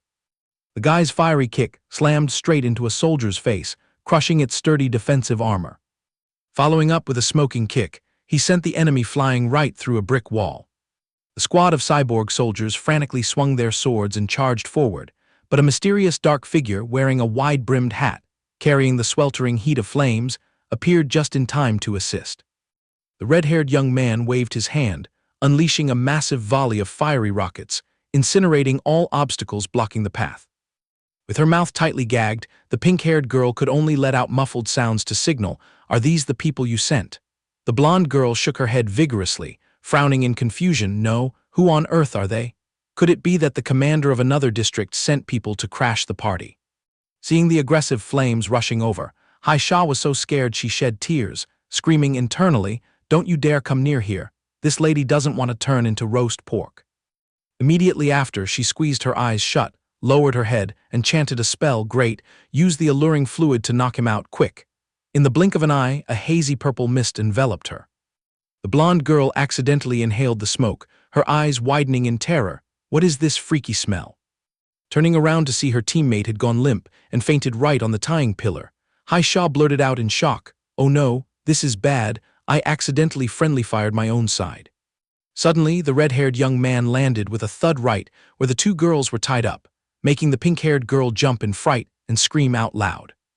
Hai Sha forced herself to calm down, her face pale as she spoke with biting sarcasm. "Impeccable timing on your landing. The alluring fluid was blown completely away by the wind." Suddenly, a handsome, long-haired man with a muscular build stepped out from the sea of fire, smiling flirtatiously. "Don't be tense, my two beauties. Yours truly is here to save you." Returning to the main battlefield, Zhang Chun grabbed Qin Xi by the hair, pressing the blade close to his face and smiling maliciously. "Where should I start slicing the meat first? Honestly, keeping this mortal face of yours looks pretty decent." Seeing Qin Xi's grimacing face, the boss got ahead of himself, patting his cheek and mocking, "What kind of face are you putting on? Were you planning to cry and beg me to spare your life?" But instantly, Zhang Chun flipped his attitude like a switch, shouting loudly, however, "I don't have time to play tear-jerking games with you. Tie his hands up for me." Unexpectedly, Qin Xi reached out and pressed a button on his wrist device, smirking faintly. What a pity your scrap metal has had its cables cut. They won't be listening to you anymore. The sentence made the boss's eyes bulge. What did you say? In just a split second, the entire squad of robot soldiers was blasted into the sky, leaving the boss standing frozen in absolute shock. Zhang Chun went mad and roared, "Why are you able to use the abilities of a mystic? Could it be that you're not a pure mutant?" Qin Xi glared at him with disdain. "I'm giving you a hint, you idiot." Suddenly feeling a chilling, murderous aura closing in from behind, the boss swung his sword and spun around, shouting, "Who is it?" While he was slashing wildly at the air, a bizarre phenomenon suddenly appeared, causing him to let out a panicked scream. At that exact moment, a cold, silver-haired powerhouse lady descended from above, stomping her heels straight onto the enemy's shoulder with an incredibly arrogant demeanor. Recognizing the familiar figure, Zhang Chun quickly backed away, cold sweat pouring down like a shower, stuttering in panic. "Oh, Zhang Liqing, why is it you?" Meanwhile, the royal sister elegantly landed on the ground. Zhang Liqing turned to look at Qin Xi with deep sympathy. "I arrived a step too late, leaving my little boy beaten to a pulp like this." Qin Xi let out a breath, forcing a smile. "It's fine, as long as you help me beat this traitor to a pulp. Consider it my apology for foolishly offending your house the other day." Zhang Chun scrambled up, straining his neck to retort. "You're about to meet the Grim Reaper and you still have a big mouth. And you too, Zhang Liqing, I am the true commander of District 9. Qin Xi's eyes flared with a brilliant purple light, roaring in fury in front of a commander in front of me. "What gives you the right to boast?" The boss's face turned as pale as a banana leaf, stepping back in fear, stuttering, "No, this is impossible. Heavily wounded to that extent, how can you still stand up?" The answer to his question was a blinding punch from Qin Xi, accompanied by a wrathful scream, "Commander, my ass." Qin Xi erupted with towering fury, rushing in to throw a barrage of punches while screaming, "You incompetent trash, if you're so good, come at me. Where did that arrogant attitude of yours from earlier go? I won't be subdued that easily." A flurry of punches rained down like a fierce storm. Qin Xi pinned the guy down, pressing his opponent hard against the ground, thrashing him while angrily scolding, "This is for slashing. This is for trying to kill. This is for daring to threaten me." Standing with her arms crossed watching the good show, Zhang Liqing stared in amazement, muttering in admiration, "This is the first time I've seen someone pierced through by the Zhanling blade and still be this resilient. Oh Zhang Chun, you've kicked the wrong hornet's nest. Instant karma is playing out right before your eyes." Zhang Chun was beaten bloody and bruised, coughing up blood from his mouth, groaning in agony, lying paralyzed on the ground panting heavily like a starving dog. But Qin Xi was still not satisfied, his eyes burning with resentment. He growled, "Human mutants are still humans. What crime is it to live on this land? Since the day the spirit Ao took residence in my body, I have never harmed a single soul. It's you people who drove us into a corner that caused all this." Even though his face was swollen like a balloon, the boss still managed a mocking smirk. "Hee, what does a country bumpkin like you understand about the rules here? Carrying the identity of a mutant is already a grave sin. This whole city will make you wish you were dead." Qin Xi glared with his razor-sharp blue eyes, delivering a firm final statement. "You guys crave the spirit Ao inside me, don't you? Drop that fantasy right now.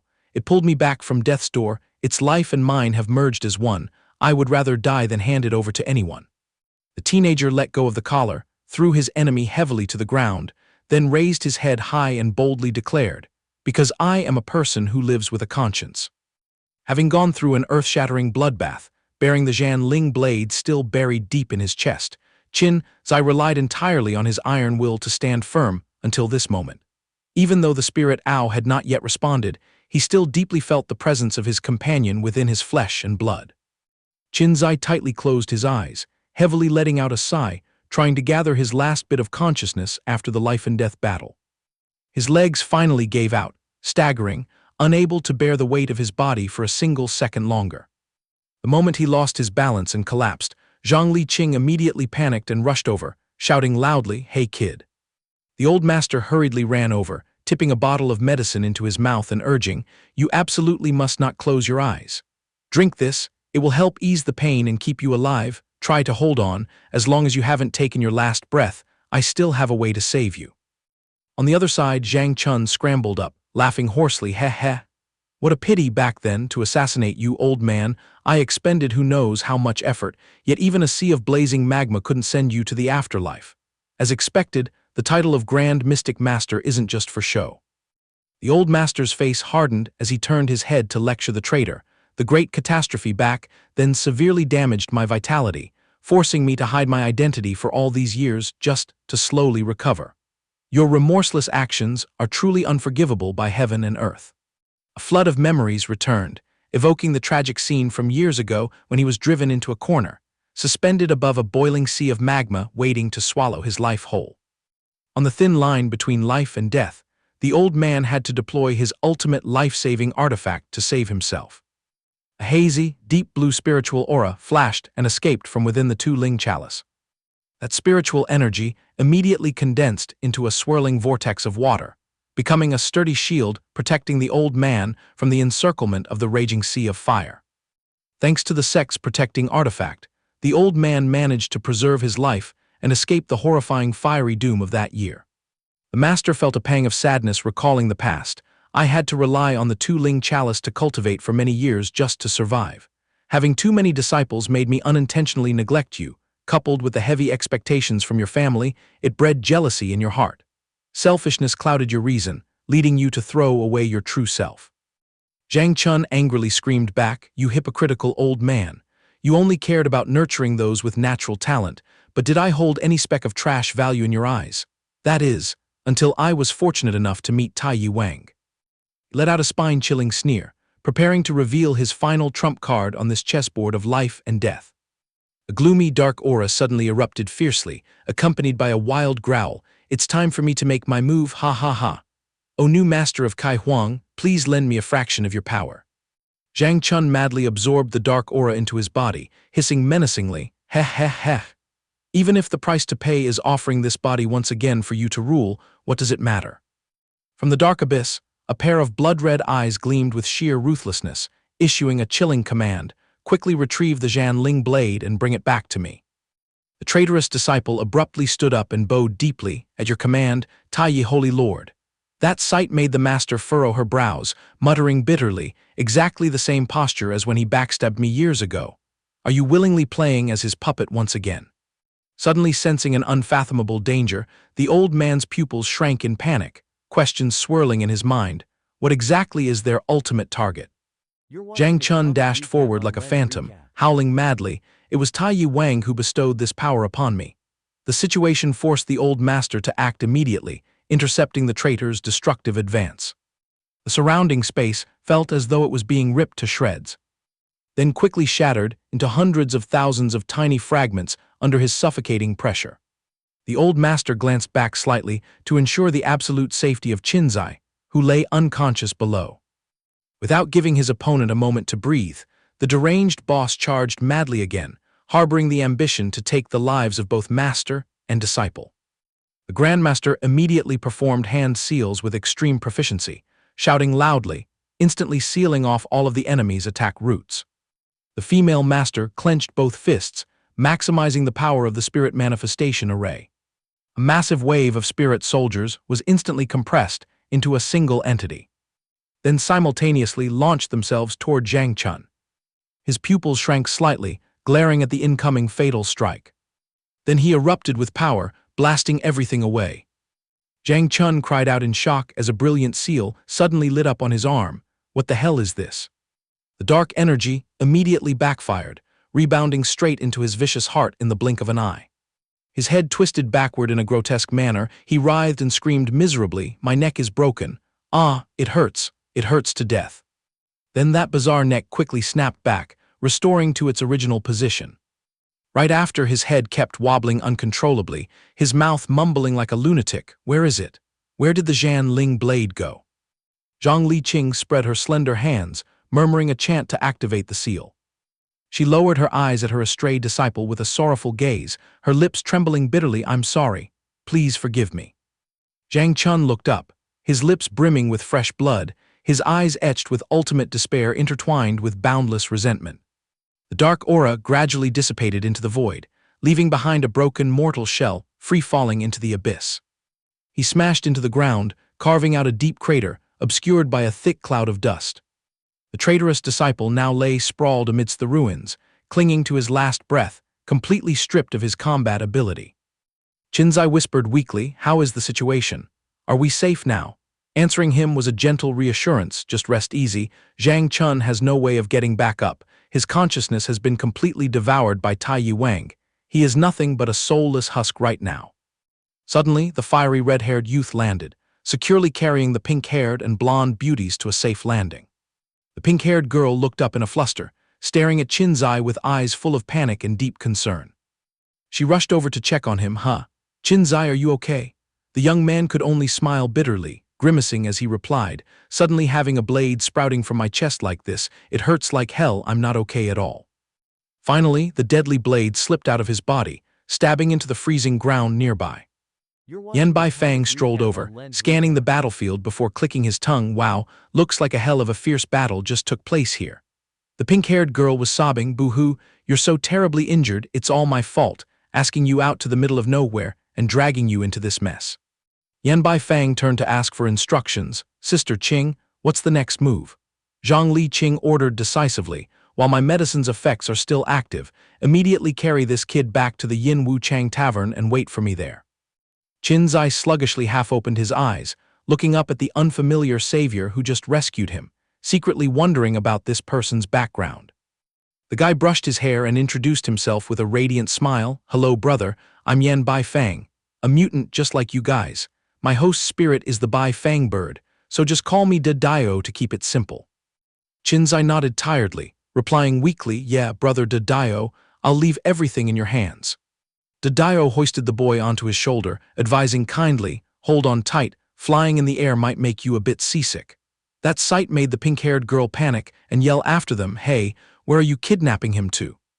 The deafening explosion from the soaring trail of fire left Hai Sha speechless with fear, only able to hold her head and stare in astonishment. Qinzai's face was distorted by the wind. He screamed and pleaded with all his might, "Fly a bit slower, big bro. Flying like this is going to rip all my wounds wide open." Zhang Li Qing gently explained to the two girls, "Yin Wu Chang is a tavern co-owned by me and Dio. Taking refuge there right now is the best plan. Besides, there is medical equipment ready to save Qinzai's life." Hearing this, the former female captain's eyes widened in amazement. "Wait a minute, I heard that guy call you earlier. Could you be the legendary mystic Grandmaster Zhang Li Qing?" The female master smiled modestly. "What Grandmaster? It's just my disciples who like to brag and blow things out of proportion." Saying so, she gently placed her hand on the girl's forehead to check. "This little girl is fine. She's just exhausted and fell into a deep sleep." The blonde girl let out a soft groan of relief, then blinked her eyes and slowly woke up. Looking around for a moment, she held her head and grimaced, asking, "Wait, what exactly just happened? Why did I faint and pass out here like this?" Immediately, her gaze stopped, fixating on the female master who was offering a kind smile right in front of her. Seeing that, Zhang Li Qing reached out to rub her disciple's head, comforting her warmly. "Good, waking up means you've survived the ordeal." Tears welled up in the blonde girl's eyes, shocked and unable to believe reality. She choked out, Master." Then she burst into tears like a child, lunging forward to embrace Zhang Li Qing tightly. "Master." She sobbed and whimpered, "I was so sure that we were separated by life and death from now on, that I'd never have the chance to reunite with you again." Hearing that, Zhang Li Qing chuckled, rubbing her head to coax her. "How could I go report to the King of Hell so easily? My mission in this world is still unfinished." Blonde girl lowered her head in remorse. "It's all my fault. Just because I blindly wanted to restore my family, I stepped blindly into the Nfang Bureau." The pink-haired girl standing nearby nodded in agreement. "Exactly. That bunch at the Nfang Bureau abuses their power, running rampant and arresting people senselessly. The ones suffering the most are us mutants. Your core justice has derailed by 108,000 miles." Aisha continued to put her hands on her hips and interrogate, "And in the end, what exactly are you guys gathering the host spirits of mutants for?" The question made the former captain sigh wearily. "This matter, for now I still can't explain the whole story to you clearly." Hearing the evasive answer, Aisha pulled a long face, muttering in frustration, "Oh, singing this familiar tune again, afraid I might steal intelligence, huh? I knew she didn't trust me one bit." Zhang Li Qing turned to pat her disciple's shoulder comfortingly. "I have always believed that the flame of justice deep in your heart has never extinguished. You're just trying to cling to a solid foothold at the Nfang Bureau." She let out a soft sigh, clasping her hands and contemplating life. "However, the cycle of karma spins around. All things in this world do not easily operate according to the script you've painstakingly arranged. The female master looked at her disciple with a forgiving gaze. Now that you have chosen your own divergent path, I have nothing more to teach you. Although we brave the same vast ocean, our ambitions are no longer on the same boat. It's better to be straightforward. If you still want to secure your seat at the Linfang Bureau, you can arrest me right now.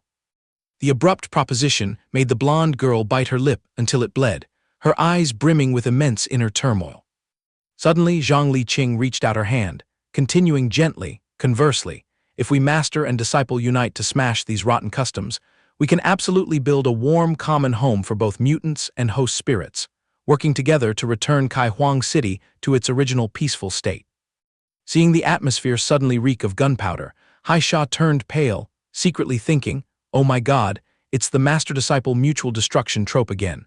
I need to find a way to slip away quickly to save my own miserable little life. But unexpectedly, the blonde girl forcefully wiped her tears, holding her head high and asking firmly, Master, so what is your next move? At the same time, in the sky above the city, Yan Baifang was burning brightly, carrying Qin Xi and tearing through the wind like a ballistic missile, heading straight for the Yin Wu Chang Tavern. The scorching landing kicked up a cloud of dust, incidentally collapsing a section of the pristine tiled roof of his own tavern. Dadio frantically laid the boy down on the bed, instructing kindly, hang in there a little longer, I'll go grab the first aid kit right away. Qin Xi weakly half-opened his eyes to look around, asking in confusion, where exactly is this place? The guy was about to run off but turned his head back, flashing a radiant, reassuring smile, rest assured, brother. This is my private bedroom, guaranteed safe and secure down to the last hair. Dadio dashed down to the bar as fast as his legs could carry him, screaming his core disciple's name, Lai Fu. Where are you hiding, Lai Fu? The scream made the dark-skinned bartender wiping glasses jump in fright, stammering a reply, What is it, boss? Is the house on fire or something for you to be screaming the neighborhood down? Dadio interrogated while panting heavily, that high-tech healing pod I just bought from the black market, where did you stash it? The disciple nonchalantly dropped a bombshell. Oh, I repurposed it into an ornamental fish tank. Hearing the blood pressure spiking answer, Dadio rolled his eyes and roared, What did you say? Do you have too much free time on your hands? Drag your ass upstairs and give me a hand, hurry up. On the sickbed, Qin Xi squeezed his eyes shut, his pale face dripping with sweat, slowly fading out as his stamina hit rock bottom.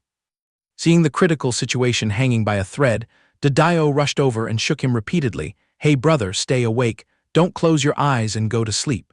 The disciple came waddling upstairs, seeing the gruesome wound and shrieking in horror, Good Lord above, what kind of monstrosity is this? The two of them scrambled to carry the boy into the healing pod, their mouths constantly urging each other, Hurry up, carry him in quickly.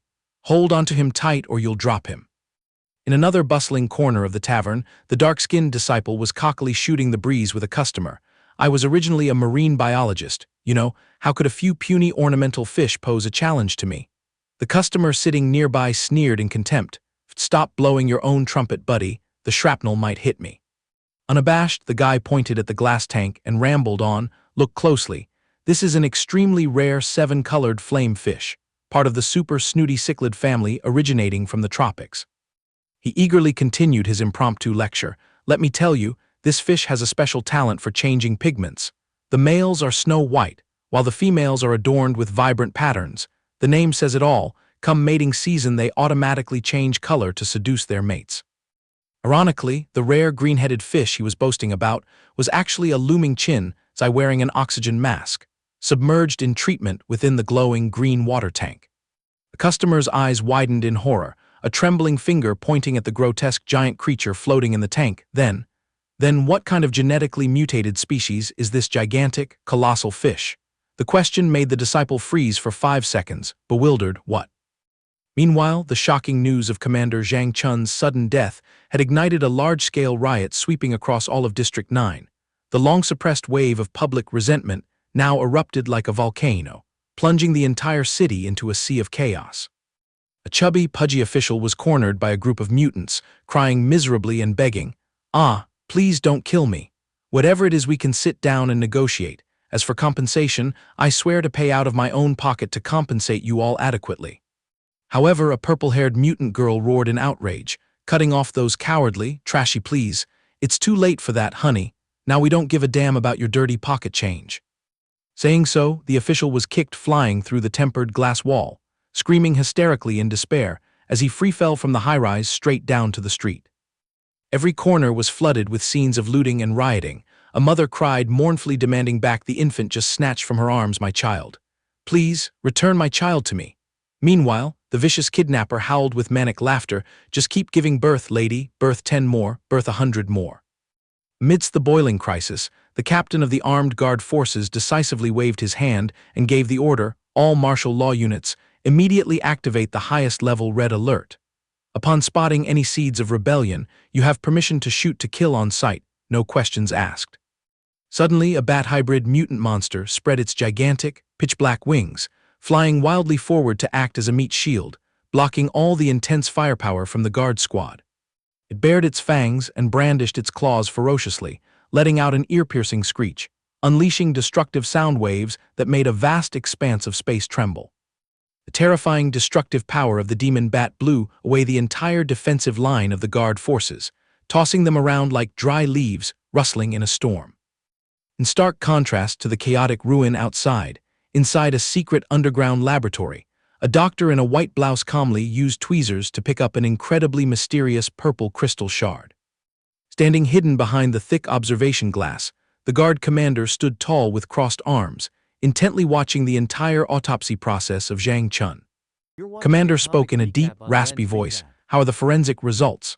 The researcher promptly reported, "We have just successfully isolated a strange cell sample from the scratch marks on Zhang Chun's corpse. The analysis results indicate this is an alien organic tissue, completely unmatched with the victim's DNA. It is highly likely that this is residue left behind by the perpetrator." The commander's face hardened as he turned to instruct the red-haired mystic, "Time is no longer on our side. I must trouble your excellency to immediately deploy the next step." The red-haired man smirked slightly, laughing arrogantly, "Trivial matter, just leave it to me." He added with a voice full of scheming, "At all costs, you must track down the whereabouts of that mutant. What Chi Huang craves is the Zhan Ling blade stabbed into his body." At that exact moment, a knock on the door interrupted the briefing. A solemn guard walked in to report, "Sir, the Corps members have all assembled." The commander nodded in satisfaction, waving his hand to issue the order. "Very good. Immediately convene an emergency meeting. Launch the operation to quell the rebellion in District 9 at once." At the same time, deep inside an ancient, gloomy catacomb, a human skull ablaze with eerie green flames was perched imposingly on a moss-covered rock wall. A figure clad in black ancient attire leisurely carried a stone tray, strolling along the dark, silent corridor reeking of death. He carefully set down a jar of viscous dark purple liquid and a pure silver bowl right next to the hilt of an ancient sword. He pulled out a razor-sharp dagger and sliced a long gash across his own palm, wincing slightly as he endured the pain, letting drops of deep red blood drip one by one into the silver bowl. He knelt prostrate before the treasured sword, respectfully offering the sacrificial tribute with both hands, his face exuding utmost devotion and solemnity. He squeezed his eyes shut, concentrating his spirit and circulating his energy. Instantly, the eerie jar of liquid nearby suddenly boiled vigorously, frothing with white foam. Right beneath his feet, a magical array flashed with blinding light, dragging along a hurricane of spiritual energy swirling like a tempest. Shifting the scene to another front, the bloody conflict between mutant gangs across all corners of the city was still raging brutally, with no signs of cooling down. A giant mutant rhinoceros monster bared its fangs and roared, shattering eardrums, frantically ramming through every obstacle in its path. It furiously headbutted the wooden gate of the Yin Wu Chang Tavern, creating an earth-shattering tremor that made everything vibrate violently. But unfortunately for it, an invisible barrier bluntly repelled the monster, sending it tumbling backwards several times in a pathetic display. The beast's head was now dizzy and spinning, seeing stars as if tens of thousands of them were dancing around it. Didayo reached out to hastily hang a closed sign outside, then peeked through the door crack, pitying the ruins as he smacked his lips and muttered, "The streets outside are a total pigsty right now. Lucky we have Sister Qing's barrier shield holding up, otherwise this tavern would have been flattened a long time ago." Inside the soaking tank, Qin Xi still obediently held the breathing tube in his mouth, deeply asleep amidst the bubbling medicinal water. On the outside, Haisha paced back and forth impatiently, grumbling, "If we keep soaking him like this, My Qin is going to bloat up like a salted fish. Do you guys not have any other brilliant ideas? Zhang Liqing exhaled a trail of white smoke, replying blandly, the pressing matter at hand is to find a way to safely extract the Zhan Ling blade from his body first. The bustling disciple brought out a steaming bamboo steamer, warmly offering, surely you esteemed guests are starving by now, have a little bite to warm your stomachs. The irritated pink-haired girl immediately shot him a glaring look. Things are at a boiling point right now. Who the hell has the mood to chew and swallow? Dadao hurriedly turned to the blonde former captain for help. Hey little lady, you're the tech guru around here. Check if there's any machine capable of pulling that blade out without sending the kid to meet his ancestors. Blonde girl frowned in thought, then bluntly assessed. At the Infang Bureau headquarters, there's a whole array of top-notch machinery specifically for treating critical trauma cases like this. But if you're asking to bet his life on your archaic fish tank, the risk factor is truly on red alert. The harsh words made Dadao choke on his saliva and cough violently. What did you just criticize? Right then, Haisha narrowed her eyes scrutinizingly, twisting her words. Aha, so you mean to use the pretext of saving Qin Xi to herd us all into your Infang Bureau's trap, and then conveniently use the machines to cut open his stomach and pluck the spirit out, right? Killing two birds with one stone, how clever. The former captain could only let out a helpless sigh in the face of her companion's extreme paranoia. Then she snapped back irritably. If I really wanted to play dirty behind your back, I'd just make a single phone call, alert the guards to raid this whole nest, and it'd be over. Why on earth would I put my own head in a noose, pushing myself into such a dilemma? Finishing her sentence, she angrily stomped her heel on the wooden floor, cracking the floorboard in two to vent her frustration. Aisha was not one to be outdone, crossing her arms and shooting a sharp sideways glance, throwing a tantrum and stomping your feet to intimidate people again. Looking at that face full of schemes and tricks, only heaven knows what devilish trick you're planning for your next move. Former captain broke into a cold sweat, massaging her forehead and complaining tiredly in her mind. My luck must be truly rotten to get stuck with this erratic teammate. It feels like having a human surveillance camera installed over my head, scrutinizing every single hair. She's clearly just picking fights and finding faults on purpose. Witnessing the two beauties glaring and growling, rolling up their sleeves ready to eat each other alive, one shouting, "Do you want to start a fight?" The other yelling back, "And what kind of trick are you pulling?" Dadao turned pale with fear, sweating profusely as he awkwardly rushed in to intervene. Hey now little sisters, harmony is a virtue, cool down and take it easy. Just as the atmosphere was as taut as a snapping string, the Zhan Ling blade resting on the floor suddenly emitted an incredibly eerie green aura. Zhang Liqing clamped the cigarette tightly between her lips, narrowing her eyes to stare at the sword, then exclaimed in astonishment, "Everyone look quickly. The Zhan Ling blade is starting to undergo a bizarre transformation." Qin Xi groggily regained consciousness amidst a surreal, foggy space. He looked around in bewilderment, muttering as he scratched his head, "Let's see. What kind of forsaken corner of the world have I drifted into now?" Back to reality, the pink-haired girl kept whimpering and wiping her anxious tears. Meanwhile, the blonde former captain panicked as she looked at the digital readout flashing red incessantly. This is bad. Qin Xi's heart rate has exceeded the average threshold by a whopping 20%. His neurons are also facing severe destruction. Zhang Liqing furrowed her brows tightly, focusing all her energy on sensing the spiritual fluctuations in the room. She muttered to herself, I can sniff out extremely clearly the presence of an alien energy intentionally causing trouble. Could it all just be an illusion?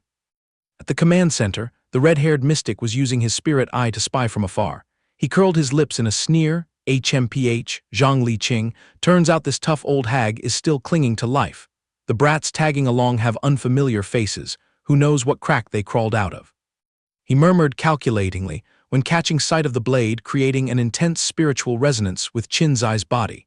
Taking a fatal stab right through the heart like that, even a reincarnated miracle doctor would fold his hands and surrender. Might as well let me.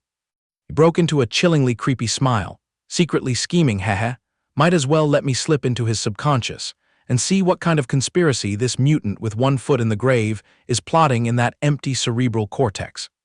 Submerged in the dark subconscious realm of Qin Xi, the thick, swirling darkness swallowed him up, accompanied by labored, exhausted gasps. He wandered aimlessly in a daze through the silent, freezing void, his mind besieged by tens of thousands of questions. Am I awake? Am I still hanging on by a thread, or am I already dead? I don't even know how far I've been wandering anymore. Qin Xi gently rubbed his temples, grumbling uncomfortably. Ouch, why does my head feel so heavy and buzzing as if filled with lead? Wait a minute, what kind of burden is clinging to the top of my head like a starving leech? It turned out the culprit was a miniature pitch-black, goat-horned kid casually gnawing on his hair, leaving Qin Xi caught between laughing and crying, utterly speechless.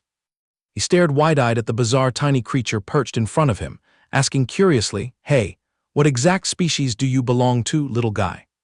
The goat-horned kid bared his fangs and let out a majestic growl, boldly introducing his background, "I am Ao." Instantly, a colossal, towering dark shadow, intertwined with blinding green lightning bolts, suddenly materialized behind him, violently shaking the entire soul space. Qin Xi stared intently at the giant creature in front of him, stammering as he turned to ask the goat-horned kid, "Is that hulking thing your accomplice?" Little Ao crossed his arms and explained, "That is my giant beast manifestation in the human realm. Right now, the Jianling blade is continuously draining this life force. I am just curious to see how you will face this crossroad of life and death." The kid's voice softened slightly. "You don't need to worry about me, just quietly leave this void. Once that blade is done claiming my life, you will be completely free, returning to being an ordinary mortal living a peaceful life. However, he also laid out a second, extremely risky path, or you can bravely pull that weapon out to save me. We will continue to share our lives, fighting side by side even if the future is fraught with thorns." His eyes lit up brightly, looking up at Qin Xi with immense expectation. "Therefore, give me a faint ray of hope so that both sides can explode together once more." Suddenly, countless pitch-black hands surged up from the deep abyss, swarming Qin Xi, ready to drag him down to the realm of death. Qin Xi lost his balance and free fell into the void, frantically reaching out and yelling, "Ow!" The sight made the goat-horned kid below panic and scream, "Qin Xi!" Ao used all his strength to stretch his tiny arm toward him, screaming at the top of his lungs, "Qin Xi, I truly need your help." Qin Xi gritted his teeth tightly, stretching his body to grab that little hand. "Ow, wait for me a second." However, his body suddenly slammed into an invisible spatial barrier, then slid down and plummeted into the deep abyss. At the same time, Ao's giant beast manifestation was being imprisoned, sinking gradually into the vibrant green spiritual light radiating from the Jianling blade. Qin Xi let out a resolute roar, casting aside all fear, striving to reach upward. "Ao, I'm coming to save you." In the blink of an eye, he forcefully kicked off the spatial cubes, shooting forward like a shooting star. Piercing through every mental barrier, Qin Xi channeled his strength, both hands gripping tightly onto the powerful lightning bolt pinned deep within Ao's true form. His hands flared with lightning, his iron will burning and exploding, completely crushing the sensation of torn flesh and shattered bones. He exerted 100% of his power, screaming to the heavens to rip that deadly blade out. At that very moment, a pitch-black shadow loomed behind Qin Xi, dropping a bone-chilling taunt, "Are you really stupid enough to throw yourself at death's door?" He immediately turned back and shouted, "Who are you?" In front of Qin Xi now was an exact replica. It spoke coldly, "Don't panic, I am your true self. Ao has blinded you, remember well your identity as a human." Qin Xi was stunned in amazement, sweat pouring profusely in front of this bizarre figure identical to himself. The doppelganger continued to whisper bewitchingly into his ear, "Haven't you always longed for a simple life here in Chi Huang City? Returning to your old life is the right path. This is a golden opportunity to eliminate him, forcing him to vanish from your body forever." It glared and screamed out of control, "That guy never belonged to this realm in the first place. He is ultimately just a disgusting, wicked beast." Qin Xi held his head and screamed in agony, "No." But the evil thought still gripped his shoulder tightly, pressuring him, "Think about your stable future." He gritted his teeth and swatted that hand away, firmly declaring, "No, you are not me." Outside the conscious realm, the impostor paused briefly with a look of confusion.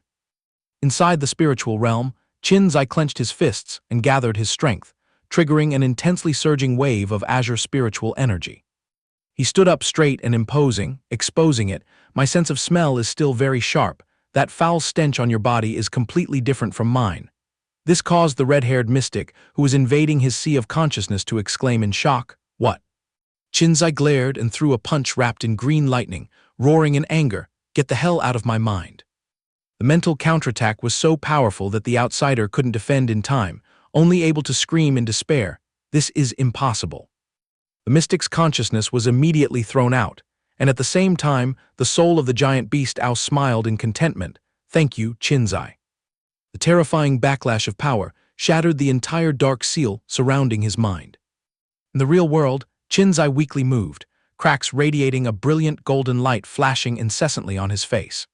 Back at the Linfang Bureau's lair, the mystic threw up fresh blood, staggering backward in agony.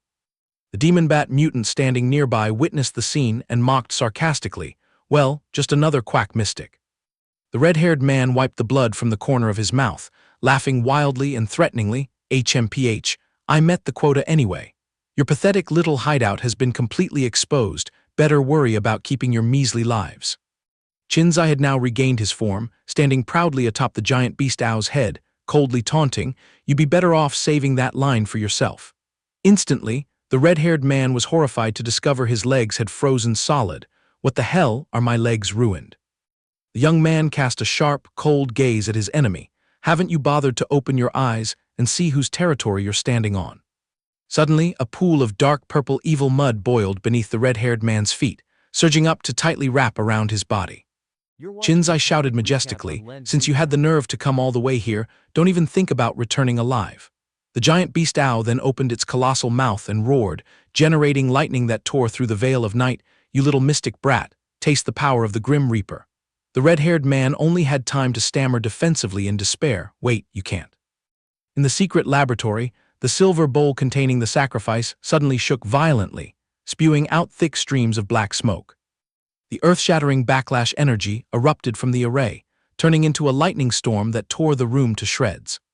The mystic's consciousness on the other end was scorched by invisible flames, making him scream tragically, "Stop it, you bastard." The array exploded into pieces, sending all the sacrificial tools flying in a mess across the floor. The squad of guards stationed outside widened their eyes, petrified by the chaotic ruins inside. The commander's face darkened as he saw the soldier frantically running over. "What are you reporting in such a panic?" he asked in a cold voice. The soldier replied tremblingly, "Reporting, sir, His Excellency the Mystic just encountered a serious accident." Through the crack, the red-haired mystic was pinned tightly against the ruined wall in a deep coma. "We couldn't extract any more information. The medics are currently putting all their effort into saving his life." The commander clicked his tongue bitterly, clenching his fists and cursing, "HMPH, what a useless piece of trash." He turned around to assemble the candidates, loudly issuing the order, "Listen clearly everyone, the plan has changed. Whoever brings the Jianling blade back here first, the commander's seat of District 9 will belong to them." As soon as the words fell, the whole crowd's blood boiled as they cheered, "Transform your forms, let's roll out, brothers." At the same time, under the flickering neon lights of District 9, scenes of vandalism and looting were erupting in utter chaos, completely spiraling out of control. Two mutant hunters smirked as they surveyed the devastation, scoffing, well, these chaotic streets sure look thrilling." His accomplice scratched his head and replied, "District 9 might be tiny, but where on earth are we supposed to find the whereabouts of the Jianling blade now?" One of them pulled out a scanner to analyze. According to an inside scoop from the governor, that weapon is in the hands of a black-haired brat. He's heavily wounded and can't run far, probably just holing up in one of the buildings around this area. The green-skinned mutant grinned belligerently. "Hee. How about we sweep through all the clinics around here and casually snap a few necks to speed up the interrogation?" Hearing this, the silver-haired guy immediately smacked his partner's head and cursed, "Is your brain full of mush? He's an extremely dangerous 5-star wanted criminal. You'd have to be insane to waltz into a public hospital and hand yourself over for handcuffs. As for those underground clinics in District 9, good luck finding one that dares to open its doors to guests at this hour." He lowered his voice and warned, "Furthermore, we are educated mutant hunters. Absolutely no senseless killing. Everything must be done cleanly and quietly." The green-skinned guy grumbled defensively, "I already know that perfectly well, boss." The green-skinned guy licked his lips, baring his razor-sharp teeth to reveal his wild ambition. "I just want to maintain my top kill streak in the guild. The mere smell of blood gives me a rush. Slaughter is my only elegant hobby." At that very moment, an earth-shattering explosion swept across the front of the Yin Wu Chang Tavern, sending up thick pillars of black smoke. The silver-haired guy reacted lightning fast, stepping back into a defensive stance. "Stay focused, something's up." The green-skinned guy also widened his eyes in defense. "Understood, boss." It turned out to be the mutant demon bat from earlier that got thrown out onto the curb. It growled for help. "Hey, you two brats, what the hell are you looking at? Haul your asses over here and help me up." That arrogant attitude left the two hunters dumbfounded, jaws dropping. What the hell is this? Zhang Chun frowned and pressed the two unfamiliar faces. "What? Aren't you guys on the Yujin Duan payroll?" The silver-haired hunter replied indifferently, "What the heck is the Yujin Duan?" The green-skinned guy bared his teeth in a savage grin, lifting Zhang Chun off the ground by his collar. "Hee, I smell prey. My hands are itching. Let me stretch my muscles a bit."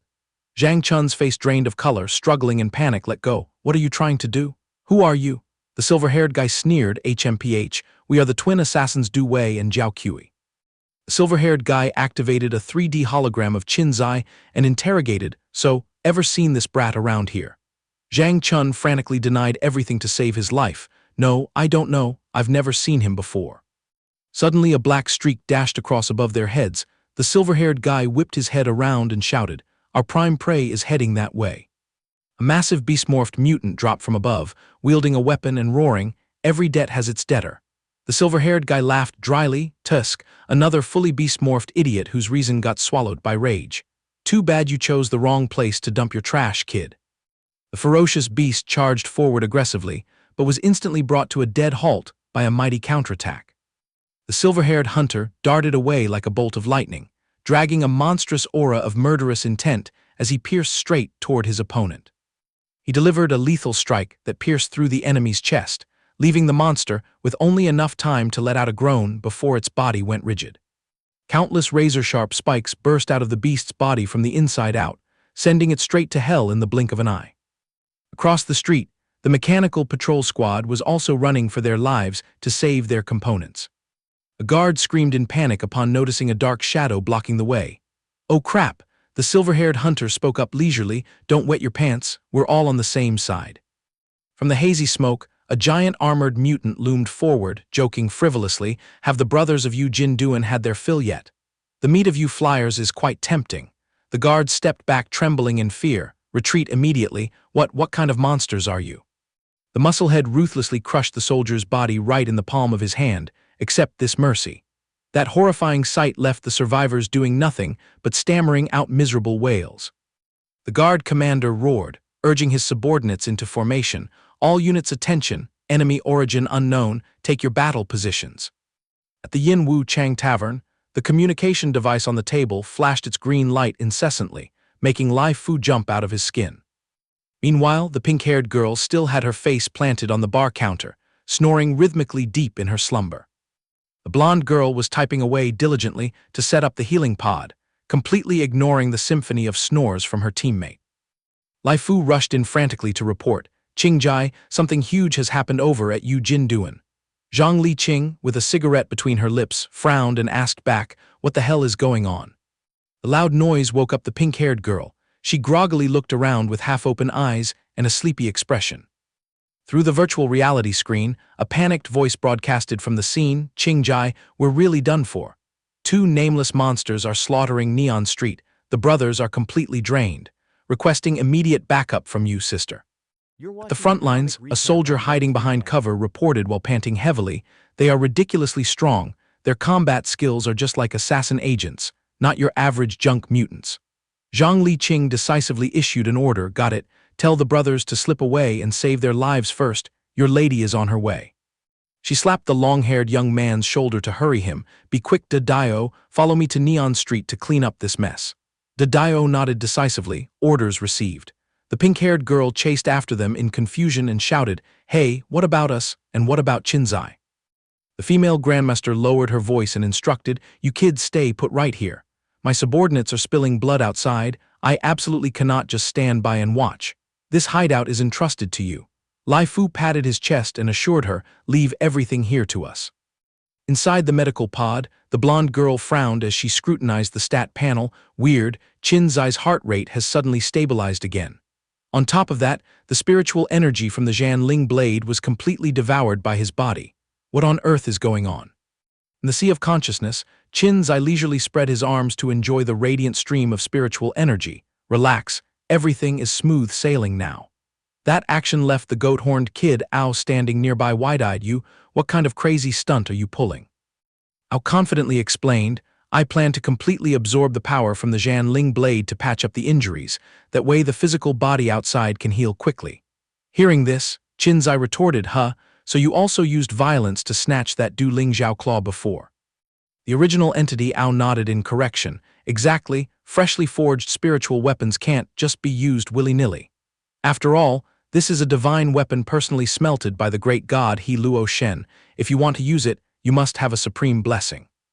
Qin Xi crossed his arms and chuckled dryly with an analogy, so it's just like those feng shui items humans bring home to display and worship.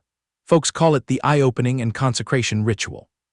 The goat-horned kid clicked his tongue and warned, the catch is, if that old god finds out, he's definitely going to take these two toys back. Therefore, you must exert your own spiritual energy to quickly fuse with Jianling, though it might take some time. After hearing that, Qin Xi enthusiastically rolled up his sleeves, approved, then let's gang up and squeeze it dry of its energy. Back to reality, amidst a sky swarming with reconnaissance drones, the hunter wearing high-tech glasses tilted his nose up in a wicked laugh. Hee, I dare anyone to steal my Jianling. As long as I nab that mutant brat Qin Xi, everything will be wrapped up. A drone fired a glowing red laser beam, locking its target onto the figure of the person lying in recovery. The electronic dashboard displayed biometric parameters, confirming Qin Xi's facial recognition match rate at 93%. The drone hovered and swept the area, turning into hundreds of prying eyes probing every nook and cranny, causing the locals to panic and yell, "We're just civilians, are you guys trying to cause a riot?" The hunter immediately yelled through his megaphone, "All of you shut up, cooperate now." The guy with glasses smirked triumphantly, those idiots only know how to stare like frogs and run around in a panic. Hunters from other factions cursed bitterly, why the hell does that guy get to use a whole drone system to scan the map like that? Playing dirty like this, who can put up with it? Suddenly, drone number 16 was split in half by a beam of light, scattering down to the ground, startling the guy with glasses. Number 16 is down. He frantically redirected number 17 to fly closer and investigate. Number 17, immediately scan and see what's going on. As soon as the drone approached, it crashed straight into an invisible wall in the air, causing its master to widen his eyes in shock. What the hell is this? A transparent barrier? Could it be a defensive ward? Breaking into a cold sweat, he immediately recognized the issue. This is definitely the ward magic of a mystic arts master. Without any hesitation, he pressed the button to activate the thermal sensor to see through the defensive membrane. Spotting glowing red heat signatures lurking behind the ward, his eyes widened and he shouted in excitement, "Very suspicious," immediately dispatched the death squad to tighten the encirclement. The entire drone fleet immediately got into position, ready to unleash their payload. The guy with glasses growled his command, "Concentrate your firepower and smash this obstacle of a barrier for me." Receiving the directive, the swarm of iron bees simultaneously throttled up, launching dozens of miniature missiles that tore through the air and plummeted down. The devastating bombardment ignited a raging sea of fire, leveling half the street and crushing a section of the tavern's ceiling. The terrifying aftershock hurled the three people inside face first onto the floor, as bricks and mortar showered down, covering their hair. Qin Xi, who was in closed-door recovery inside the healing pod, also took the full brunt of the aftershock. The bubbling, boiling water made him choke, coughing violently in fits. The sturdy psychic barrier finally reached its limit, shattering into 100 pieces that fluttered down onto the ground. Lai Fu cried out in tearful panic, "We're totally doomed. Qing Ji's defensive shield has shattered to pieces. Our hiding spot is completely exposed." Hearing the deafening noise, the hunters loitering nearby hurriedly swarmed over to see what was up. What happened? That explosion echoed from over there. Hurry up and go check it out. The blonde female ex-captain stared up at the ceiling and muttered, "It's a drone fleet. They've mobilized a whole unmanned legion to hunt us down." Hai Sha, standing nearby, clung to the window sill and shouted, "Look, our whole crew is completely surrounded." A squad of armed soldiers blocked off all escape routes, threatening through a megaphone, "The people inside better be smart and surrender with your hands up. We promise to be lenient and spare your lives." Aisha hurriedly turned her head and asked, "What do we do now?" The ex-captain immediately gritted her teeth and made a decision. "Looking at this, Qin Xi won't wake up anytime soon. I will personally step out to stall for time. You two pack up and sneak him out through the back door." The pink-haired girl hastily tried to stop her. "How can you do that? It's too risky." But the blonde girl calmly replied, "Don't worry, don't forget my title as captain of Infang Sea is still very much valid. I bet my life they wouldn't dare touch a single hair on my head." On the outskirts, the hunter wearing sunglasses fiddled with the control panel, grinning despicably. "Hee hee, you two girls don't need to waste your energy drawing up plans." He decisively pressed a button, activating a suicide drone that plummeted like a kamikaze bomb, crashing right into the window frame. The blonde girl had barely poked her face out into the courtyard, not even having time to negotiate, when the flying object obliterated the arched roof in a massive explosion. The wooden ceiling collapsed, bringing down tons of debris. Lai Fu frantically clutched his head and shouted loudly, "Get out of the way, get down on the floor." A roaring ball of fire flared up, swallowing the remaining half of the Yin Wu Chang Tavern amidst everyone's sheer bewilderment. Seeing their headquarters smashed to ruins in the blink of an eye, the blonde girl glared fiercely and roared in resentment. "You inhumane bastards, what kind of sick trick did you just pull?" A pungent burning smell filled the air, as Hai Sha and Lai Fu slumped over, falling unconscious amidst the scattered rubble. Even the recovery machine had its protective glass shattered. Half-blue, half-purple spiritual energy sparked continuously around Qin Xi's body floating inside. Immersed in the brilliant light, Qin Xi was currently swollen and as red as a boiled shrimp amidst endless currents of electricity. The life support monitor flashed a glaring red light, blaring its sirens continuously due to erratic blood pressure readings, just like an outdated machine operating way past its capacity. Instantly, the young man delivered a kick that smashed the door and emerged. His groggy, half-awake face, coupled with his bulging muscles, was reflected under the blinding radiance.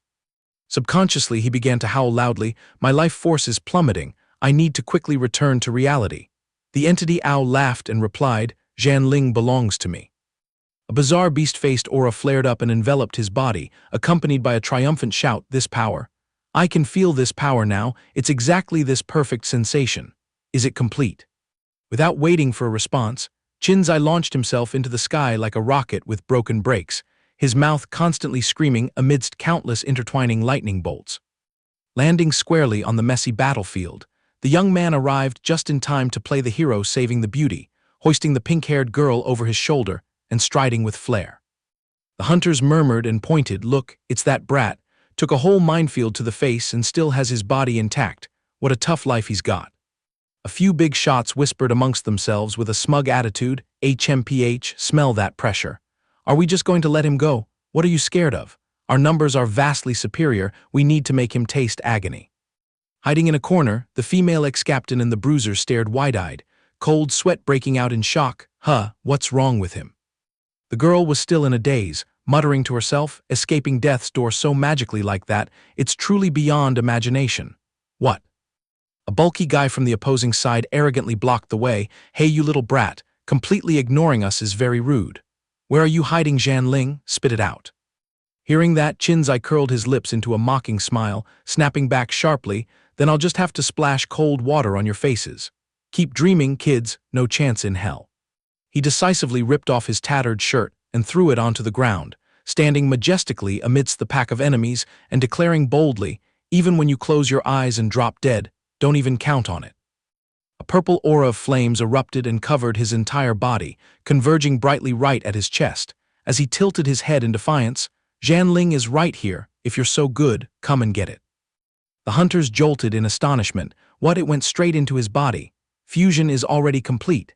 This little bastard dares to twist the tiger's whiskers. Brothers charge. Whoever grabs it first gets it all. Being besieged, Qin Xi gritted his teeth and grumbled, "I'm hungry and thirsty yet forced to do manual labor. What a nuisance.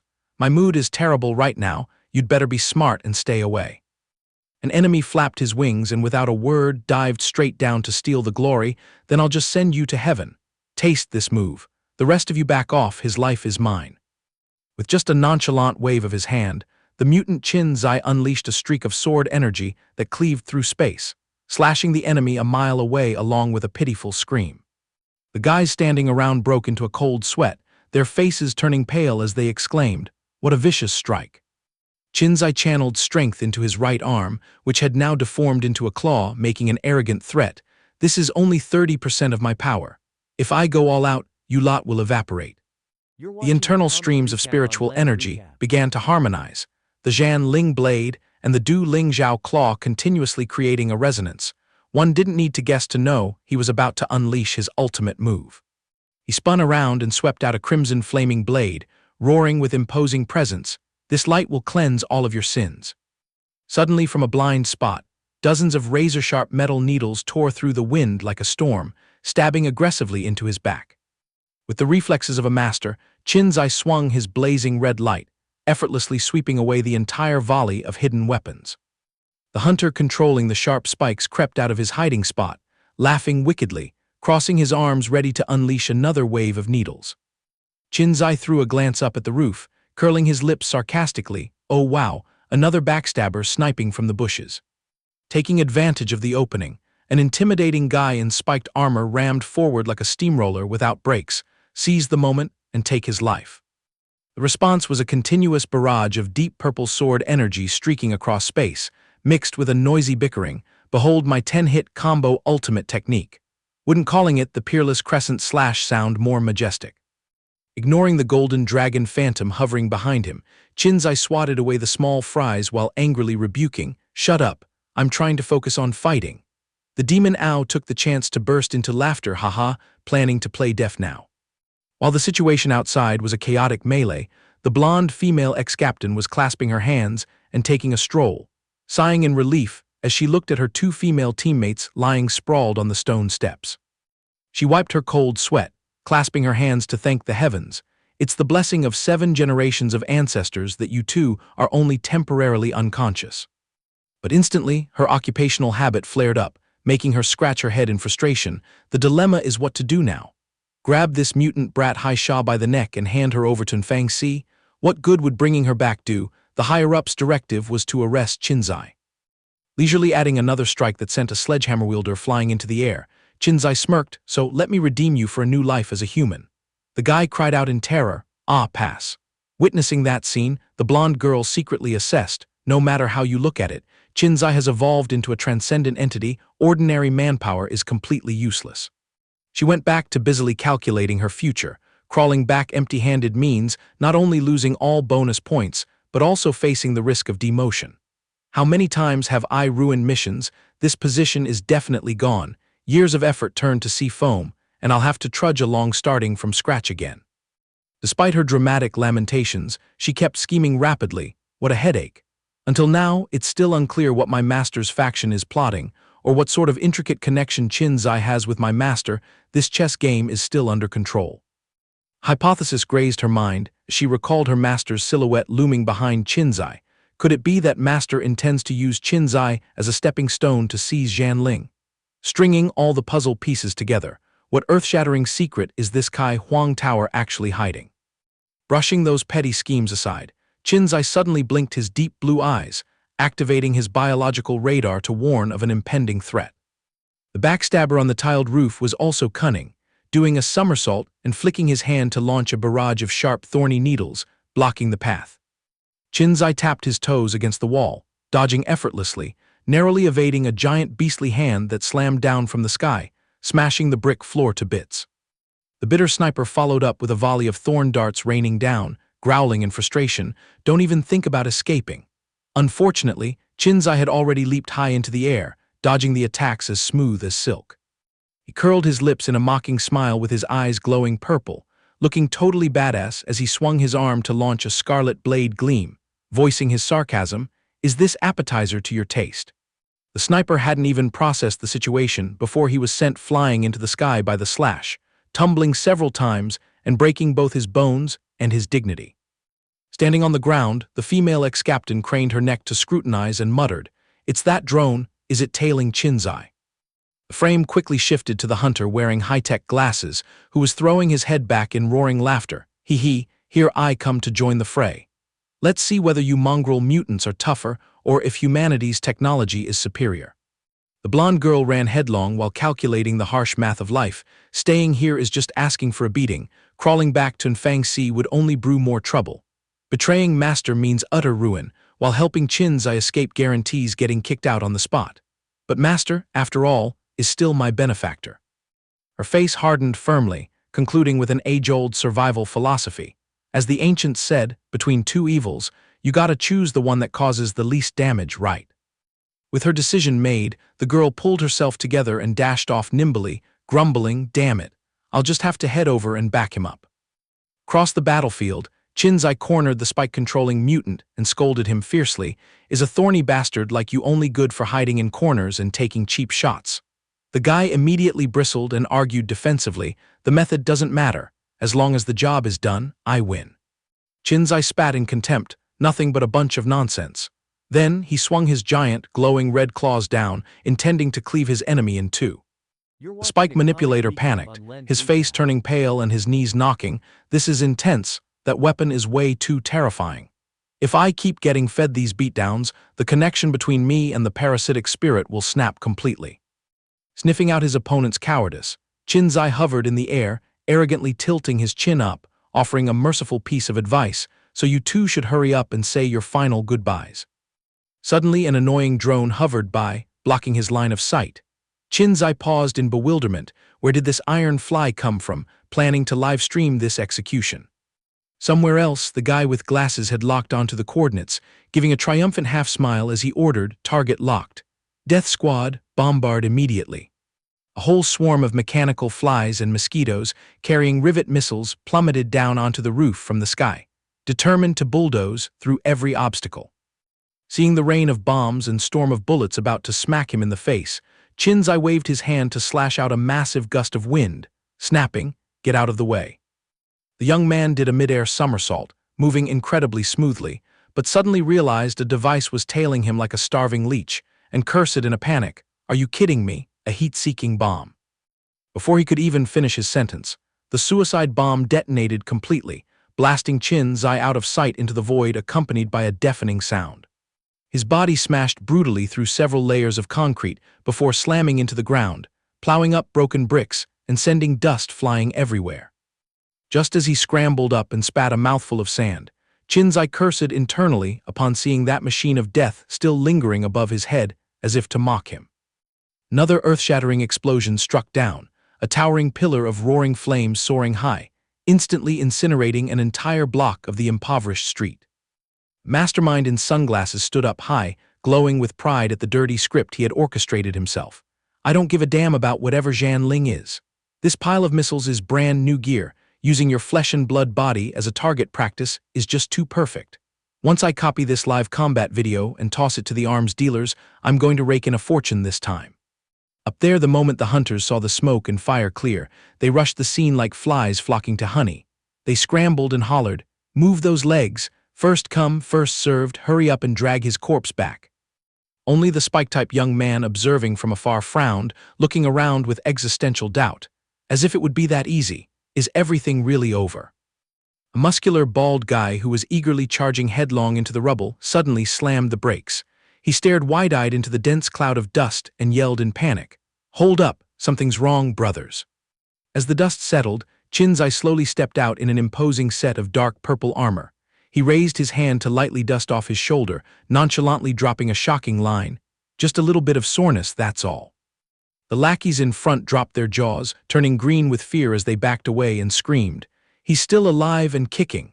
Even the guy with glasses lost his triumphant smile in a flash, his mouth gaping in terror. "An immortal body? How the hell is this possible?" Ignoring the gazes of both terror and awe, Qin Xi stomped his heel firmly onto the ground. He dashed off at a wind-tearing speed, causing the bricks and stones beneath his feet to shatter and scatter everywhere. In his fully enhanced armored state, his eyes sparked with purple lightning full of murderous intent. His mind at this moment was locked onto one single goal. He had to find the one holding the control panel for those missiles. In the air, the system's rapid voice echoed, "Death squad, prepare." On the ground, the hunters frantically tossed all their weapons away, hiking up their pants and scattering in panic. "Sorry, boss, running is the best policy. This deal is too bitter to swallow." That mess of chaotic sounds reached the ears of a fully hooded figure observing from a distance. He muttered cryptically, "The monster of District 9. Right when things were at a boiling point, a bunch of guys tightly bundled in felt hoods leaped out of nowhere like Ninja Turtles. They chanted in unison, a slogan reeking of an action movie, "The Mystic Arts Masters are here to back you up." In response to that enthusiasm, Qin Xi, with a radiant purple aura swirling around him, immediately channeled all his power into his fists, ready to send the whole lot to meet their makers. The scarred face of the ninja completely deformed under a 1,000-pound punch. However, before he collapsed, he didn't forget to drop a sarcastic remark. "Is this meager trick all you've got?" Without letting the lackeys stabilize their formation, Qin Xi spun around and unleashed a barrage of purple energy slashes. The fatal attack knocked them all into the air as if they were performing a juggling act. One of them spewed out a mouthful of pitch-black blood before he could even open his mouth. Unfortunately, the bloodstain ruined his felt coat that looked like it was freshly bought from a night market. Surprisingly, a sleek black supercar zoomed onto the battlefield with a deafening screech of tires. It was a showy entrance as if the final boss was arriving, but it turned out to be just a prop to block the way. The remaining hooded guy broke into a cold sweat, hurriedly raising both hands, intending to cast dark magic to halt his opponent's advance. He forced out a bitter roar. Who would have thought Qin Xi didn't bother using any flashy moves? He merely landed lightly on his heels. Annoyed by being constantly blocked, Qin Xi immediately condensed a glowing energy blade and darted forward. He concluded coldly, "Fine, then I'll deal with this busybody mystic arts master first." The razor-sharp blade swung up, cleaving the unlucky truck, blocking the way into two in the blink of an eye. He closed in on his target as fast as a ghost, boldly declaring, "The car-dodging game ends right here." However, the felt-hooded guy quickly cast a displacement spell, erecting a solid defensive wall right in front of him. Seeing this, Qin Xi slashed straight forward without hesitation, producing a majestic blue wave of sword energy. He shouted loudly, "This move is called striking the cow across the mountain." The terrifying power channeled deep into the ground, then erupted violently, tearing the defensive wall in two. Shattered chunks of concrete and bricks were blasted high into the air, creating a spectacular explosion straight out of an authentic action movie. Looking at his enemy flattened on the ground, Qin Xi coldly interrogated, "Still won't give up. Just how much bounty did you guys get?" But the guy still tried to force himself up, stubbornly replying, "Follow us to meet the governor, and everything will be clear to you." He hadn't even finished his sentence when a swarm of drones from the sky swarmed in again to crash the party. The mindless rain of missiles didn't bother distinguishing friend from foe, detonating right on top of the gray-shirted guy, leaving him only enough time for a single tragic cry. Writhing amidst a sea of rosy flames, the mystic arts master bitterly let out his dying lament. These damn missiles really came at the wrong time. Over on this side, the blonde ex-captain was nimbly climbing up a towering iron staircase. Standing in a windy spot, she began to assess the battle situation. "With my current strength, I, Bu Feng, cannot directly assist Qin Xi. Those people picking a fight with him are truly out of luck. The urgent matter right now is to find out who is controlling that drone fleet." Using her wealth of professional experience, she muttered her analysis. "Based on my training, the controller must definitely be hiding on a hillside, a rooftop, top of a vehicle, or some high vantage point. When the drones fly in a circular trajectory, the center of the circle is the most suspicious spot. Furthermore, the all-encompassing angle of observation is located on that high point over there." Her sharp gaze immediately locked onto the cluster of distant skyscrapers. Her keen intuition helped her recognize instantly that this was the missile launch site. Her eyes gleamed with determination, confidently locking down the target. "The location of the hider has been seen through by me." Returning to the battlefield obscured by dust and smoke, the stealthy spike-type guy had been lying flat on the ground this whole time to dodge bombs and bullets. Qin Xi stood tall and weather-beaten amidst the sea of fire. He threw a glance at the charred corpse of the enemy who had just been wiped out by his own accomplices, offering a sarcastic remark, "Truly a case of reaping what you sow." He clicked his tongue in regret as he looked at the ashes of the gray-shirted guy. "I originally planned to capture one alive to interrogate what the hell they need Zhan Ling for. What kind of conspiracy are the governor pulling the strings and his lackeys actually brewing?" While he was in irritable thought, a drone hovered past. Instantly, a sharp claw swung up and smashed it to pieces. It turned out the spike-type guy had scrambled back up to show off. Seeing this, Qin Xi spoke up in a teasing tone, "Still won't get lost, or do you want to come back and offer up your life?" Looking at his only clue that had just been turned into a pile of scrap metal, Qin Xi was speechless with resentment. "Are you stupid? I was planning to follow that drone to track down the controller's hideout." The thorny guy slicked back his hair, sighed, and put on a rare, sincere expression.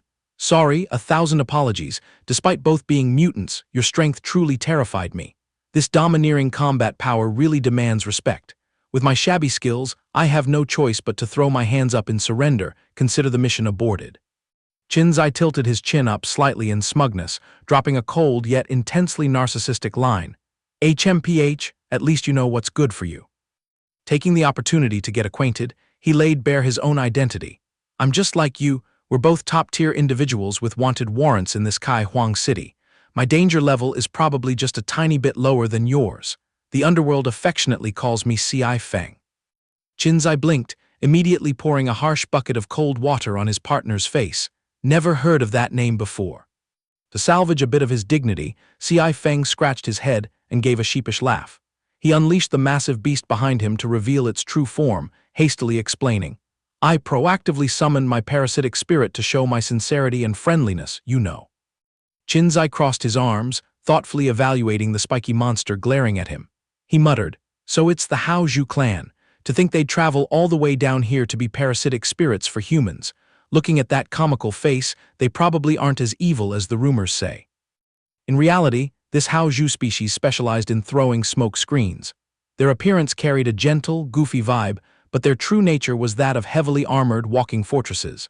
Other fierce beasts hesitated to clash with them, so this species practically had no natural predators. Seeing the other guy acting like a smooth talker, Qin Xi raised an eyebrow in scrutiny. After all that rambling, what exactly do you want right now? Planning to ask to join my party to fight side by side with me? Ci Feng quickly waved his hands in denial. No, I just came with the good intention of tipping you off with some classified intel, absolutely no ill will intended. The guy started spilling a string of deep-seated secrets. Ever since the Shenzhou chapter was dealt with, the 9th district has been in complete chaos.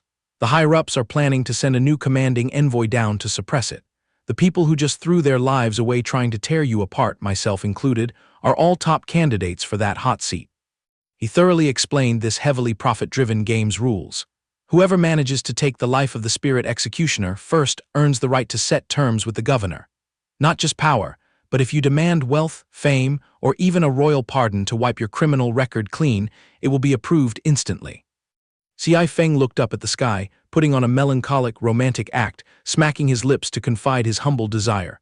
As for me, I just want to cross my name off that damn wanted list, then pack my bags, leave this toxic city, and go back to my hometown to raise fish and grow some vegetables. After hearing the touching story, Qin Xi immediately splashed him with brain-freezing cold water. Oh, then my condolences to you. I'm afraid that tiny wish of yours is going down the drain. With your skill level, where is your winning chance? Despite being mocked, Ci Feng didn't flinch. He turned around, preparing to slip away, throwing back a deeply meaningful probing question. I think someone like you must also be craving what they call absolute freedom, right? Qin Xi let out a cold snort, replying with a reckless attitude. So what? Right now, anything associated with me turns into a fat piece of meat for those bloodthirsty hounds to swarm and hunt down. Ci Feng immediately interrupted, acting mysterious. Ah no, that's just because you haven't experienced enough of the real world. Ci Feng began painting a bright future. As long as you grind enough to exchange for a normal citizen ID card of Chi Huang City, the wanted criminal label will instantly vanish from the system. Those robotic cops will automatically view you as a law-abiding citizen, restoring all your basic rights so you can breathe freely in this bustling metropolis. Wrapping up the point, he flashed the smile of a veteran. Though you can't exactly beat your chest and claim to rule the underworld, at least you won't have to live in constant fear of being stabbed in the back every time you step out on the street. Qin Xi furrowed his brows in thought, his nose catching a faint scent of something unusual. Is it really that sweet of a deal? Sounds a bit too good to be true.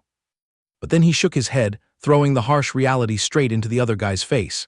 You're thinking way too naively. The mess I just made has definitely reached the governor's ears. Right now, I just want to sit back and watch how far this script gets pushed. In short, I'll cross that bridge when I come to it. Ci Feng looked at Qin Xi with concern, dropping a risk-filled warning. If you keep playing this laid-back style, sooner or later you'll be wiped out completely. You might even drag your parasitic spirit down to the grave with you. That sentence made Qin Xi fall dead silent for a moment. The corner of the guy's mouth twitched into the bitter smile of someone full of scars. A total rookie like you fundamentally doesn't understand the rules of the game in this land. Once you bear the title of a mutant, your life is basically thrown away. They will grind you down until the day you die. Suddenly, Ci Feng's eyes turned sharp. He laid his cards on the table regarding a backup plan, There's still one path to turn the tables, and that's also my next stop. Anyway, you don't have any brighter options left, right? See that giant Chi Huang tower in the distance. Following the direction of his pointing finger, a colossal, towering spire was radiating a bewitching light, piercing right through the thick curtain of fog. Qin Xi maintained his lazy posture, shrugging and stretching. If I had the free time and wanted to walk right into a trap, I'd rather go straight to the Qin station and turn myself in. Why bother those big shots up there? Are they collecting small fries like me for display? Chi Feng immediately provided a crash course on urban power dynamics. That hidden figure you call a big shot is none other than Chi Huang, the supreme ruler of this Chi Huang city. That old man and a few top-tier factions sit together to divide the power, drawing up the rules of the game to hand out what they call a fake balance for this place. His brain processing at lightning speed, Qin Xi connected all the dots. So it turns out that Xi's frantic purge of parasitic spirits is also orchestrated by these bigwigs pulling the strings behind the scenes. Chi Feng nodded smugly. Spot on, my friend. Noticing a contradiction, Qin Xi immediately retorted. Well said. Then aren't you afraid that showing your face there will get you stripped bare, and they'll even rob you of your pet Haozhu? Chi Feng let out a heavy breath, replying in a desperate tone. That's exactly why I have to throw away my dignity to take this gamble. I'm going all in to see what fate has in store. Realizing he couldn't lead Qin Xi by the nose, the guy scratched his head, preparing for an honorable retreat. Who knew man's calculations couldn't beat heaven's, thought I picked up a sweet deal, but ended up grabbing a tough bone like you. Hearing the other party shower him with compliments about his strength, Qin Xi immediately slicked back his hair, his eyes shining brightly as he drowned in the illusory aura of glory. Wow, getting a morale boost feels great. Suddenly having someone call me badass makes me feel incredibly smug. Please let me bask in this vanity for a little while longer. Seeing Qin Xi's quirky behavior, Chi Feng burst into a hearty laugh. Haha, all right, I won't bother beating around the bush and acting mysterious with you anymore. He decided to drop the final secret bomb before escaping. Soon, Chi Huang City will kick off a grand martial arts tournament exclusively for mutants called Duzheng. This event is only held once every 5 years. Chi Feng began outlining the grand scale of the event. This is a uniquely designed, blood-soaked arena. When the time comes, tens of thousands of mutants will tear each other apart like moths to a flame, every single one harboring their own schemes. The champion won't just take home a massive prize pool, but will also be personally granted a special pardon by the Lord, completely wiping their past clean. Finding it appealing, Qin Xi narrowed his eyes calculatingly, silently mapping out plans in his head. If that's really the case then. Suddenly, the spiky guy pointed his hand back toward the glowing tower, finalizing the location. That Duzheng arena is set up right inside that giant tower over there. Qin Xi kept his eyes glued to the sparkling tower while mentally calculating the potential gains. That means the one who lifts the trophy can toss their wanted criminal label into the trash, and all the stains in their past will be wiped completely clean. No joke, that's a high-quality whitewashing script crafted by the top brass. Chi Feng exposed the bitter truth behind the glamorous facade. Their core purpose is to use this death game to pick out a few of the toughest lackeys to work for them. But for nobodies like us, getting our criminal records erased and having a chance to change our lives is exactly killing two birds with one stone. The sweet words fell perfectly into his ears, but Qin Xi still feigned skepticism. Can we really eat a pie drawn this big? Meanwhile, Chi Feng had already turned on his heel to walk away. He laughed loudly, leaving behind a solid declaration. Haha, the bottom line is that I will definitely be there. From now on, I have to go into closed-door training to level up my skills. Suddenly, he looked back, his eyes burning with the flames of battle. Next time, if we're unlucky enough to clash in the arena, I firmly believe I won't be lying flat on my face like I am today. Finishing his sentence, Chi Feng gathered momentum and dashed away like a gust of wind. He only left behind a greeting reeking of the underworld. Farewell, until we meet again. Just as the guy's silhouette disappeared, Qin Xi smirked, whispering to the dragon hovering behind him. Is Duzheng really as easy a meal as he boasts? Immediately, the parasitic beast confidently confirmed, I'm overly familiar with this whole affair. He cast his gaze through the hazy void, visualizing the upcoming bloody spectacle. If it's just as that Chi Feng bragged, then when the time comes, countless mutants from all directions will tear each other to pieces just to pursue their own illusions. In another dark turn of events, a heavily scarred mutant was kneeling and begging a bald boss, sweating bullets. Even though the reward is very generous in reality, what's behind it is just harvesting the failed mutants. I beg you, please honor the agreement. You can make me work like a horse or a dog, but please don't take away my parasitic spirit. I will die. Turning to Qin Xi, he stroked his chin, wondering about that martial arts tournament reeking of deception. With such a steep price to pay, why are there still so many mutants blindly diving into the risk? The evil dragon Ao flew in circles, leisurely explaining the ways of the world. Because the vast majority of them are blinded by the greed for fame and fortune, ready to bet the rest of their lives on a game of life and death. Ao kept rambling on, his eyes shining as if seeing a mountain of gold, but I have to admit, the rewards offered by the organizers truly make people blind. Even a beast race like me is moved by it. Hearing this, Qin Xi could only sigh helplessly. It's true that under a heavy reward, there are always those who will risk their lives. Putting on a deeply thoughtful dragon face, Ao spoke up to ask his partner. Furthermore, the tournament rules change drastically every time. It's unclear what variables there will be this year. So, Qin Xi, what are you planning? The corner of his lips curled into an arrogant smirk. Qin Xi locked onto the most practical goal. I only care about the immediate benefits. The winner gets a special pardon and becomes a free citizen. That way, you and I will have absolute safety. I want to give it a try. Right after he finished speaking, an ear-piercing buzzing sound cut off his train of thought. Qin Xi frowned, turning around to glare daggers at the pitch-black drone hovering and staring intensely at him. The drone's lens immediately panned over to the bleak, gray industrial ruins in the distance. There, a swarm of drones was aggressively closing in to surround their target. Standing precariously on a rusty iron staircase, the blonde girl Bu Feng waved her hands in frustration, screaming at the machines. Get lost! I am an Enfang Sea captain on official duty. Don't you know who you're messing with? Catching the live feed through the camera angle, Qin Xi's eyes widened in surprise, blurting out in panic. Why is she there? In some dark corner, the guy wearing high-tech glasses curled his lips into a despicable smile seeing the prey willingly walk into the trap. Oh, so now I really believe it. Heh, how interesting. I am really enjoying this feeling of playing around. Keep screaming, keep struggling. Might as well use this as bait to lure that mutant bug out. Seeing an acquaintance fall into danger, Qin Xi tensed his muscles, switching to a four-legged stance to dash across the ground as fast as lightning. Bursting with killing intent, he roared, "It's those damn drones again. This time I swear I'll drag that backstabbing coward out no matter what." Just like that, Qin Xi shot up into the air at wind-tearing speed, rapidly firing off bright red laser beams. Bu Feng ran for her life, sprinting frantically along the spiral staircase. Behind her back, the cold, emotionless kill order of the robots continuously echoed, "Don't even think about escaping."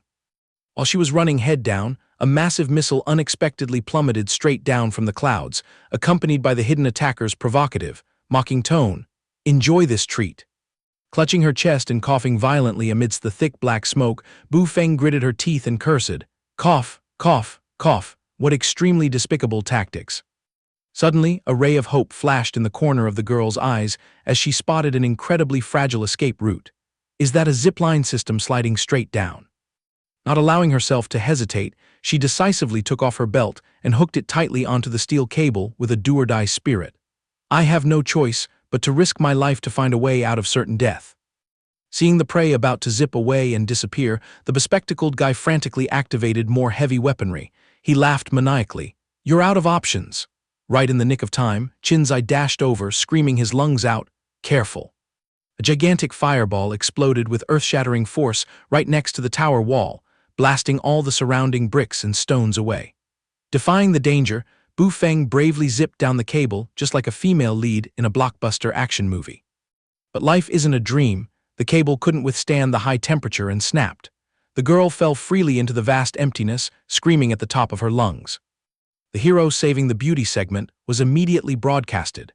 Qin Xi bolted over fast as lightning, spreading his arms to sweep the girl up into the air in a heart-meltingly romantic princess carry. Used the momentum to do a mid-air flip, and then gently landed his heels on the roof of the building. An absolutely safe touchdown with an incredibly skillful screeching halt. Qin Xi set the beauty down while wiping his sweat and letting out a sigh of relief. Phew, luckily I made it in time. Meanwhile, Bu Feng stumbled, unable to stand steady, and let out a soft, coquettish gasp. The former captain's heart skipped a beat, her face turning as red as a tomato. Her head was filled with the shy thoughts of a young girl. This is the first time I've been held so closely by a man. Calm down, I have to stay calm, but I must admit, his muscles are really firm. Hastily taking a deep breath to suppress her pounding heart, the girl hardened her expression, trying to act serious. She patted her chest to reassure herself. I, Bu Feng, have been through all sorts of storms and tempests. Regaining her strong female demeanor, she immediately pointed toward the horizon, assigning an urgent mission. Hurry, the drone operator is hiding to the southeast, inside an abandoned building. Qin Xi lowered his center of gravity, getting into a sprinting stance, and smirked as he accepted the job. All right, leave it to me. He was just about to bounce off and dash away when the girl frantically raised her hand to call him back. Wait, hold on, forcing Qin Xi to hit the brakes and turn his head with a bewildered look. What's wrong? Standing amidst the windy space, Bu Feng looked straight into his eyes with absolute sincerity, dropping an incredibly reliable promise. I will engrave your life-saving grace today into my bones. Regarding the reason why then Fang Xi is relentlessly hunting you and your parasitic spirit, I will explain everything in detail, including all the shady secrets you want to know. Finding it pleasing to the ear, Qin Xi smiled with satisfaction, his purple eyes flashing with excitement. Then see you in a bit. Saying that, he shot up into the sky like a pitch-black lightning bolt. Behind his back, Bu Feng's instructions still echoed across the ruins. We will regroup at the Wu Chang Kian Ding Tavern. Now I have to go provide backup for my master. If you don't see me there, look for me on Naihang Street. On another scorching battlefield, the armored rhino monster was gritting its teeth and glaring, bracing itself amidst a ring of blazing red fire. Hovering high above, the fire-element young man swung his arm to unleash another brilliant blast of fire, loudly urging his teammate, Sister Qing, hold him down. Instantly, the white-haired girl standing on the roof exerted all her strength to counterattack. That's still not enough. Under the girl's exquisite control, a stream of pitch-black ability slithered across the ground like a python, tightly binding the rhino's massive body. Sensing an ill omen, the enemies panicked and yelled at each other. Quick, get out of this fire pit.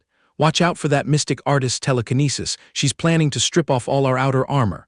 Ignoring his accomplice's advice, the brute rhino tilted his head back and roared madly. Haha, it's too damn hot to bear. I'm going to crush you all. Disregarding the flames burning his flesh, the rhino bent his muscular thighs and sprang into the air. Radiating overwhelming killing intent, he roared, kill them all. Like a tank with broken brakes, he crashed forward, ramming the fire-element young man through multiple layers of the ceiling, creating an utterly terrifying scene of destruction.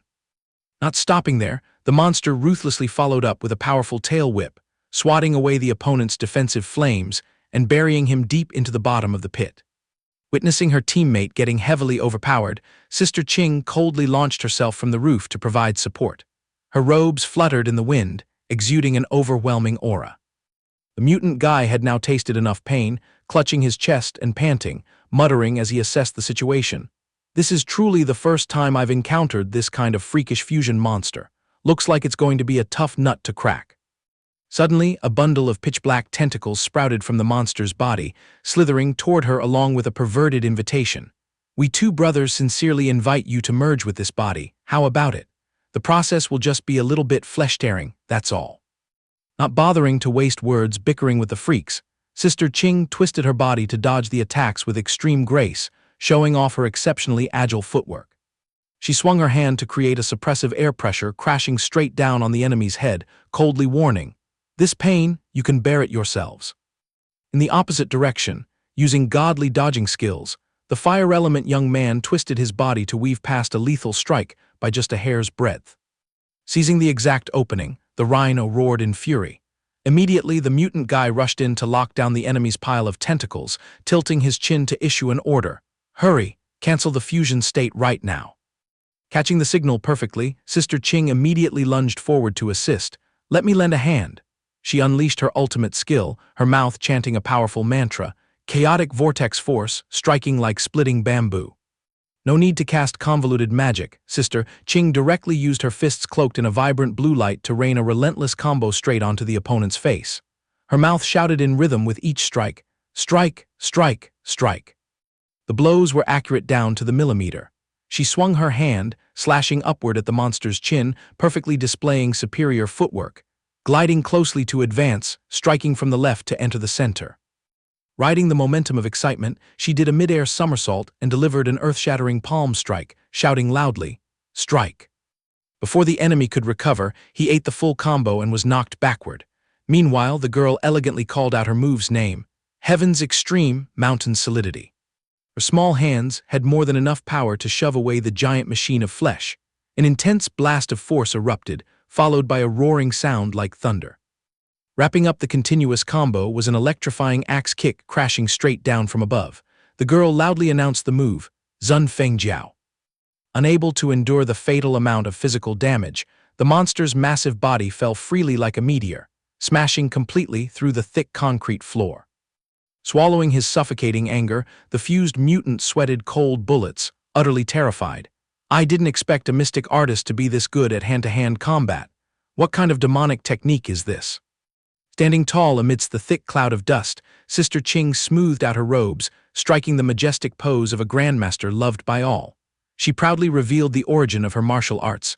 This is an inherited manual from the old world, a technique called Ba Gua Zhang. The mutant guy's face turned pale, his teeth chattering. He mumbled to himself, Ba Gua Zhang? Never heard of that name before. To think there's someone in this world who could push us two brothers to this dead end. Just what kind of deity is this girl?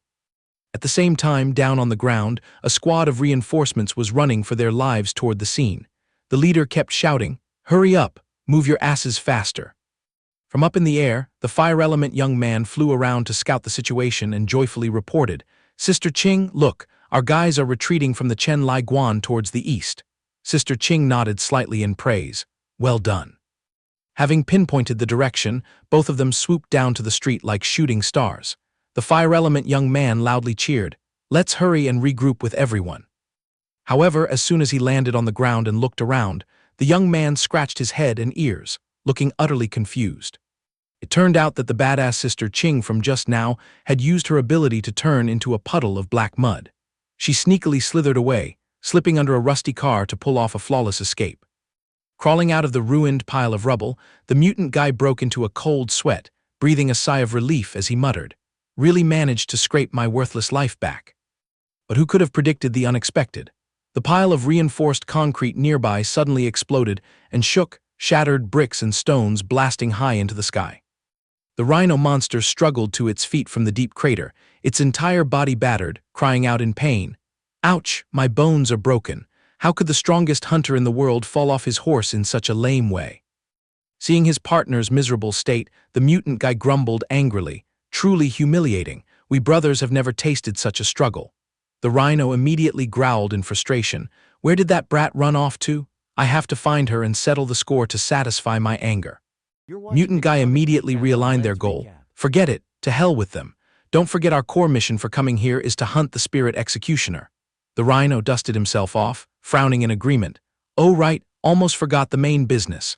Waiting until we catch the spirit executioner before coming back to chop those small fries into pieces won't be too late." Though his mouth offered words of restraint, the blue veins on the white-haired guy's forehead were already bulging. His eyes were bloodshot, fixated on the personal vendetta.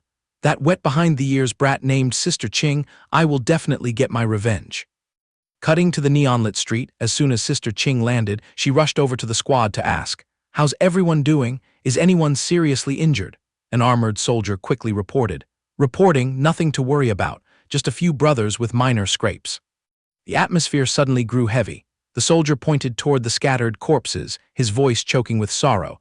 "It's just heartbreaking for the brothers murdered by that one-horned rhino. They were too brutal, chewing up even the corpses without leaving a single bone."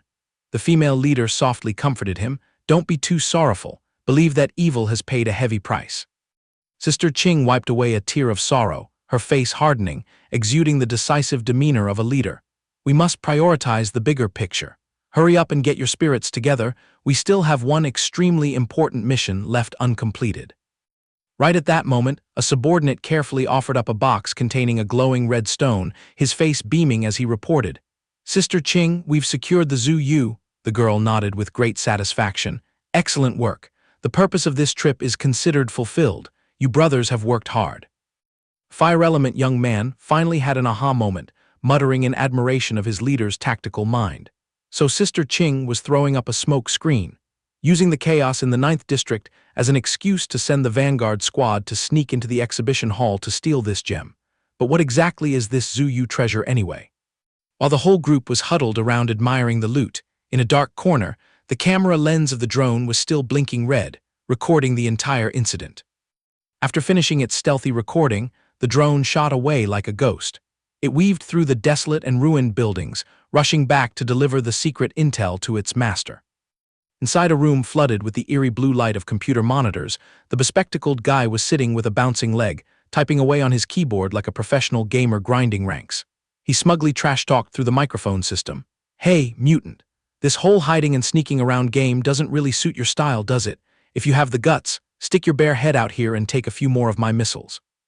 The panoramic view revealed an abandoned skyscraper apartment building.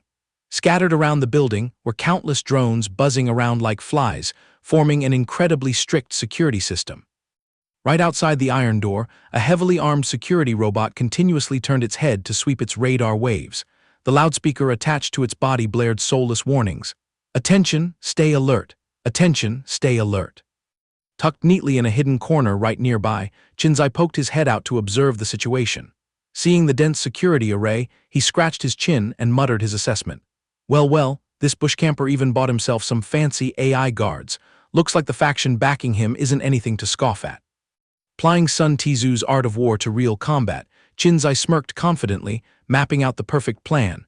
To catch the bandits, first catch the king. Gotta grab the enemy general by the neck to avoid alerting the snake in the grass and bringing a ton of unnecessary trouble. He tiptoed, moving as softly and silently as a stray cat, reminding himself with an incredibly professional demeanor. SHH, silence is golden. Immediately, Qin Xi activated his X-ray vision skill. The neural network in his brain flared up with mystical purple bands of light. He confidently chanted his mantra, "The superhuman senses have awakened. This is the moment to see through the trajectories of all things." Radar waves pulsed from his eyes, scanning through layer upon layer of thick reinforced concrete walls. He smugly declared, "Let's see every magical little movement around here. Nothing can escape the palm of yours truly." He brought his hand to his temple, carefully peeling apart the tiniest background noises, from the buzzing of the ventilation fan and the crackling of burning firewood, all the way to the splashing sound of a flushing toilet. Focusing his entire spirit on the hunt, he muttered, "Let me see which corner your rat face is hiding in." Graphic target positioning imagery began flashing continuously in his head. Qin Xi smirked, flashing an incredibly devious smile. His purple eyes widened and shone brightly. He cheered triumphantly for having caught a fatal weakness. "Found you. That nerd is hiding right next to the toilet drain pipe." Meanwhile at the lair, the bespectacled guy slowly took off his high-tech glasses. He stretched his arms, let out a massive yawn, and grumbled complaints. "Playing this kind of combat game is too mentally exhausting. My eyes are drooping from sleepiness here." Though his mouth complained about being lazy, driven by a fierce passion for the grind, he reached out and grabbed the control mouse. He motivated himself, "Can't be lazy, gotta keep grinding." Putting the sci-fi glasses back on his face, he operated them skillfully, starting to deploy his troops through the main console. "This time I gotta send out a few more guard squads as bait. Hello, 057058, do you read me? Answer immediately." Before the nerd boss could even hear a response, the solid wall behind his back suddenly exploded into pieces.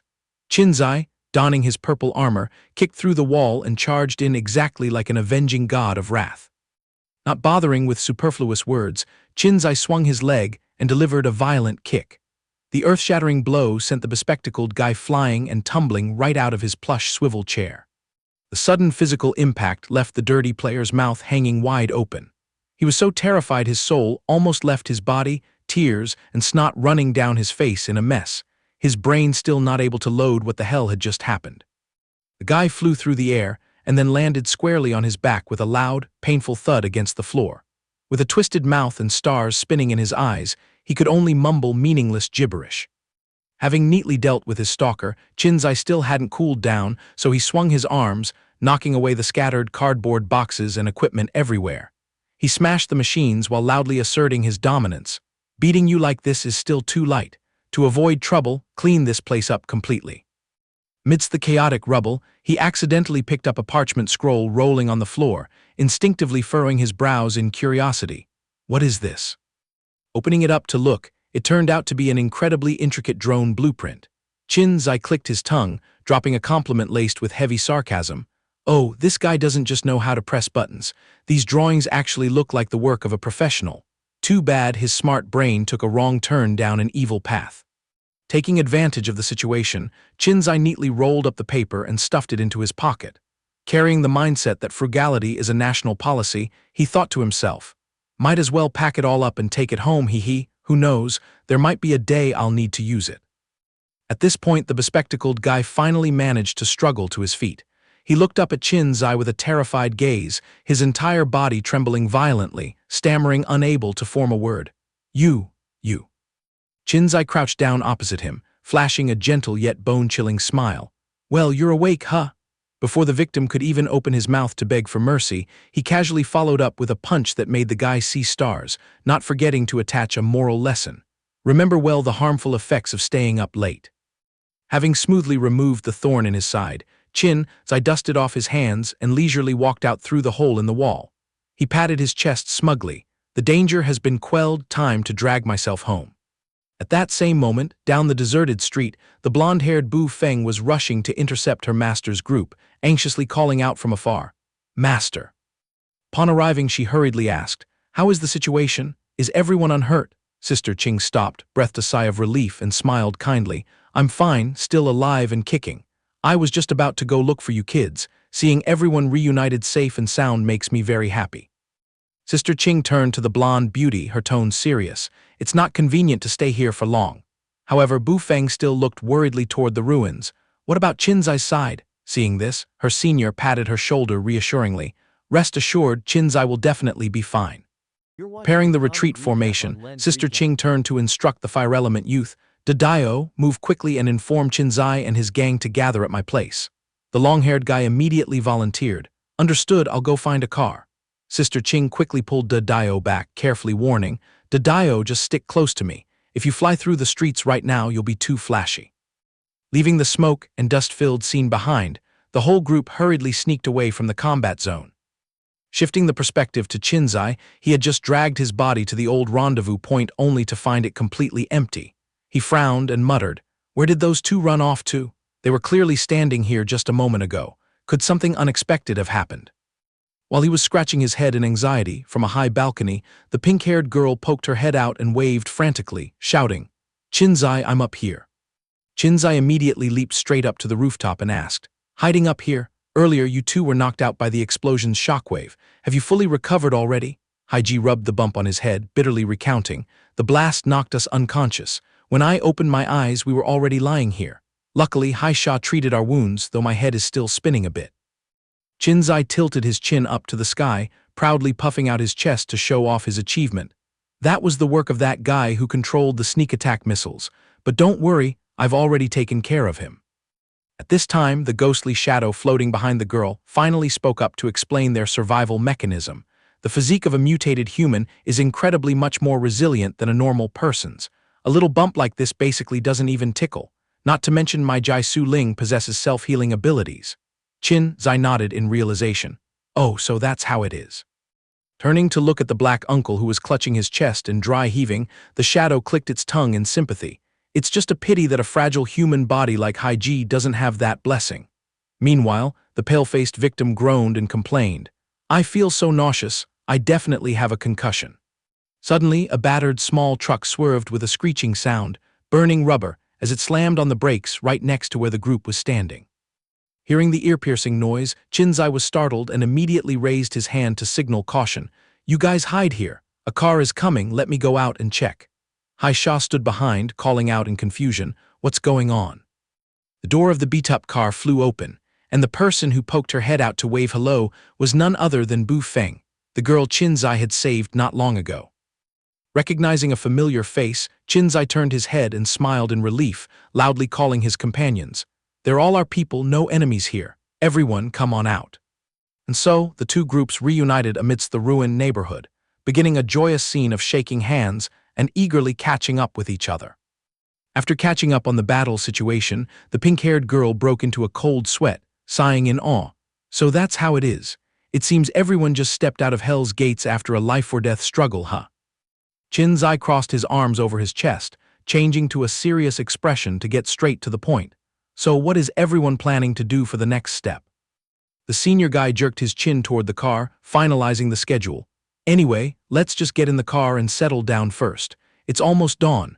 This time is at least enough for us to catch a quick nap and regain our strength. Far away on the horizon, the Chi Huang Tower still stood tall, piercing through the sky, continuously unleashing eerie lightning bolts that tore through the thick clouds. Shifting the view straight into the restricted area inside the Chi Huang Tower, where a bottomless giant well was hidden deep underground. Surrounding the mouth of the well were numerous tangled cables smoking heavily. Lying amidst the dark machinery and the dense network of wires, a massive biological mass was intensely pulsating, continuously draining out vibrant blue streams of energy. Glowing beastly souls struggled and screamed, but they were still ruthlessly swallowed by the energy vortex into the very depths of the central core, no matter how desperately they resisted. Having drank its fill of vitality, the deformed core emitted a blinding light, pushing a surging current of power along the electrical system straight up to the top of the tower. The mighty stream of energy ran wildly up the tower's body, illuminating the entire system with a cold blue hue that brought a suffocating pressure. Located right at the top of the tower was a majestic high-level meeting room, where influential figures sat around a long table shrouded in darkness. Looking down at the turbulent energy reservoir, a voice reeking of ambition echoed, "Not enough, this much is still not enough." The authoritative man with white hair and a glowing eye symbol on his forehead appeared, frowning and shouting, "We are still lacking a lot."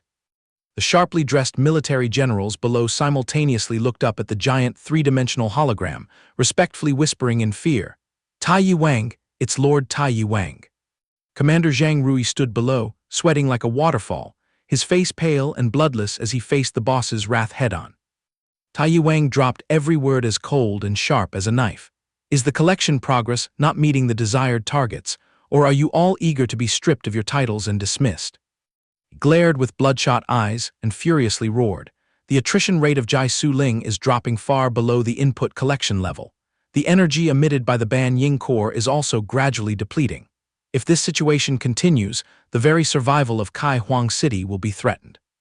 Hearing this, the subordinates below were scared out of their wits, simultaneously dropping to their knees on the floor and groaning, "Your subordinates deserve to die 10,000 times. It is our irresponsibility." Imagining the scenario of a disaster breaking out, the generals sweated through their shirts, trembling as they explained the situation.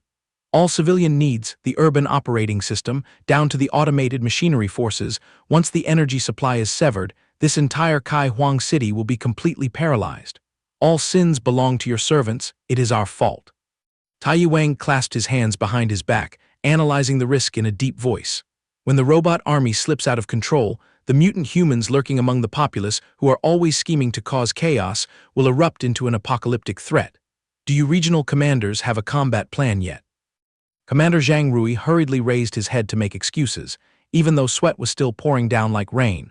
"Lord Tai Wang, please worry less. The issues you raised are being addressed with our full effort. Based on statistical reports, the number of Jai Su Ling collected from the subdistricts this year has sharply increased compared to the same period last year."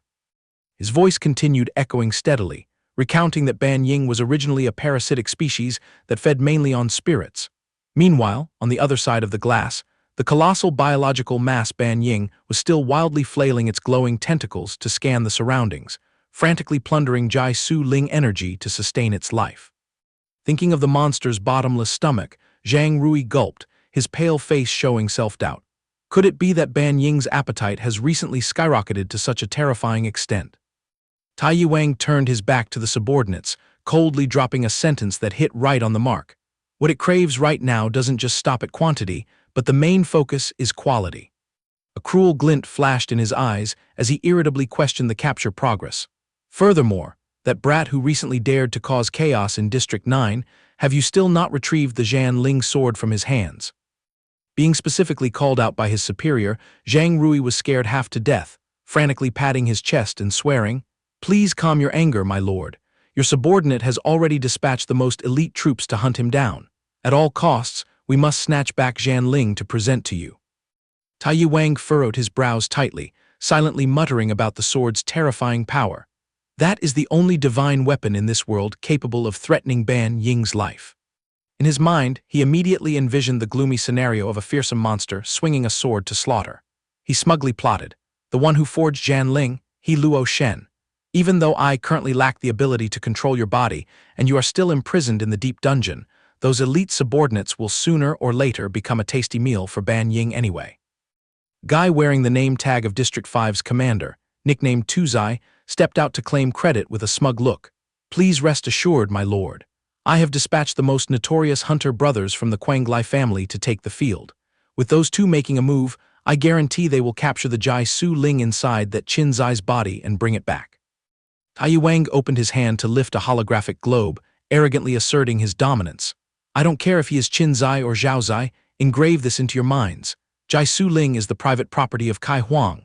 The urgent task right now is to devote all efforts to maintaining public order and thoroughly collecting Jai Su Ling to prepare for the cocoon breaking. We will forge a new era for humanity. The whole pack of generals below simultaneously kowtowed, shouting loudly enough to shake the room. Yes, sir. Bringing up the thorn in his eye again, the big boss frowned in anger. The riot situation in District 9, I will not allow any other area to repeat a similar chaotic scene just because of a commander's uselessness.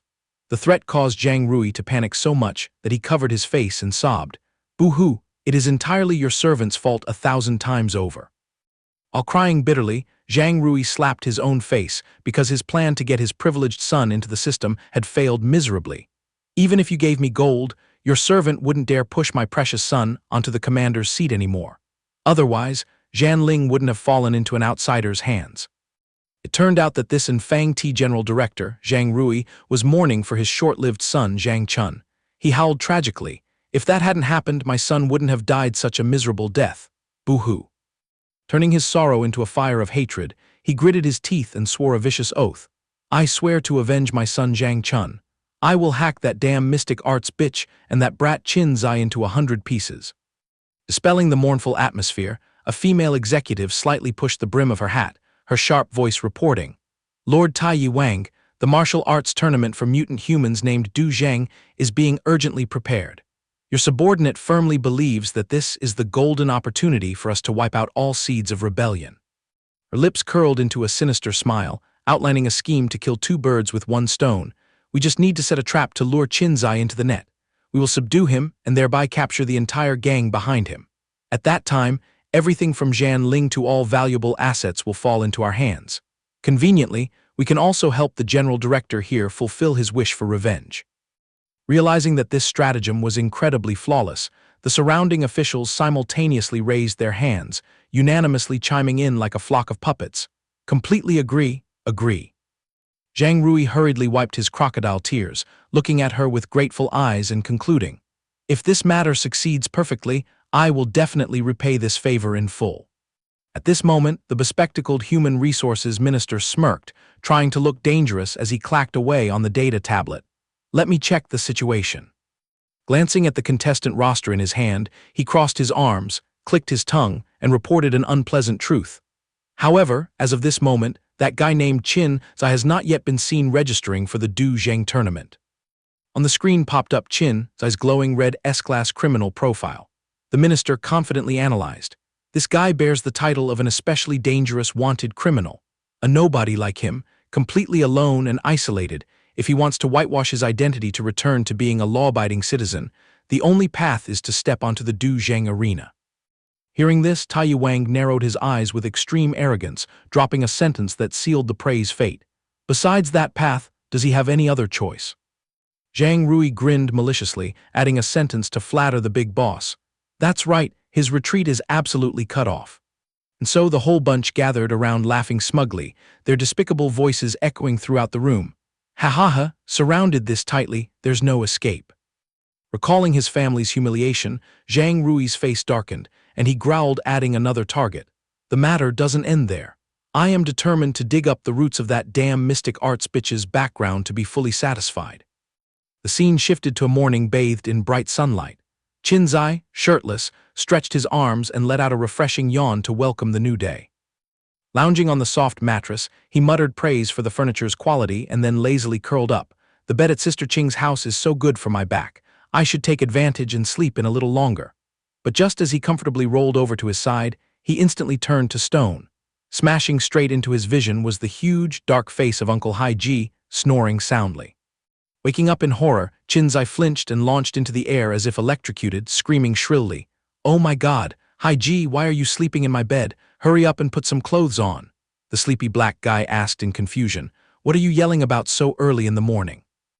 Landing with a face as wrinkled as a monkey eating ginger, Qin Xi wanted to cry but had no tears. "Since the day I was born, this is the first time I've ever had to share a bed with a man." Haiji grumbled while putting his shirt on. "No choice, bro. Sister Qing's house doesn't have any spare mattresses left." Feeling annoyed, Qin Xi suddenly noticed a familiar item lying on the floor. He narrowed his eyes in confusion. "Huh, why did my clothes suitcase drift over here? Could a thief have sneaked into my rented room and carried it off?" He hurriedly bent down to unzip the suitcase and take inventory of his luggage, thinking to himself, "Whatever, I'll just put on some decent clothes first and figure it out later." While he was busy getting dressed, a series of urgent knocks suddenly echoed from outside. Haiji then strolled over to open the door, constantly replying, coming right out." Qin Xi quickly threw his signature ultra-cool black and purple jacket over his shoulders, smoothing out his clothes to look perfectly neat. The door swung open, and the pink-haired girl, Hai Sha, stood solidly in the doorway, wielding a frying pan in one hand and a spatula in the other, loudly acting tough. "You two dudes have slept in way too long. It's way past breakfast time, you know. Go wash up and drag yourselves to the living room. Everyone is waiting just for you two." Qin Xi could only scratch his head and smile awkwardly. "Ah, I apologize." Seizing the opportunity, Qin Xi pressed the pink-haired girl. "Do you know who carried this suitcase here? All my ID papers have vanished into thin air." Hai Sha winked and revealed, "It was some underlings from the Yu Jin gang who broke into your room, gathered your clothes to wash and dry them so they smell nice, then packed them up and carried them over here." The image of the ruined rented room appeared, and the girl added, "The other day, your place was completely trashed into a giant garbage dump by the Enfang Tea police. Luckily, Bu Feng still remembered the address and tipped off the Yu Jin guys to come clean up. Otherwise right now, you'd only be able to run around the streets wrapped in a blanket." Her face suddenly fell, sharing a deep empathy. "My situation is just as tragic as yours. Currently, we have both joined the homeless club. It's best to just stick with Sister Qing and see where things go." Hearing this, Qin Xi broke into a sweat, sighing thoughtfully. "So that's how it is. Whatever you say, Bu Feng still wears the badge of an Enfang Tea captain. She knows all our backgrounds and records like the back of her hand." The girl trudged outside, her belly still full of worries, and turned her head to advise, "But you'd better keep your guard up. Bu Feng still hasn't drawn a clear line of enmity with the Enfang Tea crowd yet." Right at that moment, Bu Feng ominously appeared on the stairs, making Hai Sha jump in fright and panic whisper, "Crap, caught red-handed talking behind her back." On the contrary, the captain girl still calmly stepped up and replied slowly, "If she actually completely severed ties with them, then when things go south later, who would act as a mole to leak classified intel to you?" Bu Feng calmly pulled a brand new ID card out of her pocket, curling her lips into a meaningful smile. "You've been going out of your way to look for this, right?" Qin Xi widened his eyes in astonishment looking at the two cards in her hand, stammering in disbelief. "My ID card? How did it suddenly spawn another one like this?" Bu Feng tilted her head, clearly explaining, "Because that face of yours is currently plastered on bright red wanted posters, so just use this fake identity for the time being. Remember carefully, it is strictly forbidden to wander aimlessly on the streets. You must stay far away from the eyes and ears of the Enfang Tea soldiers, do you hear me?" After listening, Qin Xi looked down to closely examine the brand new disguised card, muttering an unfamiliar name, Li Mo Cheng. Seeing a sweet deal, Haisha clutched her frying pan and sidled closer, crying for her rights. "Where is my share? I am also bearing the title of a wanted criminal now, you know."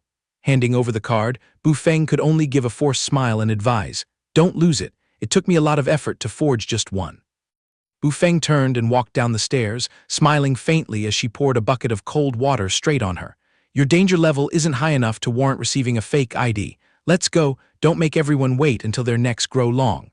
The ruthless remark left the pink-haired girl stunned. "Huh, what is that supposed to mean?" Tears falling like rain, Haisha hugged her pan and sobbed bitterly, feeling sorry for her miserable fate. "So my life was only born to act as a maid cooking and cleaning in this corner?" The kind-hearted black guy standing nearby saw this and spoke up to comfort her. "I'm great at this stuff. Do you need me to lend a hand?" Outside the window frame, the ancient clock tower still stood majestically tall, dwarfed amidst the skyscrapers of the Chi Huang metropolis. Inside the secret chamber, the silver-haired young man Chen Tai was reporting the work progress to the big boss. Sister Qing, the essence of the blood jade is gradually being absorbed. Sister Qing took a sip of beer, leisurely nodding in satisfaction. Very good, we still have plenty of time. Just prepare a few more portions, the more the better.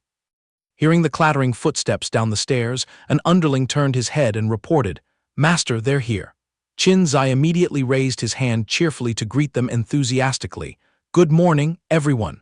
The silver-haired guy indifferently nodded in response. Upon meeting the new member, Qin Xi rolled his eyes to evaluate the opposite party from head to toe, then curiously voiced, "Who is this brother?" That person immediately flexed his muscles, majestically and imposingly introducing his background. Chen Tai, leader of the Yu Jin gang. All matters from personnel to logistics in this place are single-handedly managed by me. Qin Xi bowed very politely, holding out his hand to make friends. "Hello. By the way, I'd also like to thank everyone for taking the trouble to carry my luggage suitcase all the way over here." Chen Tai laughed heartily, jerking his chin and replying, "Why the formalities?" However, as soon as he finished speaking, the gang leader suddenly lunged forward, pressing his face close to Qin Xi's neck, taking a deep, greedy sniff, looking extremely perverted. Qin Xi felt a chill down his spine, goosebumps breaking out all over. He hurriedly jumped back into a defensive stance, yelling loudly, "Hey, what the hell are you doing?" Meanwhile, Chen Tai's eyes lit up, slapping his thigh with a smack. "Oh ho, you've already cultivated to the realm of synchronicity. Just leave a potential seedling like this to me to nurture." Hearing this, Qin Xi was absolutely terrified, frantically waving his hands to refuse. "Huh, what? When did I ever nod to join your gang? Besides, I don't even clearly know everyone's background yet." Seeing the new recruit's fierce resistance, Chen Tai could only scratch his head and smile awkwardly to ease the atmosphere. "All right, you've only been wet behind the ears since setting foot in this Chi Huang for a short time. I was too hasty." Qin Xi turned to look at Sister Qing, shyly scratching his head to confess.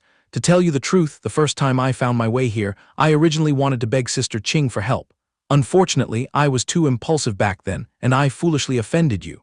Sister Qing coldly snorted, interrupting. "HMPH, in my eyes, you are just a competitive brat. I don't have the time to hold a grudge." He lowered his eyes, sincerely expressing his dilemma, because at that time, I still hadn't established absolute trust with the Jai Su Ling residing inside me. I sought refuge with Sister Qing, hoping to dig up clues, aiming to separate this demon owl from my body so I could return to being a normal human. Sister Qing gave him a profoundly unfathomable smile. "I'm pretty sure that owl led you here by the nose, but if you want to turn over a new leaf and become a civilian in this world, only the Infang T lapdogs can help you." The fatal sentence left Qin Xi speechless, unable to argue back a single word. Wu Feng pulled down the brim of her hat, dropping her voice to expose the cruel truth. "It's true that there is a method to help mutant humans return to being mortals, but the price paid in flesh and blood is utterly tragic. Some even lose their lives right on the operating table because they can't bear the pressure. The Chi Huang authorities are also constantly looking forward to this pile of assets offering themselves up." Qin Xi froze for a few seconds. The illusion of the fiery, proud beast owl flared up behind his back like an ironclad proof.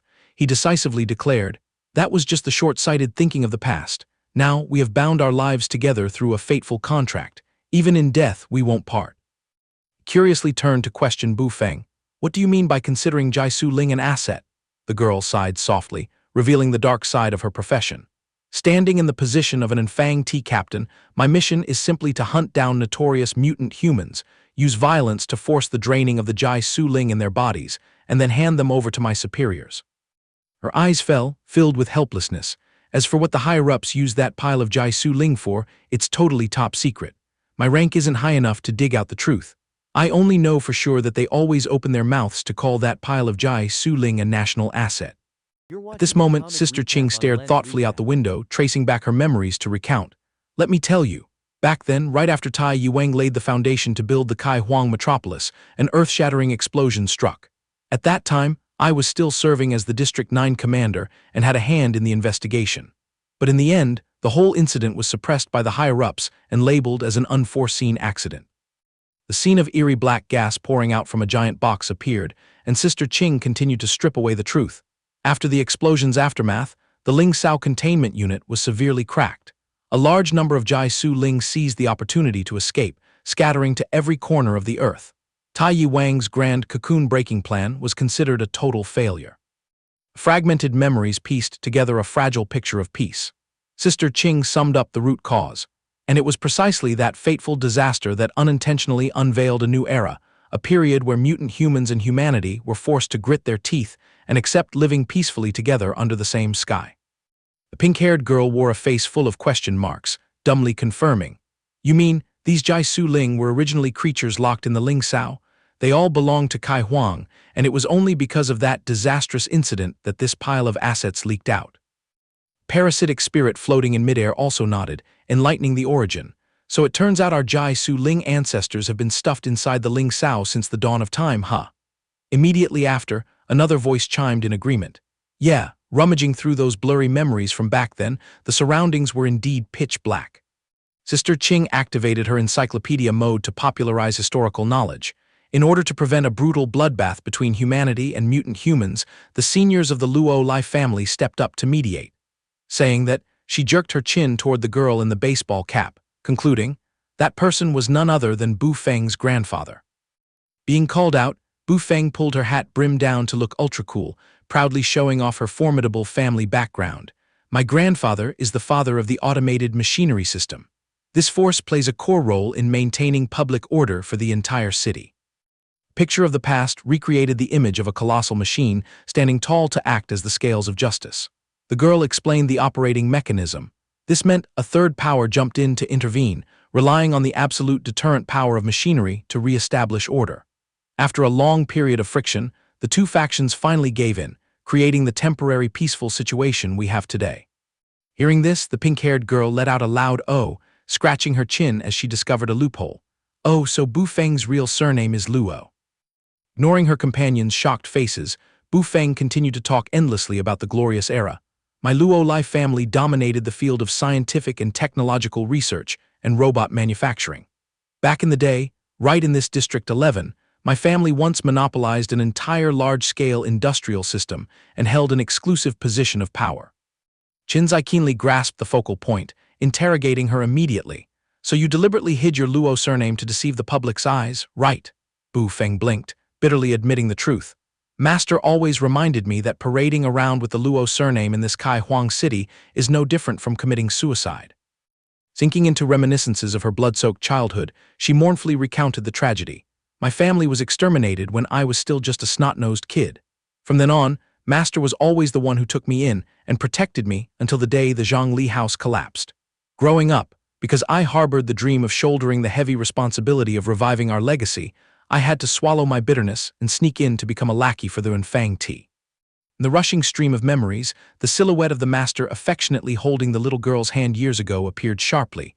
You must always engrave in your heart, you are the last heir carrying the Luo Lai bloodline. The little girl with resilient eyes bravely answered the ironclad oath.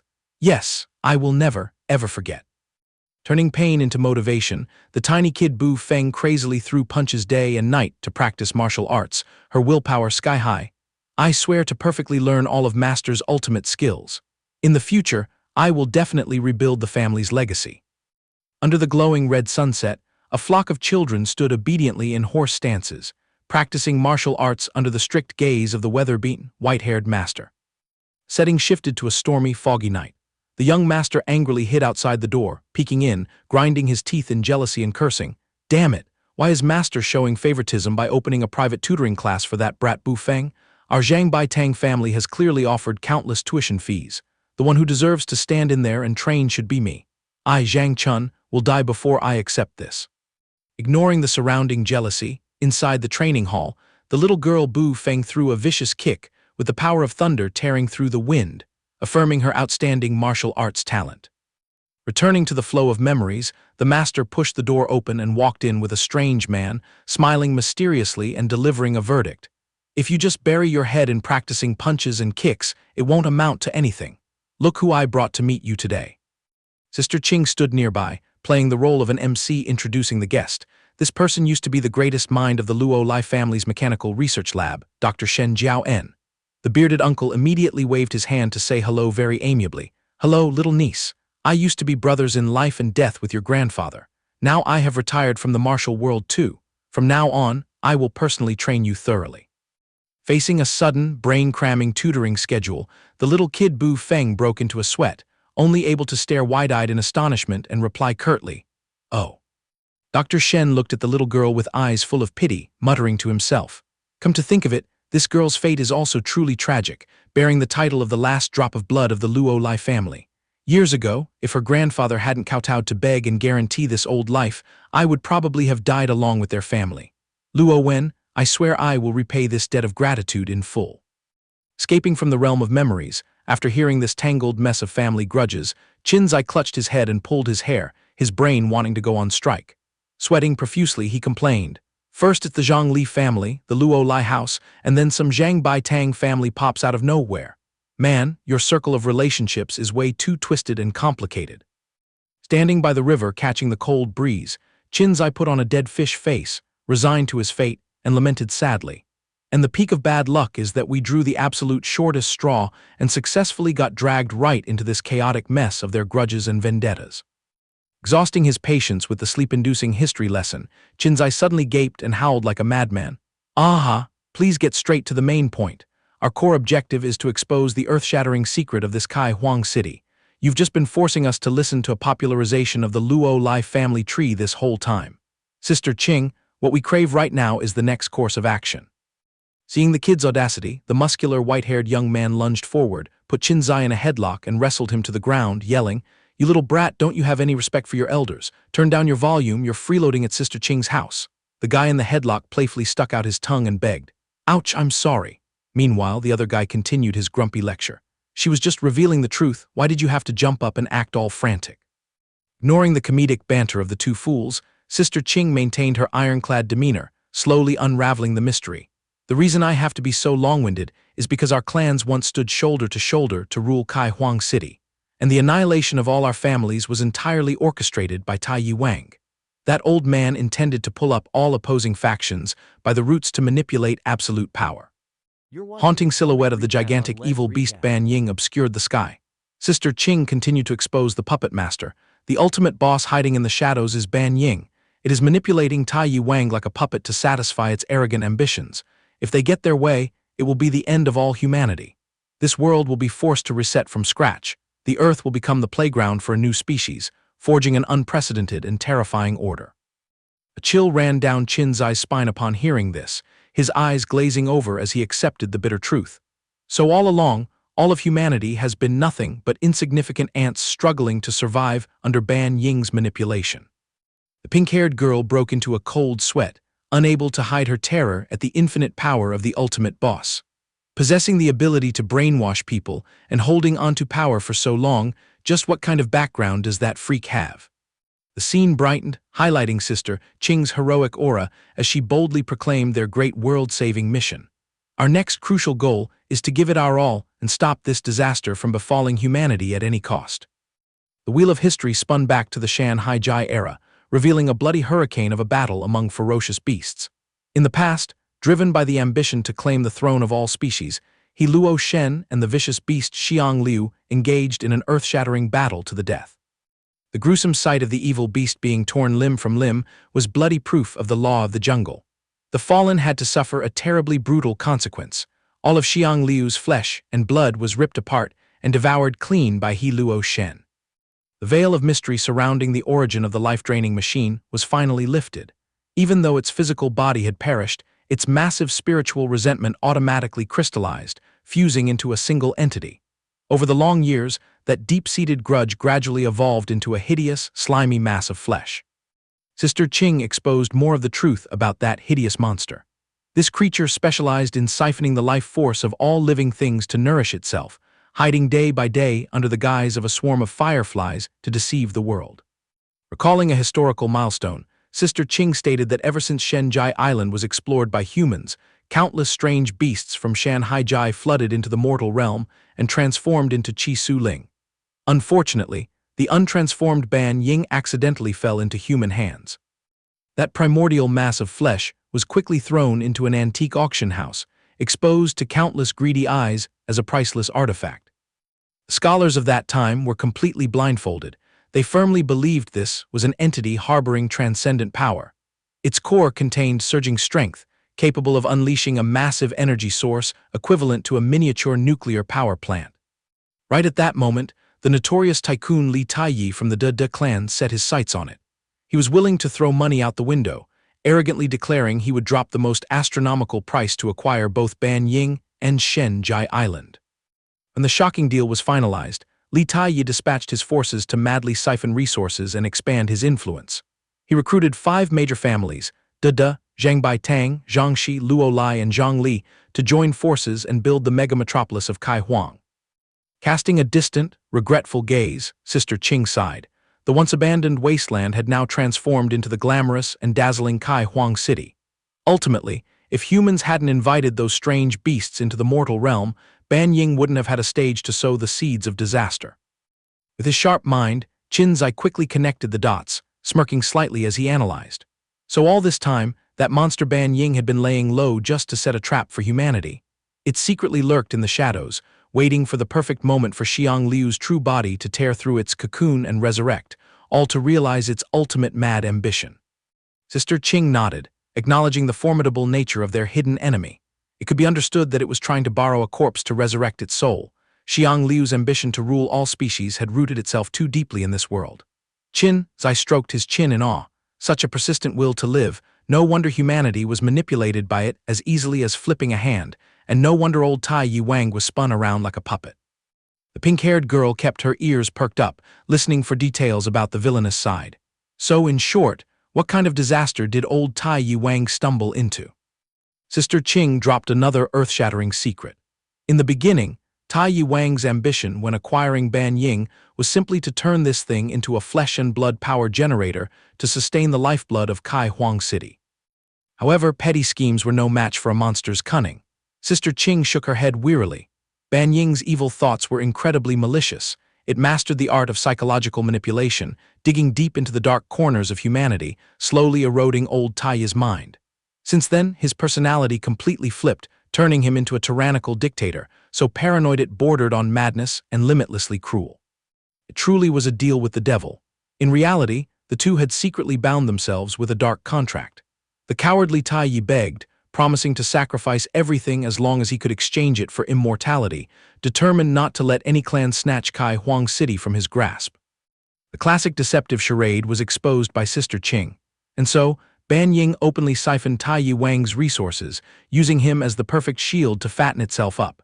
It quietly sowed evil thoughts, step by step swallowing both the heart and reason of the ruler. Qin Xi slapped his thigh as if he had just been enlightened by the truth. So that's it, that monster's true nature is an omnivorous consumer of life.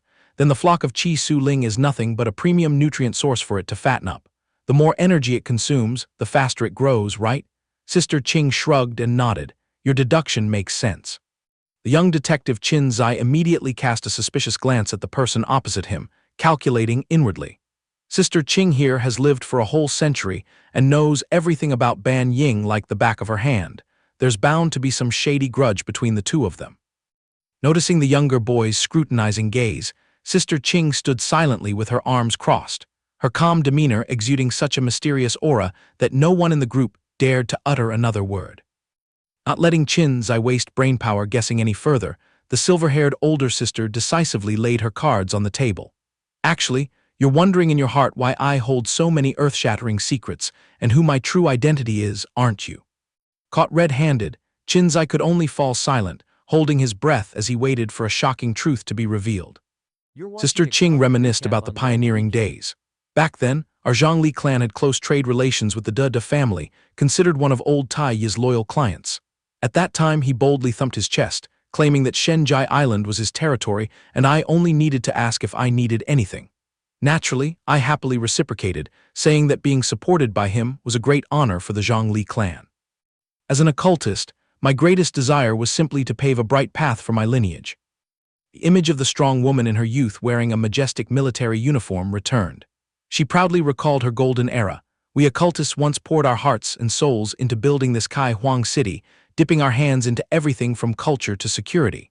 With absolute trust, I sailed through the public elections to comfortably sit in the commander's chair of District 9. Lighting a cigarette with an overwhelmingly cool demeanor, Sister Qing calmly dismissed the fabricated rumors. As for those few anecdotes claiming that the more occultists cultivate, the more immortal they become, that's just people's mouths weaving nonsense. Exhaling a hazy trail of silver smoke, she casually dropped a bombshell that left everyone stunned. The reason I could miraculously survive for a century is because the blood of He Luo Shen is coursing through my veins. The shocking information made Qin Xi and the gang wide-eyed with terror. The girl Bufeng also froze, stammering as she repeated Lord He Luo Shen. Right at that moment, the comedic voice of the spirit owl suddenly rang out, breaking the atmosphere. Rumor has it that He Luo Shen mentioned, in the past, Sister Qing was so severely injured she was drained to the brink, and he personally fished her back from the dead. Wow, look how trustworthy I am, hiding this secret for Sister Qing and absolutely not breathing a word to anyone. Pulling the conversation back to a serious tone, Sister Qing thoughtfully revealed the cause of the internal rift from the old days.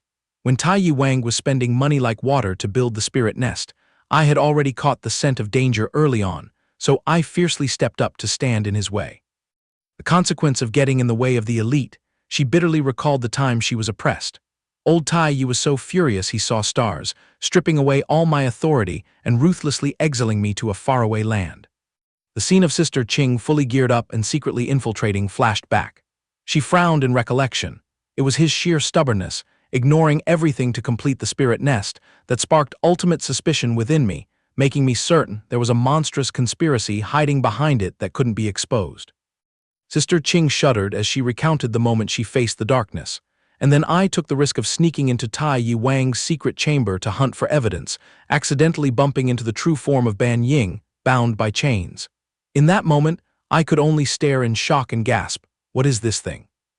As the flood of memories surrounded her, Sister Qing couldn't help but shudder at the encounter with that massive entity emitting a flashing, eerie light, a sight that left her paralyzed in pure terror. Sister Qing's pupils widened in fear. The blinding light seared into the depths of her eyes, carrying a suffocating illusion, right the moment her sharp heels touched the freezing tile floor. She slowly expressed her obsession. That colossal mass of life continuously emitted a bizarre, demonic pressure, just like an invisible string dragging me step by step towards it. In the very next blink, that cunning monster Ban Ying attempted to invade my subconscious, aiming to establish a direct bridge to my brain. Thankfully, my survival instinct flared up fiercely. I immediately scrambled and ran for my life, luckily escaping that death-filled secret chamber. However, all of my formidable spiritual power at that time had been drained dry by that evil monster Ban Ying, leaving not a single drop behind. Ever since that fateful day, I continuously fell into horrifying nightmares. I kept witnessing the bloody scene of the entire Zhongli clan collapsing, while Ban Ying seemed to never stop beckoning my mind to return and offer myself as a sacrifice.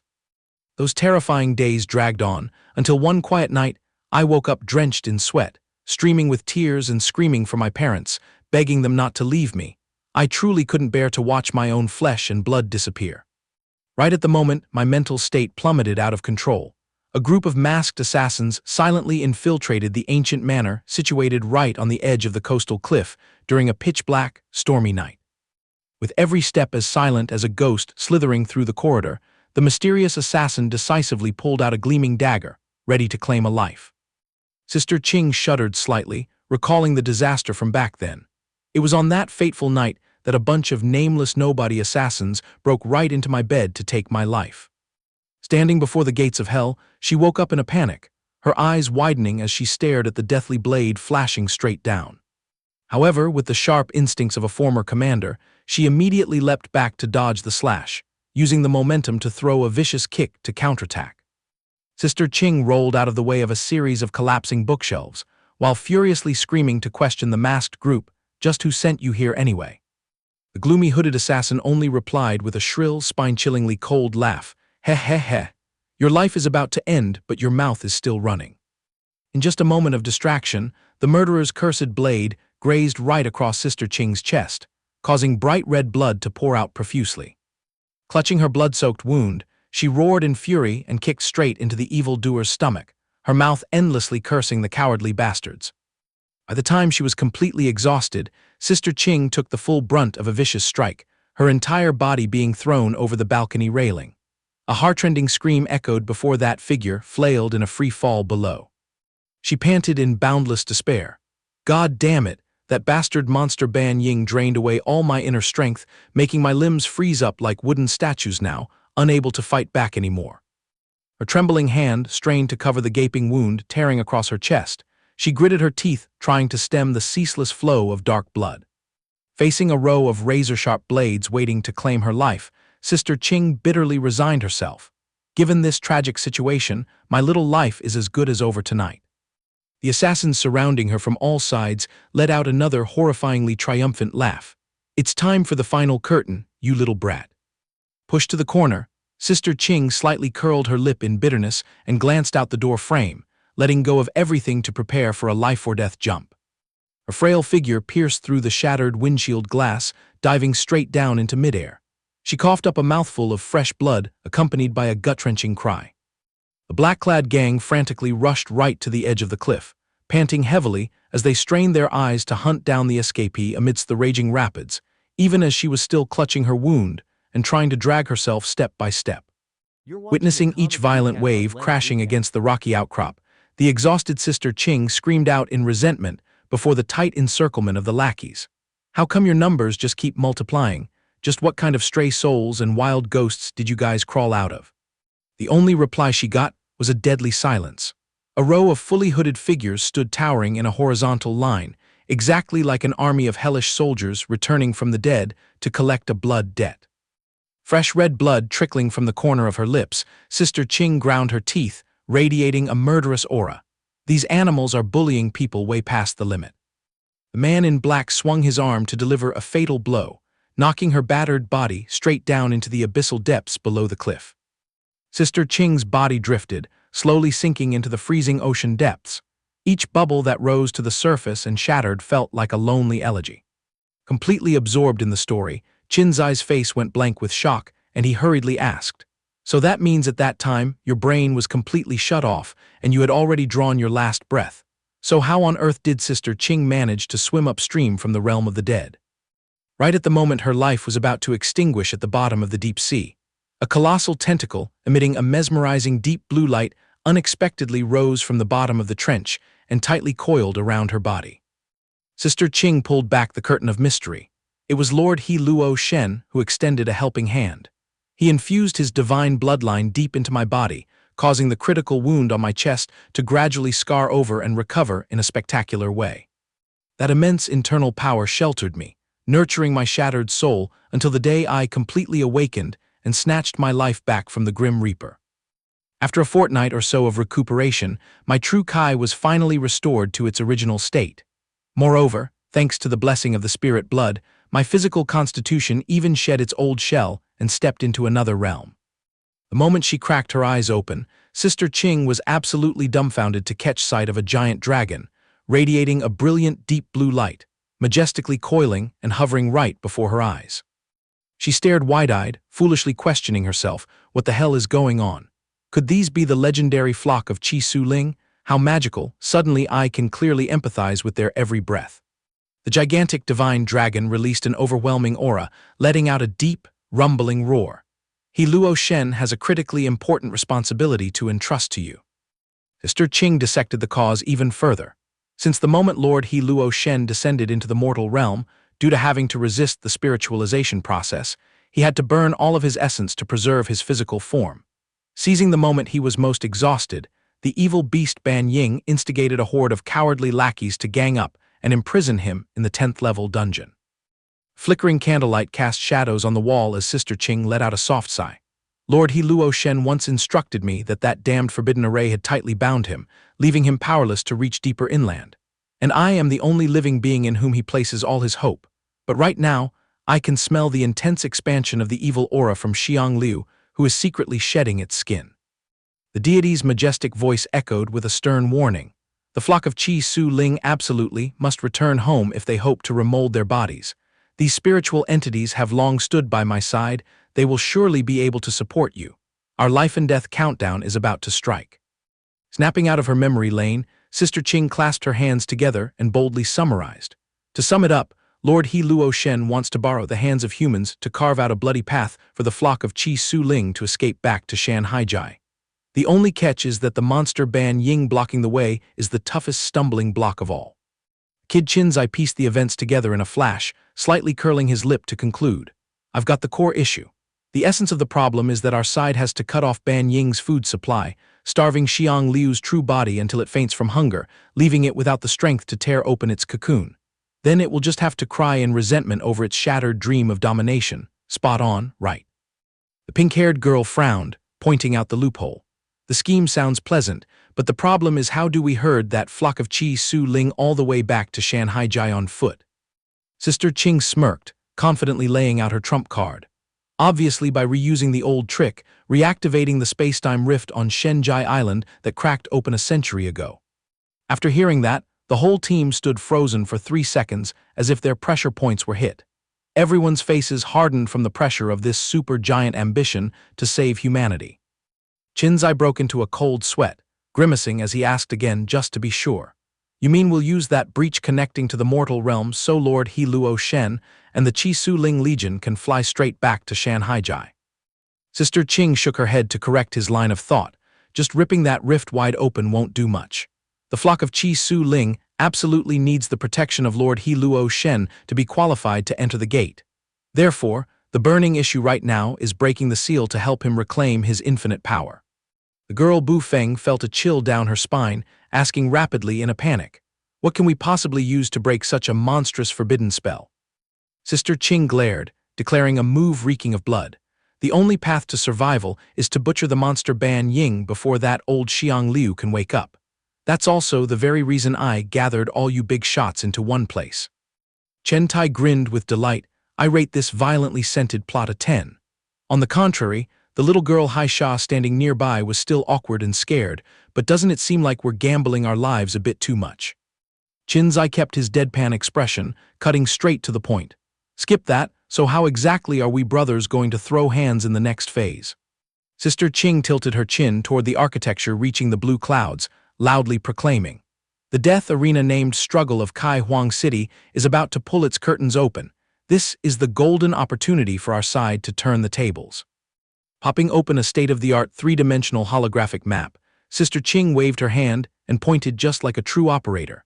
This is the cross-section blueprint of the Chi Huang Tower that I spent so much effort snagging from the hands of a seasoned mole.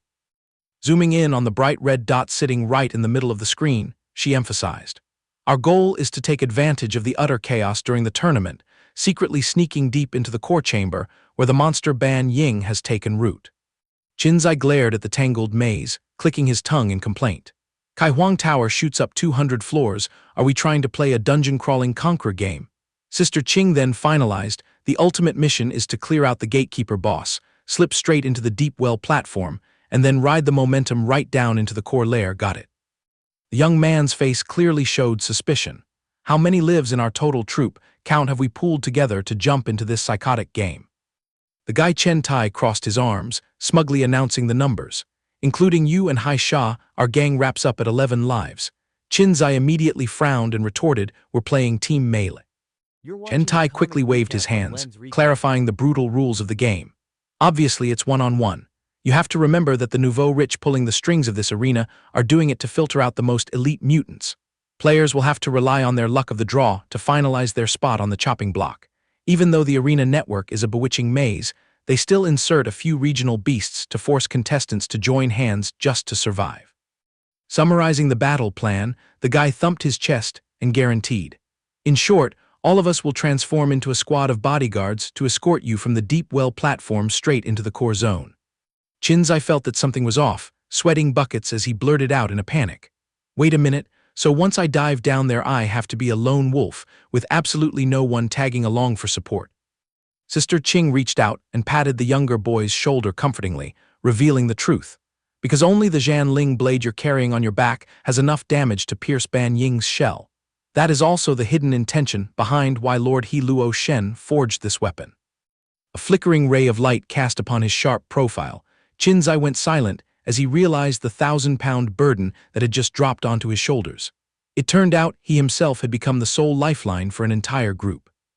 A voice from the subconscious suddenly echoed amidst countless illusions of explosive power. As the primal hope I entrusted, all things in the world seemed to be a teasing chessboard of creation. No, Qinzai, this is the destiny that dictates life. If we work together with one heart to end this mission, that would truly be the most fulfilling ending."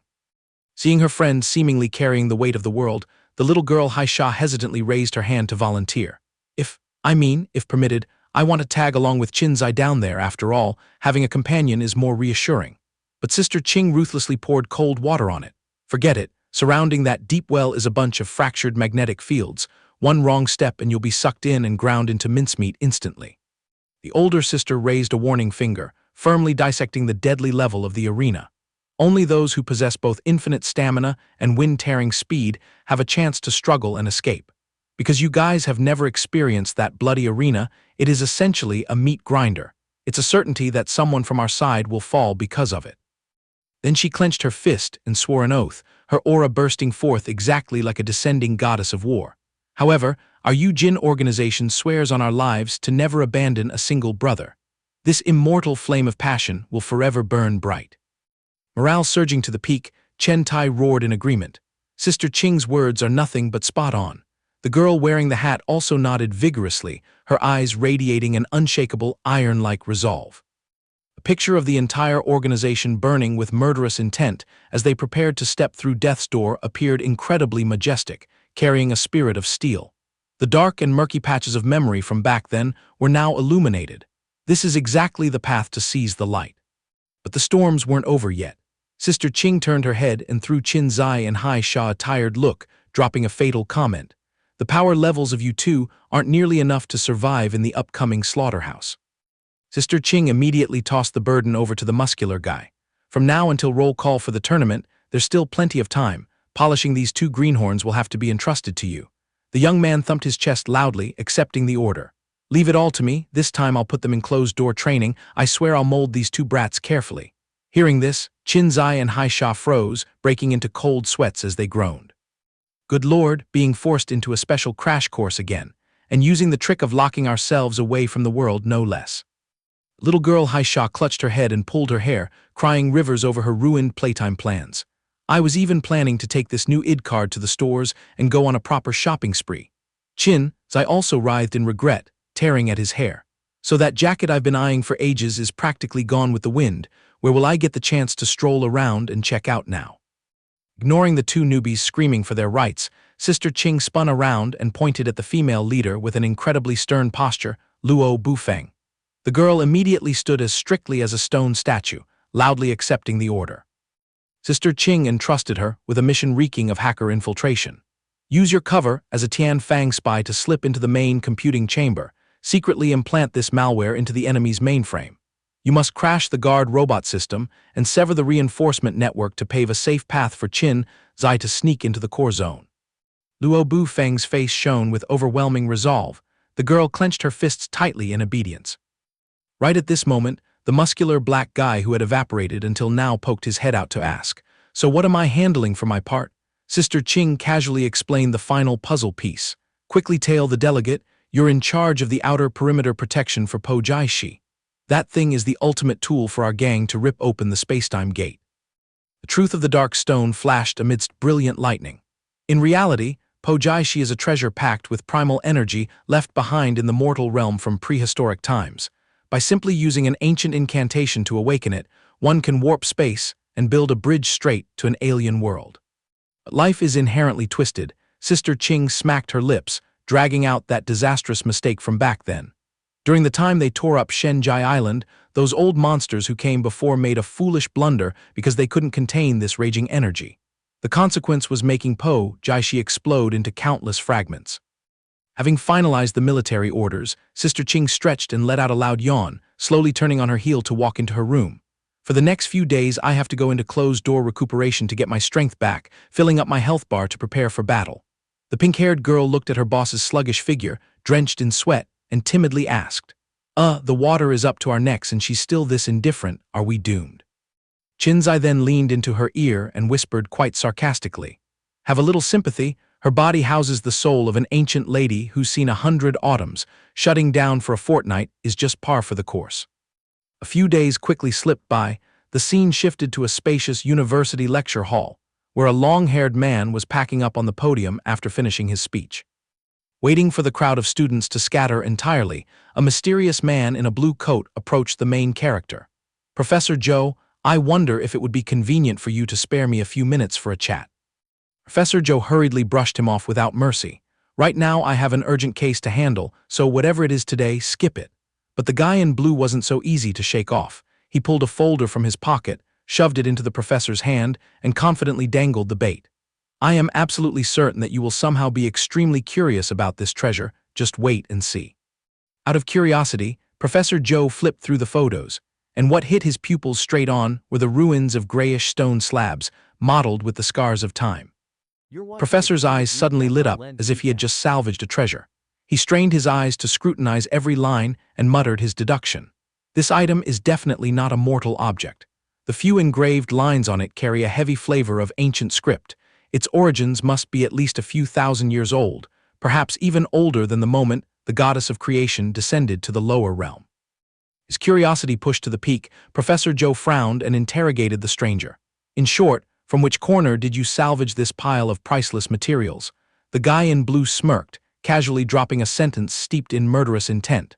The truth of this matter is directly linked to the very survival of all humanity.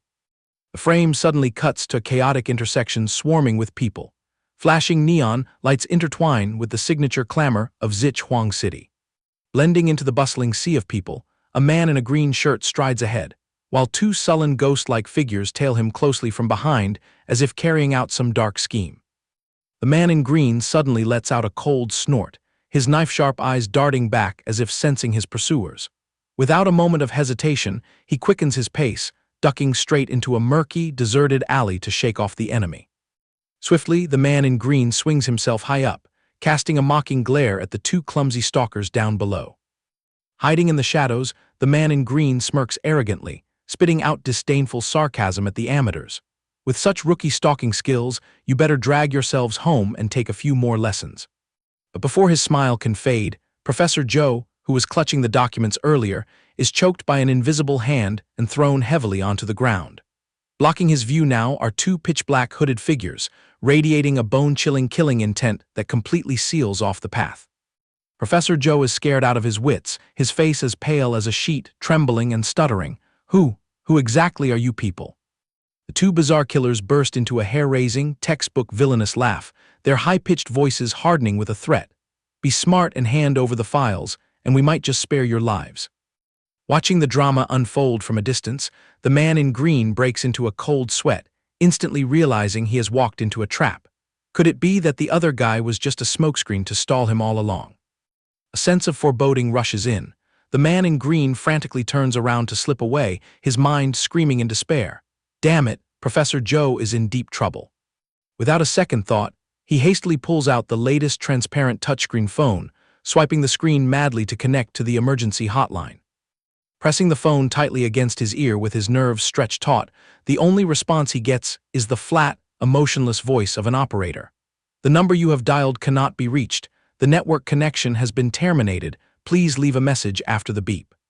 Just as the prompt ends, the screen suddenly lights up with good news, signaling that the other end has activated the family tracking radar and is synchronizing the coordinates.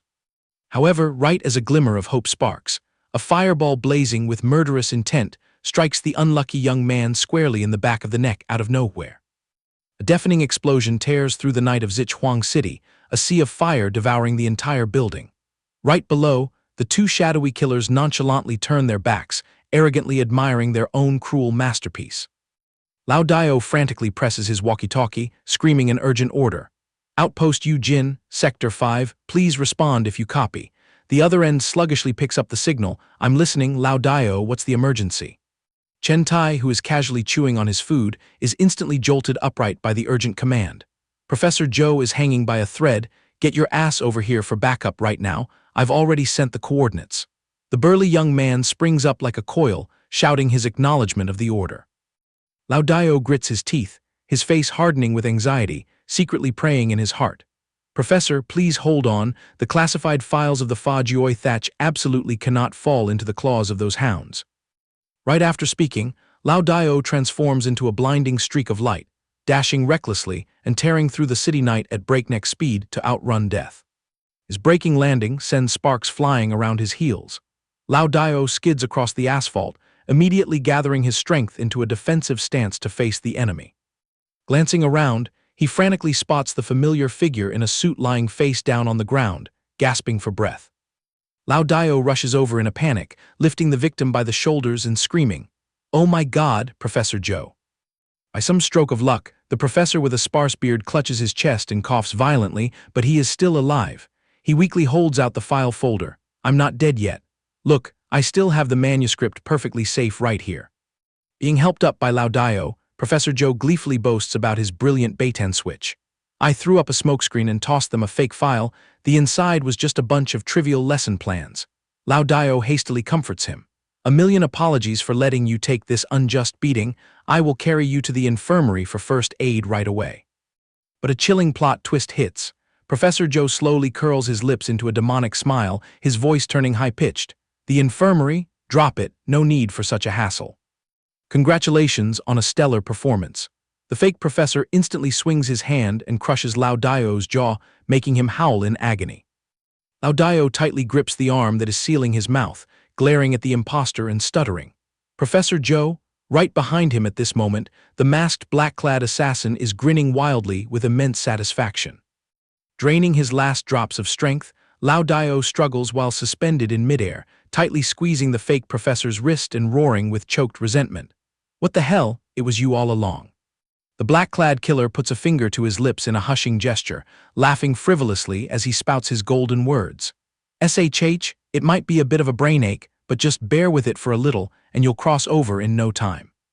Struck by a fatal blow, Lao Dio is drenched in sweat, muttering in despair as his limbs become completely paralyzed, unable to muster a single ounce of vitality. "Oh no, my spiritual energy." The imposter continues to laugh gleefully, offering sarcastic comfort. "Let go, just let your body relax." Lao Dio's eyes bulge in terror, bitterly tasting the cruel reality. His entire inner energy has been drained dry by them without a single drop left. At that exact moment, Chen Tai and the black-haired girl happen to rush into the murky battlefield, looking around in bewilderment. Did they all vaporize? The radar showed the location right around here. The two cautiously land in the dead-end alley to scout for activity. Suddenly, the girl freezes when she catches wind of a suspicious noise. Catching a glimpse of a familiar back, the black-haired girl immediately turns and asks, "Oh, brother, Lao Dio is right here." Chen Tai chimes in with a question, "Was the fight intense, bro?" Lao Dio, whose body has now been completely hijacked, slowly turns his head with a stone-cold face, answering calmly, "Everything is fine, it was just my overthinking scaring myself." Begins pouring a smooth, greasy lie into their ears. "Ah, the old man got dead drunk and passed out in the corner. I just tossed him into a car and sent him packing home." Hearing this, the black-haired girl instantly feels a weight lifted. "Holy crap, are you kidding? You scared the living daylights out of us. We were so sure you guys had been ambushed, had our hearts pounding and legs shaking." Fake Lao Dio turns on his heel to leave, not forgetting to fully play the role of a preaching senior. "Things are chaotic lately. You guys absolutely must not underestimate the enemy." The girl wearing a hat immediately stands at attention and replies, "Yes, sir." Staring intensely as the senior's shadow disappears, Chen Tai scratches his head and mutters, "Hold on a second, I just feel like something is off." The girl next to him instantly roasts him with sarcasm. "What now? Did you catch his paranoid delusion disease or something?" The camera angle suddenly flashes to daytime, pointing straight at a rundown warehouse that looks incredibly peaceful at first glance. At this base, the black guy who had vanished earlier is bending over stirring a massive pot of soup. Right next to him is a teenager wearing a bandana, straining his back to carry several bulky crates. As soon as he sees Lao Dio strolling down the corridor, the black guy waves cheerfully. "Where have you been? Your timing is perfect for lunch." The imposter doesn't even bother to glance at the meal, his cold pupils sweeping around before cutting straight to the chase. "Where is the fa jioi thatch?" The black guy stares blankly while holding a bowl of soup, jutting his chin toward the floor. "Huh, isn't it still sitting down in the basement? What's up? Did the higher-ups drop a new mission?" "Take me down there right now." The fake Lao Dio growls a curt order, making the young black man scratch his head in confusion. "Wait, now that you mention it, you know this place 10,000 times better than I do. I just got here." In a fleeting moment of carelessness, a flash of murderous intent flickers across the disguised killer's devious eyes.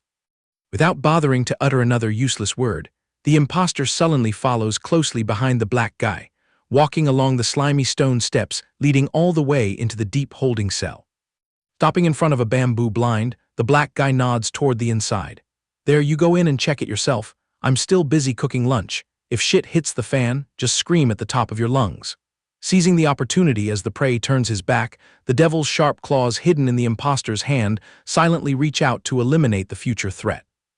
But then he temporarily spares the petty prey, striding into the secret chamber, looking up to admire the gigantic stone mottled with patched cracks, radiating a terrifying aura. His pupils narrow dangerously, muttering a comment on the tasty prize. So this is the legendary Fa Jioi thatch. Who would have thought these fools actually went through the trouble of molding it back into a complete piece? At the same time on the ground floor, the pot of soup continues to bubble vigorously, splashing water all over the floor. The boy in the bandana sidles up to the black guy, frowning suspiciously. Are your senses deaf? Lao Daio's demeanor today is completely off. He looks exactly like a different person. The black guy's eyes widen in panic as he yells, "What?" Few seconds later, the black guy strokes his chin thoughtfully, nodding repeatedly. To be honest, I felt something was weird too. Normally, whenever he drags himself back, he heads straight to the bathroom to wash his hands thoroughly, yet today he completely forgot. The bandana-wearing youth immediately chimes in.